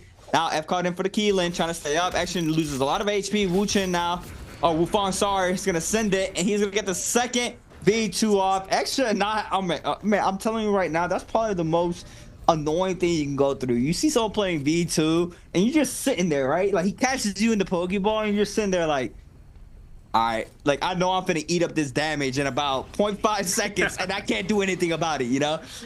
It's the goofiest ultimate so far, but it works so well in the right hands. Yeah. If anything, gives you, a lockdown for like 2 to 3 seconds against your opponent. I mean, first off, your opponent can just like readjust their armchair, take a look and see about raising the height, shout to the chairs that they got to lean back and then come back, waiting it out, and then they get thrown.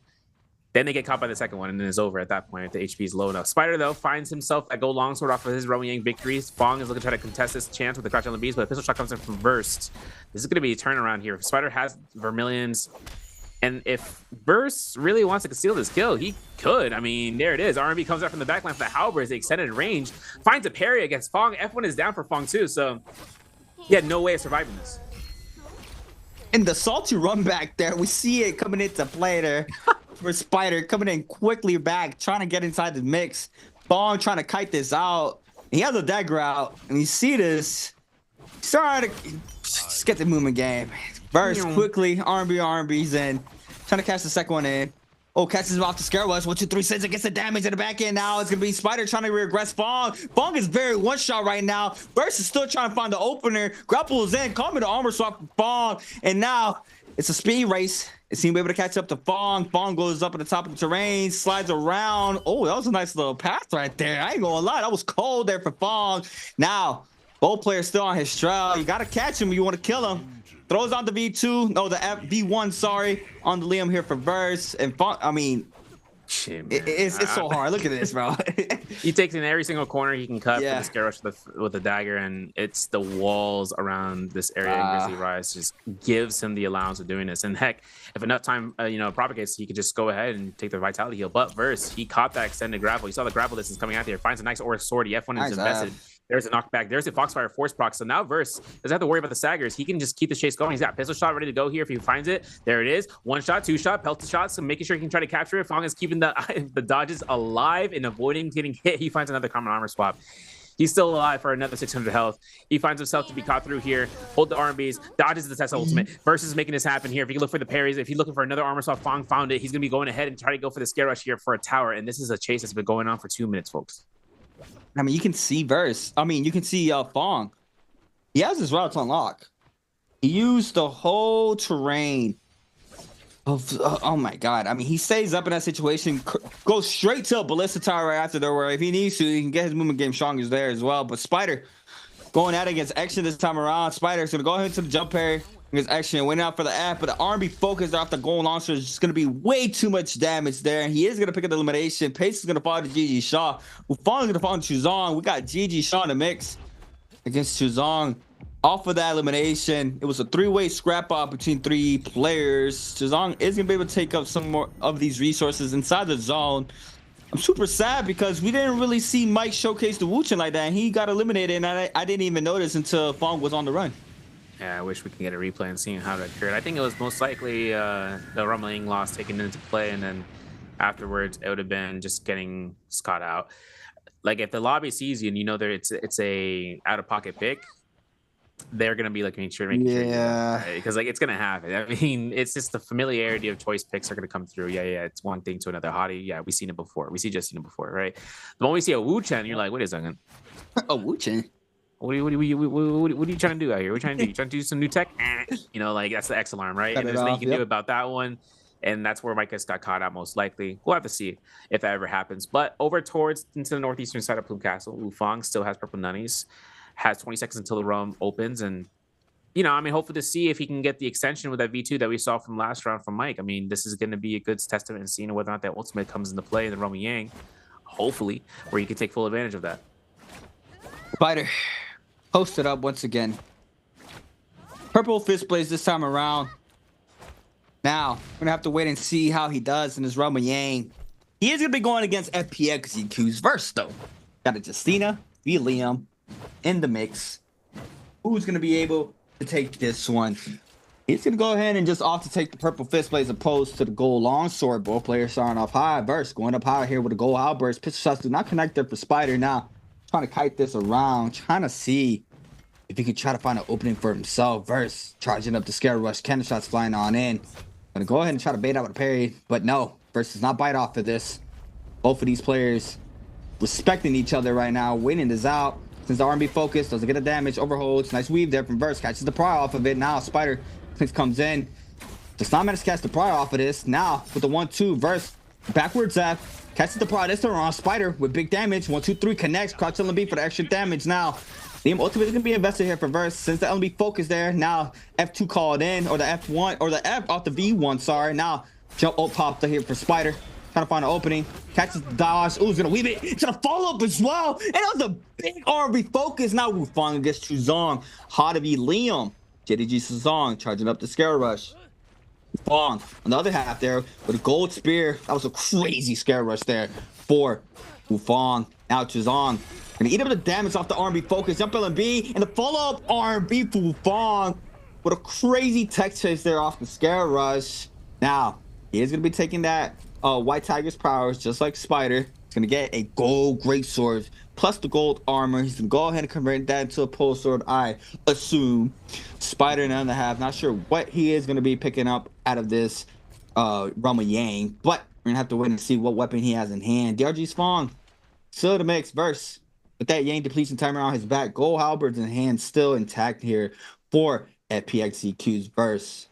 Now, trying to kite this out, trying to see he can find an opponent who's had aggressive on. Verse as well is going to have the same situation on his back with that Yang depletion timer. Looking at the scoreboard, WBG Spider and X1's Wufong with 3 on the board. DRG's Fong, GG Shaw, FPXZQ's verse with 2. T225 still in the mix with 1. JDG Suzong with 2. And 521's Akame with 1 on the board. Now, DRG's Fong cutting this out on Blue Dagger.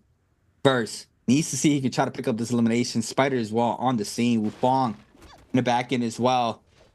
Might want to see if he can find a third-party elimination as well. But Fong, it's gonna be very hard to catch him. I mean, we saw the movement he had with the dagger, and I mean, time and time again, it's very, very. I can already imagine how it feels playing against Fong. I mean, you can already tell, right, Severio? I mean, everything comes out once he starts holding out horizontally. Like, all right, is he hold checking? And then he does, and then he just backs away, and you're like, oh, well, he's done, because he had just a scare rush immediately. He frame perfects these fences, walls, stone. He finds a pillow on the road. He's like, yeah, I can scare rush that, you know. And then he crosses the road like that.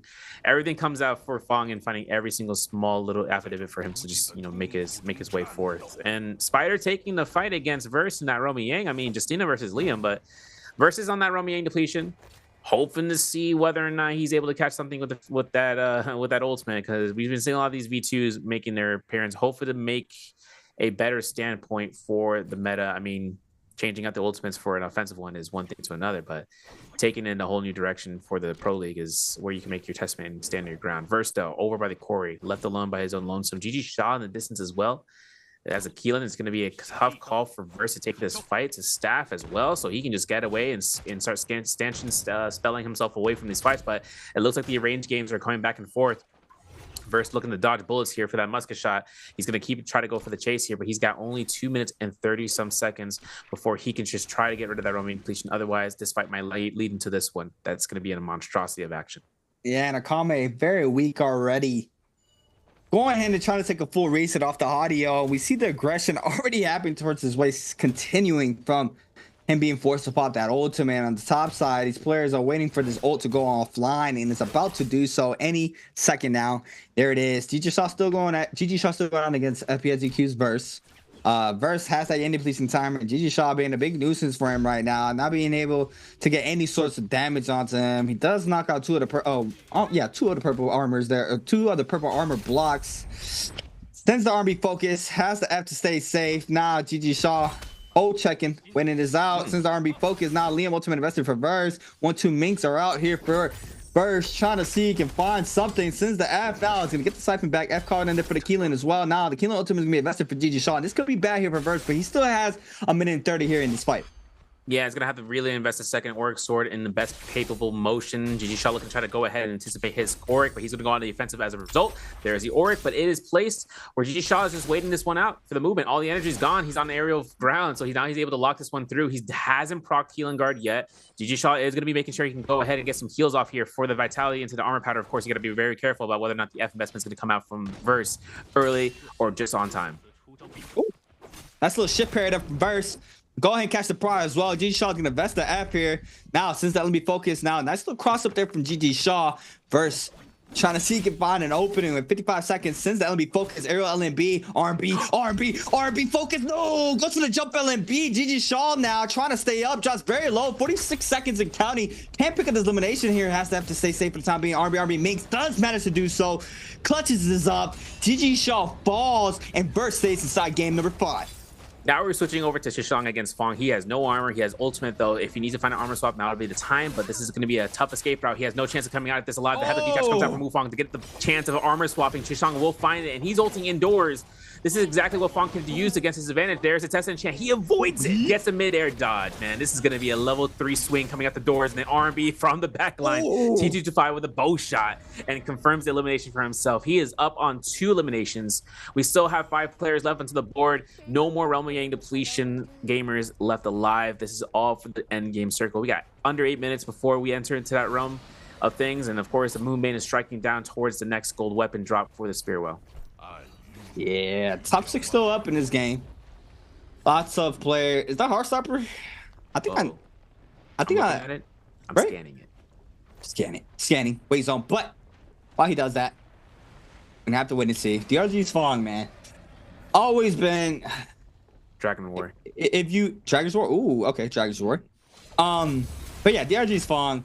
It's always been that player where I know this is nothing against him. I just know it's super annoying to play against him with how he moves. It's hard to catch him. His play style with the third-party potential. It's a very, very tricky play style to deal with.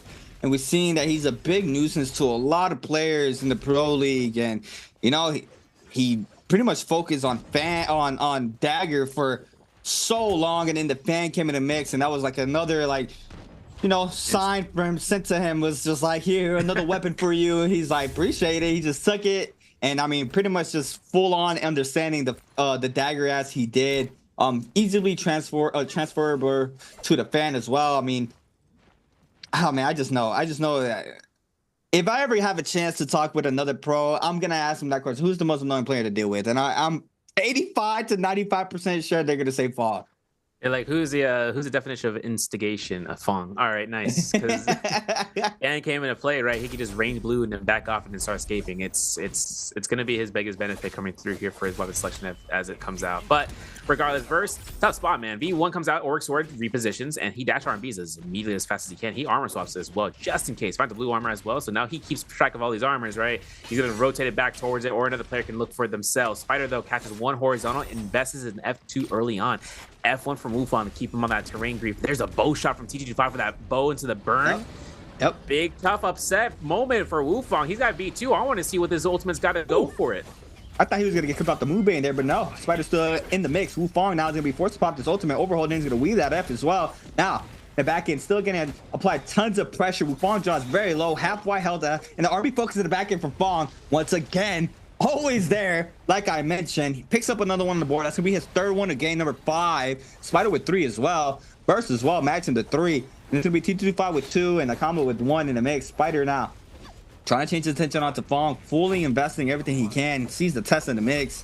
Fong still has that online. He's gonna throw the first one. It's gonna connect onto Spider. Now he's gonna continue aggression onto Spider. Now, what's gonna be the mix up here for Fong? Test enchantment connects. He's able to get the damage off of this. No, he can count his blessings, retreat for the time being, trying to scatter on out, but Spider still back with full aggression onto Fong. T25 cuts the chase. Now Spider Moonbane surfing with T25. Verse playing it safe as well. And Fong, let's see another day. I mean, he is still up. Like I said, it's very hard to deal with him. It is. I mean, he took the right choice of not taking the fight because he knew if he saw the Justina and she had burned F2, the moment he went for an R&B, the moment the 8 chant health gets depleted, it would have been an F2 clink. And then he's stuck in this fight against a Megalith Giant, right? He has no other ultimates to kind of be on standby, and Justina can just have an ultimate ready to go against him. So he just spaced out, making sure enough space comes through. And the leaderboard kind of checks out here. We got 3 3s and 2s and 1s, like in terms of the kills. So this could be anyone's kind of MVP earning on. It's not going to be a lot unless someone goes absolutely ballistic. Like right now, we're going to see T25 take the aggression for Fist Blades, looking for the Stone Form. Nice parry coming out here from Aquaman. Nice. He can't get anything value off of it, so he's going to go ahead and try to go for a Scare Rush. This is it. He repositions for T25, who's quick to go swap out here for the Longsword. Goes for that 1, 2, 3. Of course, Aquaman got him the Scare Rush. He's at 1 HP for the Flight Form. There's a pistol shot to confirm it, or even the burn, I should say. Oh my God. It's the full vertical blue to the face, to the dome. And Spider gets that elimination like nothing's of the matter. Oh my God, that was filthy there. There's nothing a comic can do in that situation. I mean, he pops that ultimate, gets full focus for the remaining 4 of this game. Now, Fong trying to recharge that second ult there for the Tessa versus, well, oh man, I'm so glad Tessa can't double ult no more, because I remember dealing with Tessa back then. That was not fun, man. 50. Yeah, that was crazy. The 2 Tesla ults, it's insane. I personally still think she only needs 1, but you know, that's a topic for another day. WBG Spider, gold pulsar in the hand on the Justina, do tons of damage. He catches somebody with a freeze, especially in the end game right now. It's gonna come out very, very well. Verse now getting caught up by Spider and Fong, but no, Fong applying a little bit of pressure onto Spider, still laying down some pressure onto Spider, and TT25 now trying to join on in the mix. It's gonna be 2 Justinas, a lone Liam, and a Tesla right now. And The outcast heroes are trying to stick together with the two Justinas as well, working as a union. And Spider coming in hot here with a massive parry, and that's gonna be tons of damage there onto Fong. Fong now trying to take a quick reset in the back end. We still see a lot of pressure happening towards Spider's way, but Verse now is gonna force out an ultimate there as well. Now the Justina ultimate is gonna come in line there for Spider, and now the Test ultimate is gonna connect as well, and this could be bad here for Spider. Yeah, Fong's getting almost caught out here if he can top it freeze, but all these enchants are procced out here, gives him free damage for Verse. Looking to try to meter dump out to T225's health bar. He catches that F1 usage right before his weapon drop, but Spider wanted to take this aggression here in the first place. Goes with Charge RMB 1.0, hoping to see whether or not the vertical is going to come out again, but Spider's going to take the time to reset T225 though on that mantle of the hill. Going to see that parry up against Fong with that Sap Jade. Of course, we see the horizontals being charged out here. Fong again, endgame circle, 55% on that rage bar, looking to try to take as much time as possible for rage per second, and to just burn out a Tessa enchant. If he can try to confirm into a double enchant, this would be a great opportunity. But for Spider, man, if he has himself to just burn out for time, he's at 4 eliminations. He can try to look for a 5th one and catch multiply for first place, depending on how the situation leads out towards, because we still have an ultimate ready to go here for Verse. That's only going to be used insurance policy. But if Fong finds any chance here of locking down one person to another, if he can catch 2 people fighting at the end game near to the edge of the circle while the circle is collapsing, he would have enough opportunity of just finding that valley for himself when the time comes. Yeah, T225 now trying to stay up in the situation. I mean, very hard task, and once again, Fong he just gets a full reset on the top side there, even by dropping half of the white health. Does manage to get back inside the mix, and Verse as well responding here. The Tesla ultimate is going to connect onto T225 here, and T225 is going to eat up a lot of damage, getting caught up in the side of the terrain, but Spider there with the and it's kind of looks like we're in duels right now, but I mean, it makes sense. T225 is going to fall in the situation now. Spider's going to be the lone wolf Justina. Liam for Verse, Justina for Spider, and Tessa for Fong. He's going to go ahead and pick up the remaining resources there from T225's body. Scare rushes back up. Both of these players playing the high ground now. They know next one up has to be Spider. Spider, you're going to have to go. Tuna now called in. No. Stops the alliance there. It's not an alliance, but you guys know what I mean. Now, big damage happening in the corner. Liam ultimate invested in the backside. Fong trying to stay up as well. Go ahead and throw down the ult. Does not manage to catch a freeze, I believe. Yeah, he does onto one player on the bomb side. He's going to go ahead and play the high ground to stay safe from this Test enchantment. He's going to eat him. No damage yet. Now the freeze connects here, but there's not even enough. Spider's going to fall, and Fong being the last one standing, and I believe he is going to be taking this MVP as well. Yeah, second day MVP, 5 eliminations, taking out first place. I believe 9 points earned this round as a result. So he's just catching himself into the leaderboard. The top 4 is being contested between all forces. I mean, of the nature that comes out into the end game circle, we didn't have a mic because he got eliminated early on to hopefully see what happens then for his round pick. But of course, we do have to see Fong's victory as a great relief off the shoulder. I mean, keeping top 12 is the kind of the basis of catching for post points. That's what we end up going through for finals next weekend. But more importantly, for Fong, you know, Tessa pick into the Haroth map. Is it going to be mimicked into Morse Isle? Who knows? If the players want to take that aggression into the beginning and then leading off of that. But only one person I know kites as well, and that's Fong got a Grizzly Rise in that early game fight, man. And I'm just like, brother, the fact that he was able to get out of that first from Yang, pushers from FPX verse, and then having Spider to kind of look to the chase too, and him getting out of that predicament and lining it up, just goes to show where he kind of stands across the league. Yeah. And I believe this is the second MVP of the night as well. So big games here for DRG's Fong. Staying up with a good game 5. Now go ahead and recuperate here for the last game of the night. Game 5 concluded. We're going to go into our last Firefly map here for game 6. Going back to Morse Isle. It's always lit to watch. Waiting for the Mike Alco's games. Did a little bit of a testing there on the Wu Chen. Didn't get to see it at its full potential, but still tried it out. See that no one respected him. As we saw there, everybody was full aggressing the Wu Chen, even after the Hottie would pop the ultimate. No one cared about the Hottie ultimate. There's the Wu Chen. What are you doing here? You don't even belong here. You don't have to go. The mindsets of the players there, but needless to say, we are going to be, moving on into our last game of the day. DRG's Fong with a massive game. It's crazy, right? I remember back with the old ban and pick system. Everybody, at the end circles, you would see like Forza pings. They were all like have a little alliance, knowing that in the last 5 moments, everybody else has to go. Like we'll stay for the hill off, but we are gonna have a question for everybody at home. What's gonna be the hint this time around, Severio? Which hero did SZ's WBG Spider use in Game 5? Tenhai, Harumi, Justina Gu, or Zepingyan? Listen. Take a look over here. You guys are on PC gaming. You know what reference I'm about to make in terms of what I'm looking for. I guess you could say he was a little bit on the cooler side.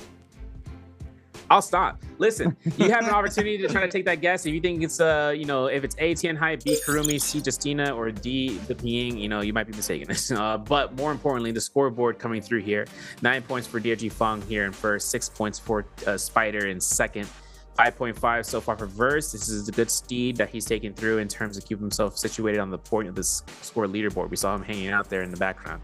But 4 points for Wufang, TT5 for 3.5, 2.5 points each for Jisheng from JDG, GG Shaw, and SS1's Paste. 2 points for Akame, but Donuts for Exen, Chonyan from ASE, and OUG's Mike coming into this round. I think one of the first ones eliminated, in 12th place. Kind of a rare instance. He did choose Wu-Chen, but we don't want to talk. We talk about that basis another time again. And like you said, right, when we had the old pick band selections, system where Zippings were running rampant, that was because four players can choose one character. Yeah. Right. And in the rare case instance where it's a double pick, and then some other round can choose multiple of that same character, and that ends up just having a sustained round. Now there's only like 2 Zippings that you can be selected. You can get probably lobbied pretty quickly. And considering the hotties back into the swing of things, he's just going to make sure she does not have a field to play on. But scoreboard here has Exen here at the bottom row of 6, as well as with Akame at 6, 8 for Shishang, but Haste in here, and I think around 11th place, or not 11th, but in around 8th place. But Kayla TT25 here at 6th place with 15.1, 16.5 for FX's Verse. OUG Mike at 18.9 in 4th. Excellence Wufang here at 22.9 in 3rd. 25.3 for DRG Fang in 2nd. And 27.5 in 1st with WBG Spider. So leaderboard, we're kind of teeter-tottering here, but everyone's having a good amount of points. I mean, the only bad game so far for TT5 has been round 4, but 2 donuts for Mike in rounds 3 and 5, and he's still onto the top 4.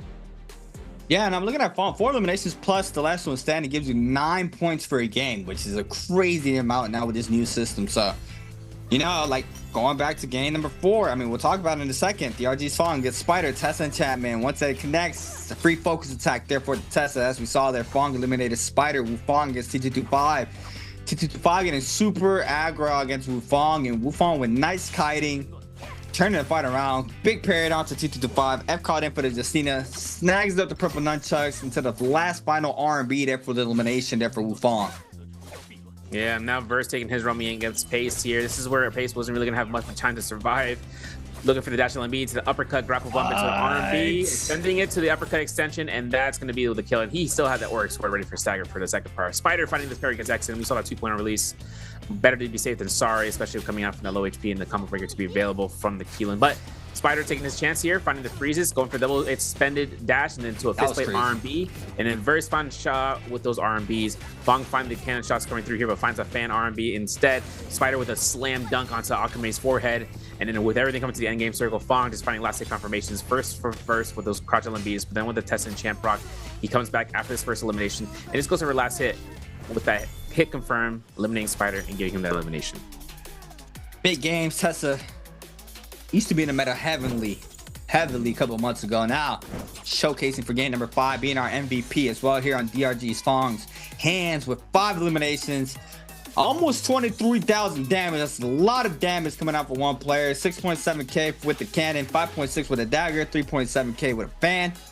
Hydra Zor Sap, Rupture Gale for a cannon, Ripple Step Phantom Stat damage reduction, Standard Jade, and Tuna for the health back with his 3rd MVP of the split. Beautiful showcasing here from DRG's Fang on the Tessa once again. Nice showcase. I mean, he made it work in the bi-weekly final. He's remaking it work here for the qualifiers for BIWEEK2. Still, I mean, I think Tessa is doing really, really well in the meta right now, especially of the 2 showcases we had in the bi-weekly final, and now this time around once again for Fang. Yeah, I mean, at most we'll see probably 3 to a lobby if it comes down to it. That's what we've seen when first round, second rounds allow for the pass of a character to hit into rounds 3 and 4. And then if it really leads down towards her being utilized, she'll definitely see more appearances and double picks. But we enter round 6.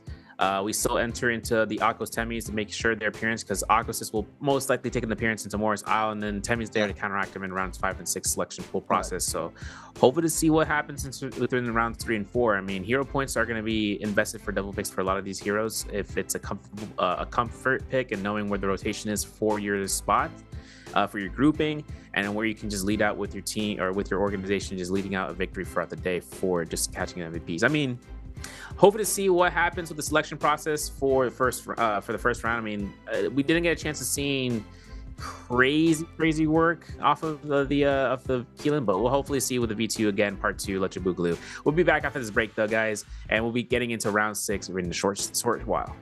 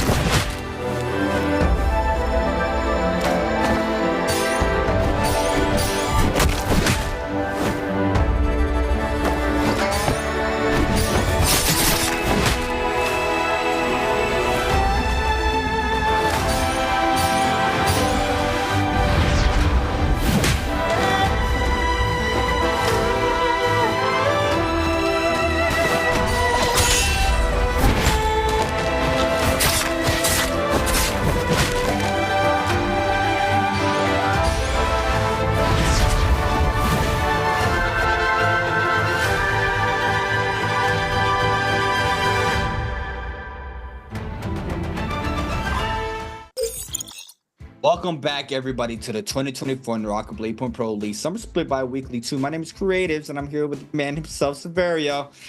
5 games down, sir. 5 of them already out its way here for the day 1 of the BIWEEKly 2. Moving on into Morris Isle, our last game of the night. It is going to be Fireflies here for the last game as well. So, you know, we had a little bit of mix-ups throughout the night. We did have a Wuchen appearance. We have the V2 Liams being showcased a lot from a couple players in the server as well. So, you know, we've been having a little, you know, hints of surprises here and there that these players are testing out. And we saw a very big success there off the V2 Liam. Yeah, I mean, this brings back memories of back when, you know, Kai Bao from Team Wolves at one point decided to bring into V3 Akos. Yeah. And then everybody, since we weren't in the big band system, man, everyone was like, the next round, all right, let's try it out. And it was this chaos. Now it's like more so, are you willing to step yourself into playing said character with no like quarrels, like, you know, where you just invest a Yeah. hero point in a round that you can only select that hero by just data alone in that round selection. Like, are you going to make that risk? Not really going to happen nowadays. Game 6 though might change these things up, where we can see possibly 1 or 2 to 3 of a character that was rotated upon with the success stat test that came through. We may see here, we may not. Who knows? DRG Fong making a successful day so far with 2 MVPs, earning himself into the top of the board, the leaderboard, I should say, in the overall grand scheme of things. You know, got players all across the board saying Mike the best, you know, Mike the MVP, Mike the #1. He got out into the 2 donuts today so far, but he had 3 killer games that just keeps him into the leaderboard where he's in top 6. And that's just testament of his own skill set alone. He's been here for a good long while. Yeah. He understands this game more than probably most of the players, despite most of the players either watch, scrim, anything of the nature they can get their hands on with it. And against solos players, that's really the biggest basis about what creates, you know, a good playing field for the others and your peers along. WB Spider though, very consistent throughout his games. DRG's Fong as well, currently right now in first place to the first day of qualifiers here for the bi-weekly 2. Chazong, our champ from the bi-weekly 1, has had a rough time today. He still has another day to be played out after the game number 6 that is about to unfold now, but you know, it'll be kind of rough if you win bi-weekly 1 and then bi-weekly 2, you don't even qualify to the bi-weekly finals. So he has a lot of ground to cover going on to his second day of the bi-weekly 2 qualifiers. So we're gonna have to wait and see how he does for, you know, the last game of the day. Hopefully he pops off. He sometimes has a slower start and has a really good game 5 and 6, or, you know, game 6. So hopefully that happens for him tonight so he can pick up some more points on the board. Rufong, good performances game 1 and 2, being top 2 game 1, and then game 2 winning the MVP there with 2 eliminations, but still taking the MVP home. We are going to be going to Moore's Isle nighttime once again. This is where I suspect the Akos is once again. Mike is definitely going to be on that Akos. But yeah, man, I kind of forgot about the Kai Ba bringing in that V3 Akos thing back in the day. He did showcase that, and you know, a lot of players started trying to use it as well. And it worked out for like 2 weeks, I think. After that, everybody found the counter, and then the V3 was gone after that, you know? Yeah, it's just like one ace up your sleeve that you can get one dominating round in. One day, yeah. It was just a case scenario where everyone was like, let's try it out, and it happened. But yeah, it died out once the tech was once the idea of what to do against it came up. Then it was just easy. And then there was a 15-second duration ultimate. You have no F skill to be available for your F1 or F2. You were just locked in for those stashes with the pounces. Pesto selecting in Yoda Hime. You ain't gotta say anything else. This man's first round pick. I want to cast a curse him in the opposite direction. He's probably gonna get eliminated into 12th pick. There's no way, right? Yoda? Hey, Yoda was heavy in the mix before. He is locking into Yoda. Locking in the Yoda for game number 6. Like I said, I mean, I even mentioned this earlier. This is, you know, when you want to test some things out. GG is gonna get a free Liam pick in Group C. I mean, he's taking it. He's like, sure, you want to show? I'll take the Liam. I need the points. Action. Locking in the Hottie as well as Verse, and Wufong waiting for his pick here for the last pick of the day for himself. Locking in the Hottie. 3 Hotties are going to be in the field for game number 6. Now Hottie's locked out, Liam's locked out, Keelan as well, Chuzong and Mike. I mean, obviously Mike on the Akos. I keep saying it. I think Mike has the cleanest and strongest Akos in the Pro League. Chuzong on the Batari, T225 might bring out the Akos as well. I don't think we've seen him play Akos. If he doesn't, Spider will. But no, I mean, there goes another tester for you right there, Severio. Yep. And T225 taking it through, and it's mulch maybe for Spider. Yeah, it's gonna be hard to confirm. Listen, I called out Space earlier, but I said it the opposite direction. I want this man to succeed. But I don't want to cast a curse back in the other way. All right, I had to risk it for the biscuit for you guys out there. But based Yoda Hime, man, listen, tap dodges are one thing, man. Imagine if Yoda Hime, imagine this, right? Imagine she casted ultimate in the field around here and energy gets depleted. Do not give people ideas. I'm giving ideas. Please do not. Don't know. Onimoji's demise as a debuff for 6 seconds. No, bro. No, we're back in trios. No, keep her out of the meta, bro. Yeah, that would be crazy both in solos and trios. If you started thinking about it, that would be insane having that type of upgrade and a hero like Yoda. But I'll be very curious to see a F1 Yoda. We're gonna have to wait and see what he picks here. And he is F3. I thought he was gonna pick the F1. The F1 would have been funny to see just TPs on it, but he's gonna be running that standard F3. F2, I would have thought. I'm not sure in land if you get prior off of F2, but you know it could have been a strong F as well running here for Yoda if he was running that F2.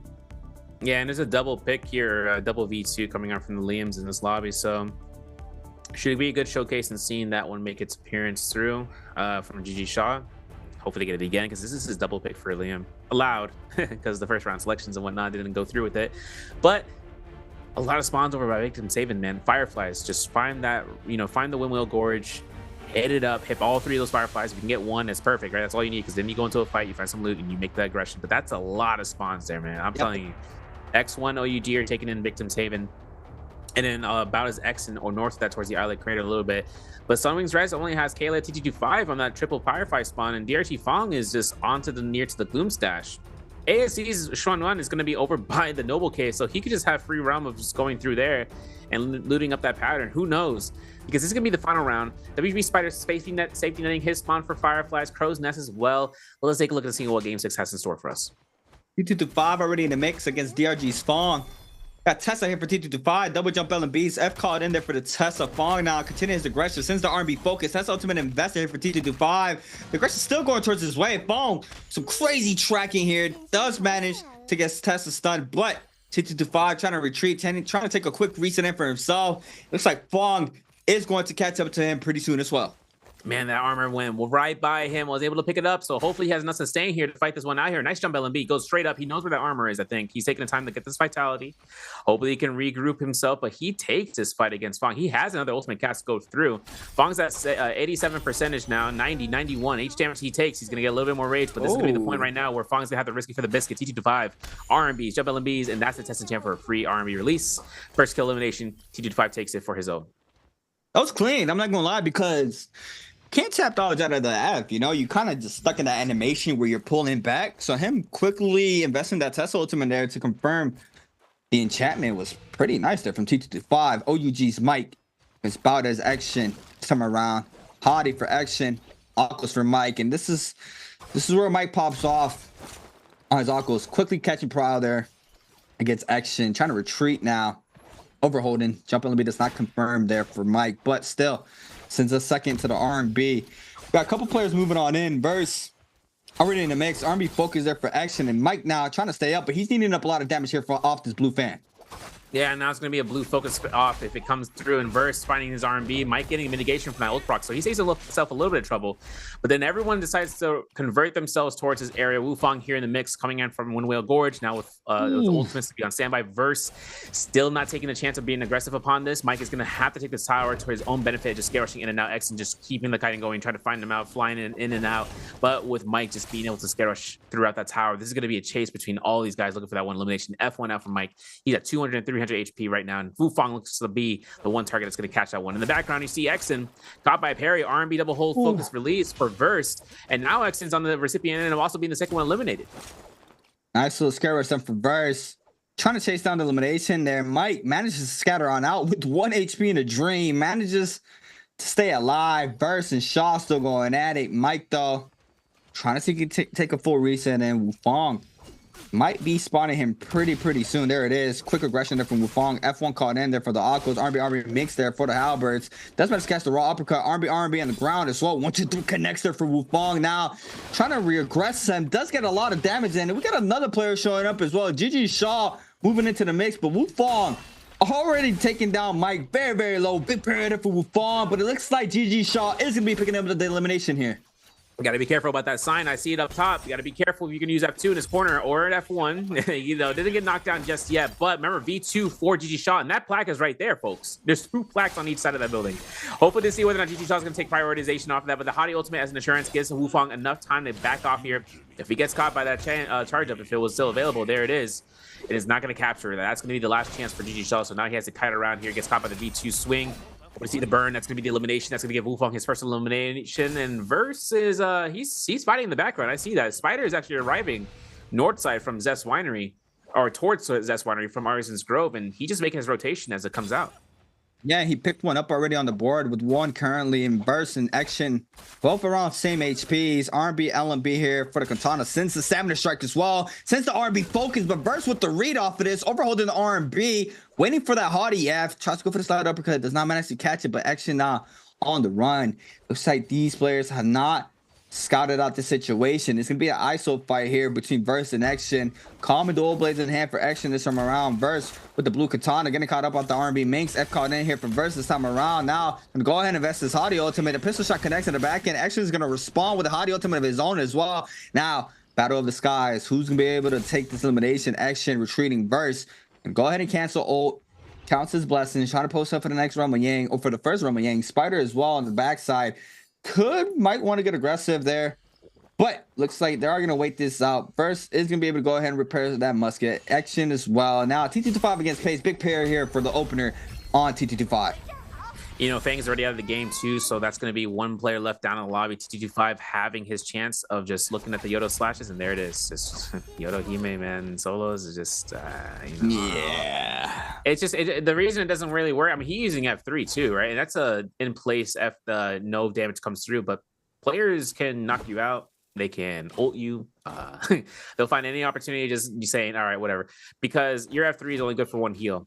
And that's only going to be enough time for a reset for one heal. Now, if you use it offensively, we use it as a combo breaker. When you precast F2, for instance, you're going to have the damage spike that comes out. And you can, I think, you know, that's why CA was mentioning, he thinks in terms of land, whether or not you can get a priority off of the listing. But regardless, your ultimate's your biggest downfall in solos with it, depending on what happens next door towards a person looking for you in the backline for a third party, or you just getting tap dodged. I mean, that's the case scenario. Yeah.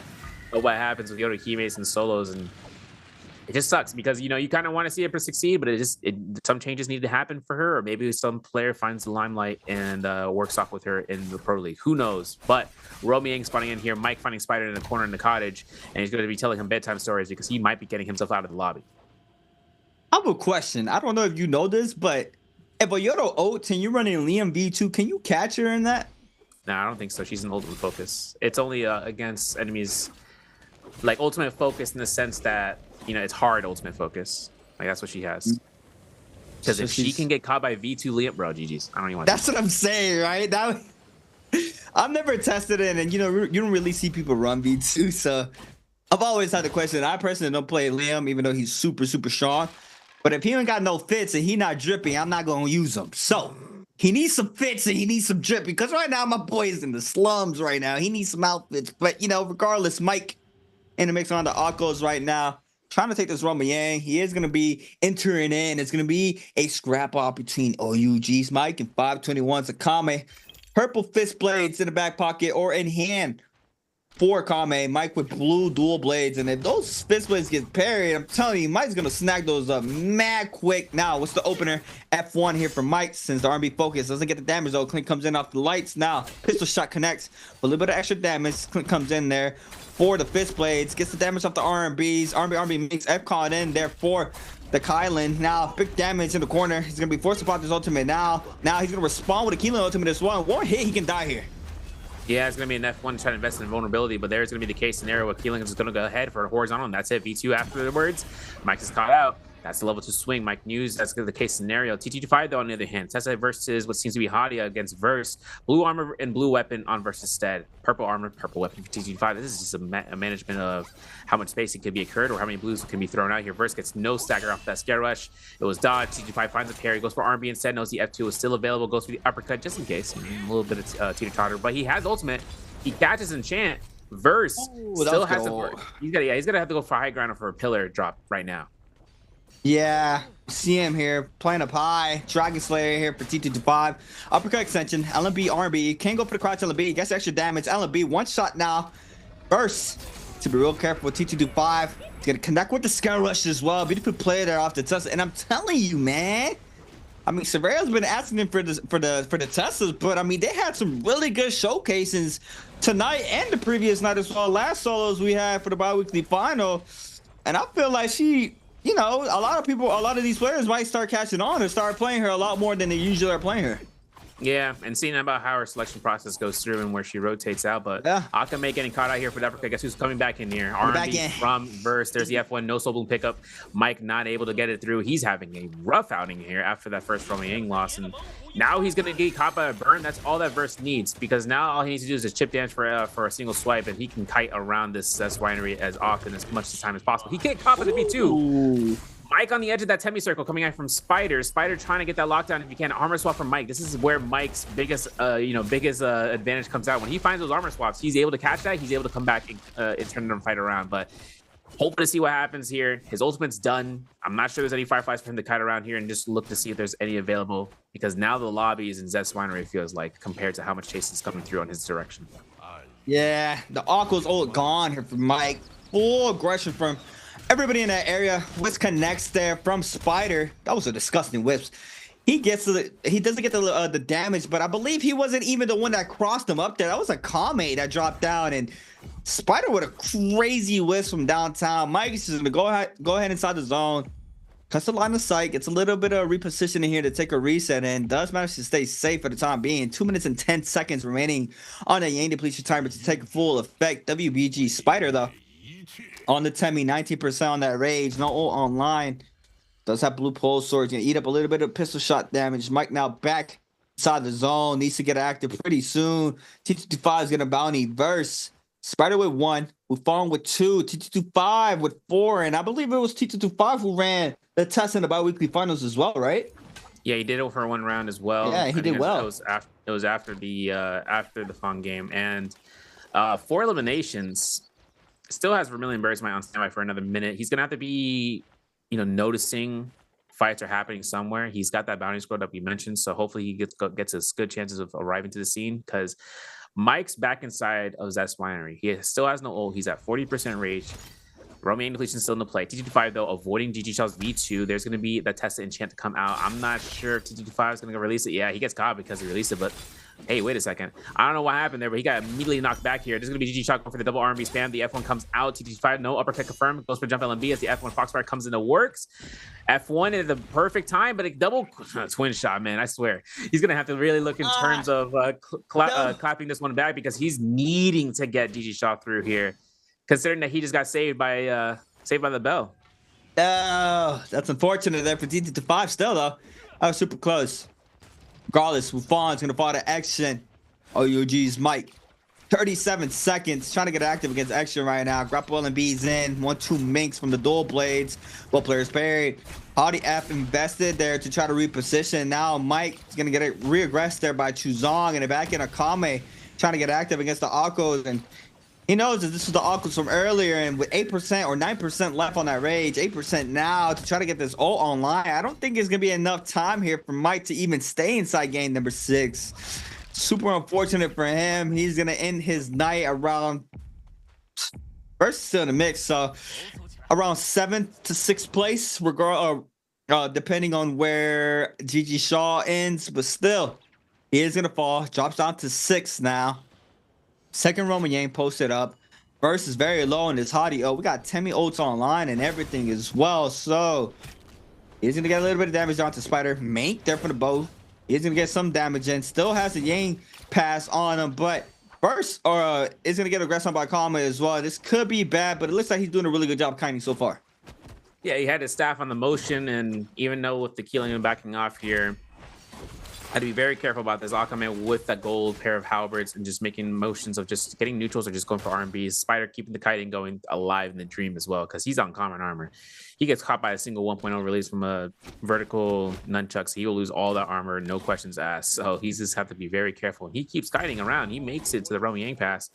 He's going in with common armor against a gold spear from Wufong, who is playing the hottie. So, and he also has Sap Jade, by the way, for Spider. So if he's going to go ahead and catch something, it's going to be hopefully the opponent's weapon, because other war, he's going to take a lot of chunky damage in the next moment. Common armor and realm, I mean, very dangerous. And it's a pole sword in Wufong's hands as well. And he quickly, I'm pretty sure he quickly lock keys him there to check his armor type. And Wufong stopping on over to the gold nunchucks as well. Doesn't let loose that 1.0. Spider trying to fish for the parry. Goes in with a scare, but is going to get punished for it. One hit there, losing all that common armor. That's a lot of damage off of one weapon alone. 1, 2, 3 connects there for Spider. Trying to catch the prior off the LMB. Proc comes in off the nunchucks. Doesn't let it loose. Doesn't catch the prior once again. Both players parry. Catches the prior this time around. LMBs, RMBs, crouch LMBs for extra damage. Catches the reply. Wait. He could do it here. Big damage. Crouch LMB doesn't connect though. Bull shot as well. Now... oh my god, he nearly gets elimination there, and now he takes to the sky. He almost did that right there, Severio. Yeah, it was a close one. He has ultimate here though for V3 ready to go. Just a moment's notice. Wufang looking to try to heal up here for that purple armor. Hoping to see whether or not he's going to go ahead for the scare rush. He's going to get caught by the low. No, not that level 3 swing. It just looks like he's going to keep kiting. Wufang not taking any opportunities here to get aggressive towards it. Wufang, though, LMB uppercut is not confirmed because of the timing there. There's going to be a meter dump. There's a parry. There's a sap. There's the F2. There's going to be another chance to pick up that weapon. And, of course, looking to try to go for the fist blades. Big turnaround. Spider just made that one his own. He got golden onions on top of the weapon, on top of the armor that he's able to accrue. So now he's at a super lead, and he's picking up himself a nice jade along the way. And gold halberds as well. I mean, yo, you saw how fast the LMB came out there from the fist blades? That was just cut off the whole pop. What? That is insane. Wow, Spider winning the Roma Yang with, I mean, that's insane. Common armor. I mean, one hit off the nunchucks took off all that common armor. He stays up, forces out the Haughty ultimate there. Perfectly plays out. We saw no aggression there from Wufang, respecting him even after the Haughty ult was online for him. And now he is going to have that Yang depletion timer on his back for 4 minutes and 47 seconds to try to cleanse. Spider's going to win his Roma Yang with the White Tiger's prowess as well as KLA's T225. So those two players are looking to try to get aggressive off of this. First, on the Haughty, might run into Wufang here. Yeah, he does. And it looks like Wufang's going to be the first aggressor. 4 minutes and 25 seconds. Verse not really trying to take this fight, but he eats up the damage off the LMB focus. And Wufang now loses 2 armors on that purple armor. You know, it's crazy. Both of these guys are at Roma Yang depletion too. So it's kind of a close call between both the forces at hand. And they're even Steven on armor so far a little bit. Wufang back in verse into this corner. Armor swap was had, and now versus at a 600 armor increase. Now Wufang looks to charge up RMBs. He gets LMBs again. Goes for the double horizontal there. Goes for the RMB hold. He releases it. F2 investment. Guess who's coming back into the play of things? Bowdazx and making sure if this cave can be a way for him to catch 2 eliminations, he'll have it. You know, one crazy thing too is that into the scare rushes here, Wufang has to be careful about that flame cage. If that flame cage gets struck, oh man, everyone can get caught out here, and that's a close strike. If it happens, you get stunned, you get caught. Versus outside of that cave, though, gets a blue armor swap in the middle of all this action. Exon still hunting this down. Shang arriving from JDG, and quick notion from the Roma Yang, Spider actually being able to pick up a dragon like a might. So on Temi, that's kind of his bread and butter. If he finds a dual halberds or a dual blades he can convert, then that's going to be a great setup for later on. But Wufang, on the other hand, he's looking to try to stay alive here. He's got 3 minutes or so and just hoping to stay alive. He does drop low on the armor department, but aggression going towards the other player's way in the back end. Wufang does manage to pop 1 powder in for the purple armor. Verse still in the mix with 1 block off of that blue armor. Still needs to try to cleanse. Verse gonna go ahead and respond with the Haughty ultimate. Verse needs to cleanse. It's gonna go ahead and pick Wufang out of the bunch once again. Now, Wufang's gonna respond. This is the second time both of these players ult in like 30 seconds, I believe. I mean, they just used their ultimates inside the cave, and now look at them. It's like a race. Both of them trying to see who makes it to the other side as fast as possible.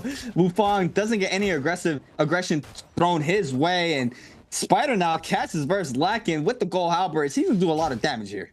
Yeah, he could be looking for the charge RMBs in the background, hoping to see whether or not Wufang's going to get this elimination beforehand. Horizontal comes out for the parry. There's going to be the RMB from the background, and guess what? Spider finds elimination, tags it along, takes a Soul Bloom from Wufang, or Wufang finds the Soul Bloom instead. F2 investment. No chance for that ultimate from Spider to deny the Haughty from escaping there. And there's going to be a good chance of seeing whether or not Wufang can get out of here alive. I mean, he's at 75, 76, 78. He's getting tick damage versus tick damage, but 1 pistol shot is all that's needed, or a cannon shot. Whoever's going to be coming out here for the last hit confirmation. T225 hits it. He's got twin shot. That reduces the damage, by the way, for twin shot. The hit shot, if they, since they're separated.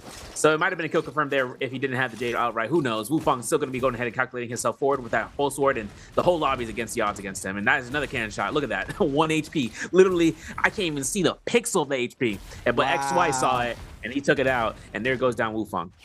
And he was so close to getting that ult back online as well. He got to be running full rage or something, because he getting that ult. I mean, that was like a minute, possibly 2 minutes with 3 ults. That was insane. I mean, he did pick up blooms, but still.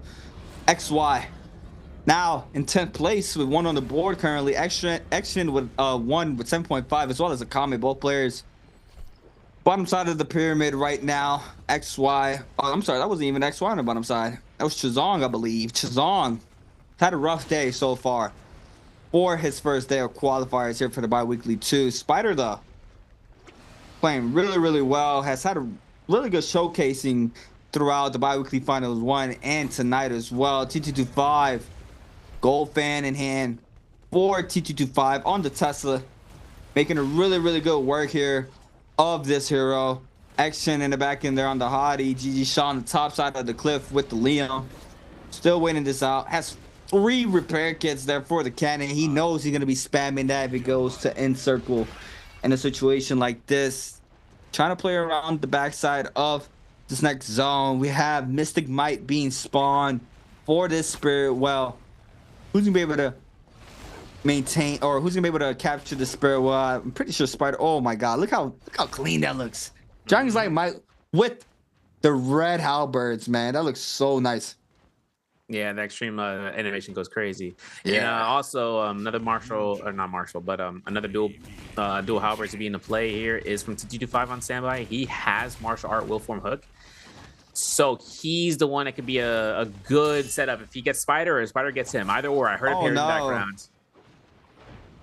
Did we lose that? Yeah, we lost it. The halberds are gone. So now T225 thing has another pair on standby. He swapped his he switched over his common cannon for that. That's disrespectful, but that's necessary. And that's the case scenario where Akame gets the Mystic Might, gets his gold armor, gets a gold weapon, and he's able to go ahead and just run this down. He's got the fish, the fin, dual blade skins.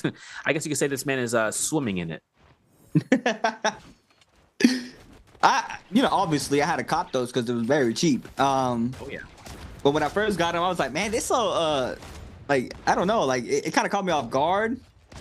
But it kind of grown on me, you know? Kind of growing on me. But still, Akame. Big eyes. Akame's going to have that Mystic Might, so he's going to have the UAV online onto pretty much the remaining of the players in game number 6. He is trying to get active as well, so see T225 taking up a little bit of damage there. Spider being the first one on the scene there, aggressing T225. XY as well, eating up some of the damage, trying to respond. Test Ultimate invested, does connect there onto Akame. Akame is going to catch a stray, and now the Random Bane is going to be called in here from the NARAKA gods into the middle of the zone. Lots of pressure thrown T225's way. He loses all this gold armor, and we still got 3 players on his trail. Yeah, and T225 having to, get his armor down. I mean, look at his armor patterns. He's about to go down towards 2. This is not going to be a fun time. He's got to find bodies to loot up after an elimination's been had in the vicinity, if he can find it in the field of play. But Akame dies out to Moonbane, straight up. Just got deleted. I don't know where that body is, but this man got deleted by the Moonbanes. Maybe we'll get a replay on it, but it was in the distance. XY not looking towards it and saluting up, but regardless, Spider, 3 eliminations, has V3 ready to go, has the velocity with that gold Nunnies pair.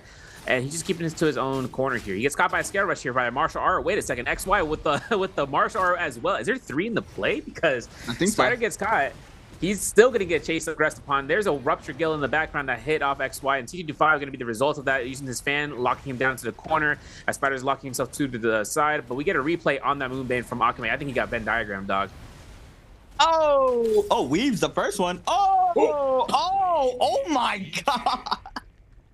Never my worst enemy, bro. Man, that is just so much damage, man. That is super unfortunate. That is not the way you want to be taken out in one of these games. T225 though, there you go. Sagging up the powders, back to 6 now on the Tesla, 80% pretty much on the Ultimate Rage as well, with 5 on the board currently. GG Shock trying to tune on up. He's like, nah, not today. You're gonna have to stop that. WBG Spider with 3. GG Shaw and XY with 1. Chusong still in the mix with 1, as well as Action. Got a little bit of variety there for the character picks. Tessa, Liam, Keelan, Matari, Hottie. No same heroes in the pool so far, or this far, for this game. Spider with the gold nunchucks does lose his gold halberds. We see Chazong with the gold halberds. T225, gold fan, the Mike fan. And, you know, just leave it to Mike. I mean, if you ever watch Mike and you know how silly he is, he just be, you know, laughing and cracking jokes. I mean, you can just tell he just goofy, you know. But the fan he chose to make, you know, he puts up the bear bee, whatever it's called. I mean, that's just it just looks so funny in the game. But regardless, now it's a waiting game here for these players. Scale HT225. Nice game 6. Beautiful game 6. 21.1 currently here for day 1. DRG's Spawn gets eliminated pretty early in this game. With 25.3 though. FPSDQ's verse with 219. Mike now still has had some bad games, but the games he has popped off, even testing out new characters, is still in 6 with 18.9 off of day 1. Keep in mind these players still have another day to play, and another group as well is still in the mix. But moving into the last and final moments of game number 6, you still have a Temmie up, and I feel like some aggression might be happening towards Spider's way after probably action elimination here. Yeah, and the next thing having to pop out, not his ideal situation. Not good. If he gets caught by burns, right? He couldn't heal in the beginning, so now he has to spend more time flying around, investing more more heals to mitigate the range shots from the anti-air guns pretty much in the corners. And he disengages ult. He at least keeps a 1/5 of his rage bar on intact, where he's able to not have any sort of vision on him. But he does find Spider. He's charging RMB, and I'm kind of spooked out for you, dog. If you're gonna charge up RMB against Spider, I'm kind of worried. But there's also the fact that 3 players here have martial art will form hook. It's not even enough for contention of like who's gonna lock down who. This is a rare case instance where everyone has that one Jade and all have gold who however. So this is really a situation upon each other. T25 on it as well. Sees the meme, wants to keep it alive. He's gonna keep that dual hovers out. Gets caught by a headshot dome. Clink number 1. That was careful. Spider's looking for it. Goes for both shots, pushes him into the boundary of the zone. Men's in the zone, coming into the zone. Who was that? Was that XY? Yeah, it was XY. XY coming right back through there. Hoping to see Exon keep himself aloof in top of the tree line, just using the grapples there to extend out his period of time where he's not fighting anyone up below. But we got a minute and a half left to go on the board. And it's going to be a really close position here. They locked out. There's a triple Tessa enchant, and this could be TT25's moment of shine. And this is what I was waiting for here. Tessa can't control a lot of this playing field, but he catches 3, so an aggression is not going to happen to 1 or 2 players there. He catches 3, so you see the Temmie ult being invested by Spider to avoid any sorts of damage going his way. I think the best case scenario there for T225 was probably just focusing 1 or 2 to see if he can get someone lobbied, but that ult would have been down, and he was at like 72% rage, so he still would have needed a little bit more time to get that second ult online. And we see the wolf form now connected onto Spider here from XY, and XY's gonna pick up the elimination onto Spider. T225 still in the mix with the second ult online this time around, but Action playing the high ground, staying safe for now. Yeah, he's been safety netted the whole time, even after the tumult ultimate was occurred. He's been able to keep himself safe up there. I mean, hopefully to see if he can get some last hit confirmations. I mean, Terrain's at a little bit of a slope here, so hopefully to see whether or not he's going to get some last hit confirmations after coming out from Chishang as the Matari and keep himself into the sky, but he gets denied at X and knocking him back. No questions asked. And now it's going to be up to this final game circle here. TT25 with those cannon shots, getting as much last hit confirmations as possible. So I'm going to go ahead and having that V2 splash to come through in here. Hoping to see that cannon shot go for the burn. The killing guard is now in effect for 4 seconds. TT25 trying to keep himself sustained here for those cannon shots, getting as much armor and last hit confirmation. He gets it. G-Shock gets caught by it. And that's going to be, I think, an MVP coming out for TT25 with eliminations alone and catching the eliminations. Let's take a look and see about that leaderboard, folks, for game 6. That was a massive game there from TT25. He is going to be our winner and our MVP for this game. Regardless, still, I mean, having a Tessa in an end circle like that, I mean, he could have controlled that whole end game to get whoever he wanted lobby. He hits a crazy 3-player enchantment, so he does forces out those ultimates very early for those players to stay safe. We saw Spider investing that Temmie ult to avoid the damage. He still ends up falling to XY with the will form off the gold outburst with tons of damage. And that will conclude our 6 games for day 1 of the bi-weekly 2. T225 now locked in with that new artisan pad. He got it ahead of time. I believe it's still not even out. I think last time I checked. So he is going to be running a nice pad. You know, just, you know, little tip for everybody, you know. Go rewind that if you need to know what the pad was. But regardless, game 6, Bennett, T225. I mean, the Teslas. The Teslas. I feel like that's a very strong pick, especially in these games. you kind of did see her getting pushed out, like I mentioned a little earlier in the night, that she started getting pushed out a little bit outside of the meta. But what we've seen so far, she's been performing very well against these players in these lobbies, and I feel like she might be getting picked after tonight a lot more for more players. But T225 bringing her on, as well as DRG's Fong earlier in the day. You know, and yeah, and the other thing too, right, is that not only did T25 capture out, Spider in the midst of it all with 2 other targets with 3 total, it's the fact that he actually forced Spider to use that ultimate earlier than what he was hoping for. Now the case is that Spider can use his F ability as a Tumulch to kind of deny the tested enchant, but if the Tumulch had already used his F ability beforehand, that's a perfect opportunity to see in the back line to look for that engagement. That's where Tessa can really shine against Tumulch. And then, depending on the endgame circle, how large it is, it may not even affect her, where he procs his ultimate to safety net himself from any sort of targets that are around him. So that way, when the enchant procs, he's just going to go ahead and walk the 3 seconds forward, and nothing can really kind of affect that point. But that does cost rage, and that's all his ultimate in one shot. But scoreboard leads out. T225 here with 9 points, earned in first place. Sean Gunny having out here with 5.4 in second for the points today. Spider with 4 points in third. ASE's XY here for 3.5, 3 for GG Shaw. X1's Wufang going to have 2.5 as well, so with verse from FPX to say about his X with 2.5 as well as Lakame with a 1.5 game. But Mike, again, third donut, Ace as well with 0, and Fong with 0. It's crazy, right? Mike with 3 donuts in a night, but still 6th place in the overall standings, I believe, still, unless someone did overtake him. But we are going to take a quick look at the overall standings so far. Starting at the bottom of the pyramid, only 2 groups have played today. Everybody in the server still has another day to be played out, plus another group. 521 Zakama with 7.5, Bodice Action 8.5, SS1's Pace with 10, DDG's Chazon with 13.4, ASE's XY with 14, GG Shaw with 17, in 7th place currently. Now the top side of the pyramid, OUG's Mike with 18.9, still in 6th place. Look, 3 zeros, but his pop-off game of game 4 with 11.4 is a crazy showcasing there from OUG's Mike on the Liam V2. FPXZQ's verse 19, KLA's T225 24.1, DRG's Fong with 25.3, X1's Wufang 25.4, WBG Spider with 31.5, and I cannot remember, I'm not sure how or what placement Wufang had. Do you remember what placement Wufang qualified for the bi-weekly final? I'm pretty sure he wasn't even in the top 6, right? No, he was bottom 6. If I remember correctly, I think he got 10th. I think I saw a double digit. I'll have to triple check that for you guys in just a moment. But gaining himself into that leaderboard, it's going to be a good notion for his first day performance here today. Yeah. It's the same thing that happened to XY, right? Like XY got himself really high placement, but overall in the finals, it actually comes out to Wufang actually getting 9th. So I was just, or 8th, I should say. But we got some clips and highlights brought to you by Thunder Robot, Born for Gaming. Of course, DRG Fong finding out TT25. But TT25 already ahead of the game here with that jump LB to extend out with the R&B release for a single point of blue focus. TT25 on the same motion against DRG Fong inside of Sunwings. Wait a second, this is that run back we missed. And that's where TT25 found Pace. Yodo, the sequel. And that's where Pace went down here. Pace is like, man, I did not mean to lock in Yodo for that reason alone. But, we'll have to see how it ends up if he's going to choose her again with F2 later on or even F1.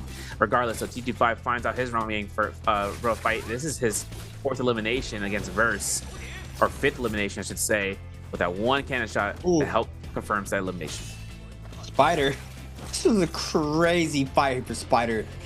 Taking out Wufang with common armor, snags up the gold weapon, the gold nunnies he had in his hand as well. XY with a nice wolf form there to take out Spider. Chazon playing the high ground situation on the Matari, only with F online. Tries to go for the wolf form, overholding the F, picks up elimination there onto T225, but regardless, KLA's T225 is going to be our MVP, our last MVP of the day.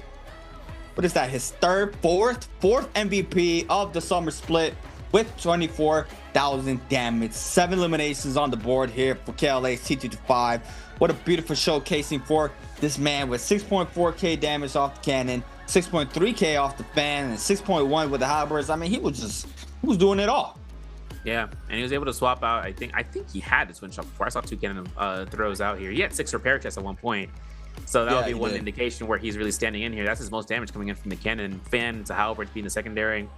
Not mainly for just for the Jade alone, but having Fan just a little bit teeter-totter above the threshold for being the more damage in that field of vicinity. And it's crazy because I remember seeing what T25 being able to process. I think it feels like he was one of the first ones in solos this past season with Spring, where he brought out the cannon for more of like into the Nbpl stage. I mean, it might have been worked out in the scrims and worked out in Mortal Wars outright into the games where the players here are training or just playing passively just to get some more, a Mortal War practice in, and having cannons be more prevalent into this game scene instead of just it being pistols, it just being bows, it just being muskets. Because usually you probably even think in the beginning of the game where you seen cannon frame year one when no one was using cannon to the case like but then more and more value came towards it. Trios really made its showcase, and then now in solos, proximity damage, having a certain radius between one shot to the next where you're not even in field of view of your opponent roaming Yangs outright. That's where the key practicality of the cannon comes out from there. Yeah, I mean, being able to catch that splash damage behind the pillars, just in those 1 HP situations, just clutches it up for you. And like you mentioned, Trios was the staple where the cannon was fully showcased, and we just started getting recently, not just, but it's been a couple months that we start seeing the cannon being showcased in solos a lot more, and it's been doing wonders for a lot of these players. And and I also feel like it's because of how the games are in the Pro League for solos. It's just a lot more stacked, a lot more congested in some areas.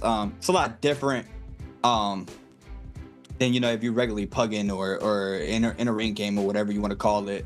So in a situation like this, it really shows out the strong potential of the cannon. But we're gonna go ahead and take a quick interview with one of the players, and we'll be back to end the show. Thank you our two casters, and hi everyone, this is Yeager and welcome to the post-game interview. And now I'm standing here with 吴峰 and let him say hello to our audience. 来吧，吴峰先跟我们英文流的观众朋友们打个招呼吧。大家好，我是插问了吴峰。欢迎吴峰来到我们的赛后采访，今天也是进行了第二个采访啦。今天也可以看得出打的是非常不错。好的 ，Okay, so first we know that 吴峰 is the new for the NBPL and maybe can more introduce like your hobby or something to us。那我们首先要请吴峰啊，因为也是毕竟作为我们 NBPL 这个赛季的一个新选手，包括也是给了我们很多亮眼的表现，也是第一次来到我们的英彩，能不能给我们再多做一些自我介绍？比如说平时呢自己有什么兴趣爱好啊之类，能不能给我们介绍介绍？打台球。除了打游戏之外就喜欢打台球，是不是 ？Okay, so to be honest, I like to play the billy balls really and just accept the playing games. Okay, let's move on to next part. Answer for treasure. 好的，吴峰也要进入到了我们这个有奖问答，也是英文流的一个特别环节。那首先我们可以看到，在我们的面板上面已经有了题目，那我也用英文给我们的观众介绍一下答案，介绍一下规则，好不好 ？Okay, so you guys can see the question on the screen, and according to the rule, just type your answers on the screen, and after our player counting 3, 2, 1, we'll take a screenshot. And please don't leave the screen room because the lucky guy will be whispered after our player counting 3, 2, 1. Okay, let's see today's question.Which hero did X1 吴峰 use in Game 6？ 好的，这道题目呢是刚才这把比赛当中呢，吴峰用到的是哪个英雄？我们公布答案之前，我们先来讲讲。其实我就特别想了解一下吴峰的心态，对于自己作为一个 NBPL 的新选手，上一周不仅是进入到了周决，而且我先问问，对上周周决的成绩自己打下来满意吗？中规中矩。中规中矩。那在这个周决之后，有没有自己去进行一个复盘，或者说现在进行了哪些改进呢？决赛圈还有中期的运营嘛。Okay, so I asked him about the last BIWEEKly, so how he comment on himself, and he seemed just so, and he think a lot of parts need to improve, like the final circle. Okay, let's move. I think our players prepared. Okay, and let's start counting. 那我觉得吴峰也应该已经准备好给大家送出福利了吧？那我们接下来一起进入倒计时，好不好 ？Okay, 来准备，来 ，2, 1, screenshot. Okay, let's find out the correct answer. 吴峰知道刚才这道题的答案是什么吗？知道，是能给我们公布一下吗？拿一下麦。鸟人。Yes, the correct answer is A. And congratulations, our lucky guy. Okay, at last, we know that today, also you really did excellent job. So how's your feeling? 今天一天打下来呢，其实我相信从上周到这周，大家都会有个很大的改变。但是今天吴峰自己还是拿到了一个目前为止非常好的成绩。吴峰感觉打下来怎么样？有点不敢相信自己能打出这样的成绩吧。Oh, I think it's really unbelievable for myself that I have this status and can have really high points now in the matches. 吴峰也说了，其实今天自己感到很震惊、很意外，那也是恭喜吴峰今天拿到了这么好的成绩。那接下来就要期待你在第二双周当中的表现了，是吧？好，那我们就跟吴峰说 good luck. Okay, good luck to you and thank you for today's interview and we will get back to our casters.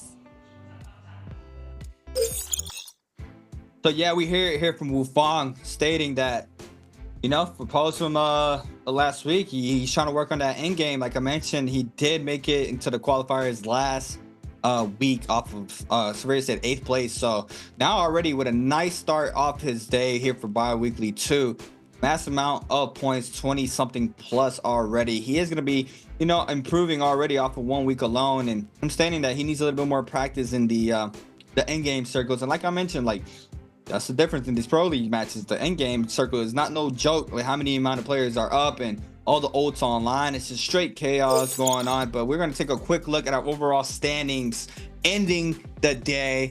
Severio, take it away.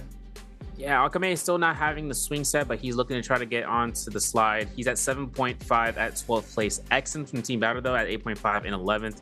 We know it's going to be potentially for his day 2 plan. We'll have to wait and see. But Pace here at 10 points, 10th place. Jadichi Shang in 9th with 13.4, 14 points for ASC's XY. He's still trying to find his position there as well as GG Shaw with the 17. But that's more so where we can see in their second day of playing. Like I said, this is only day 1.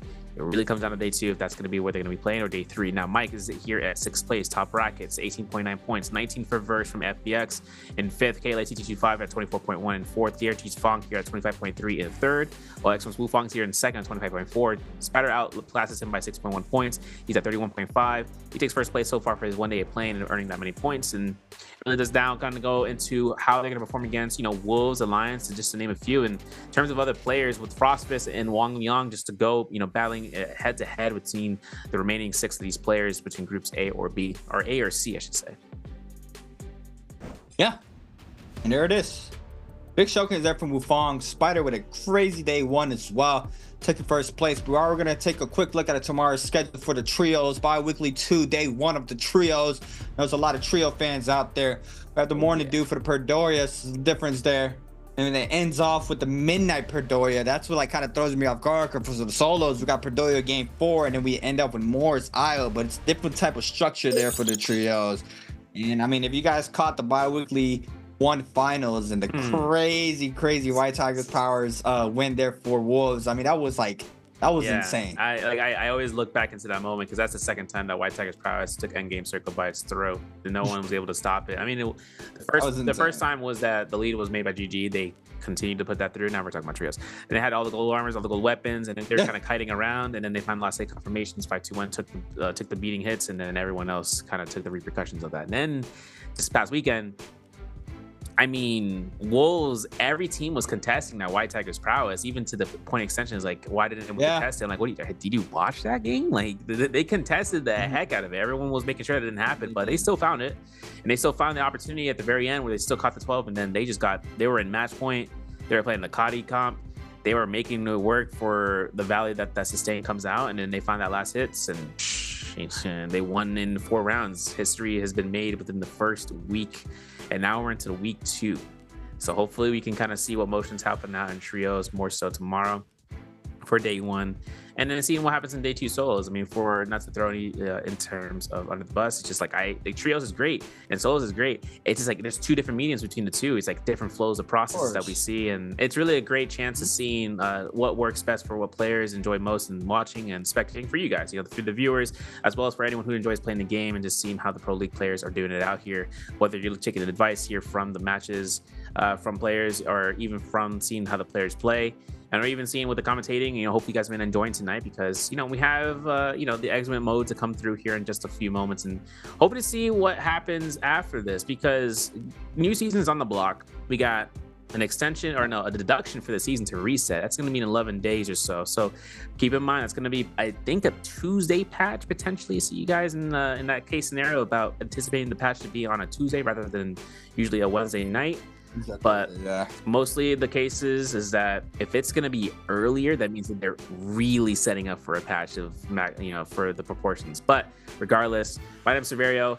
We're with creatives here, guys. We'll see you guys tomorrow, and hopefully to see you guys have a wonderful day, wonderful night, and wonderful day is going to be bomb.com.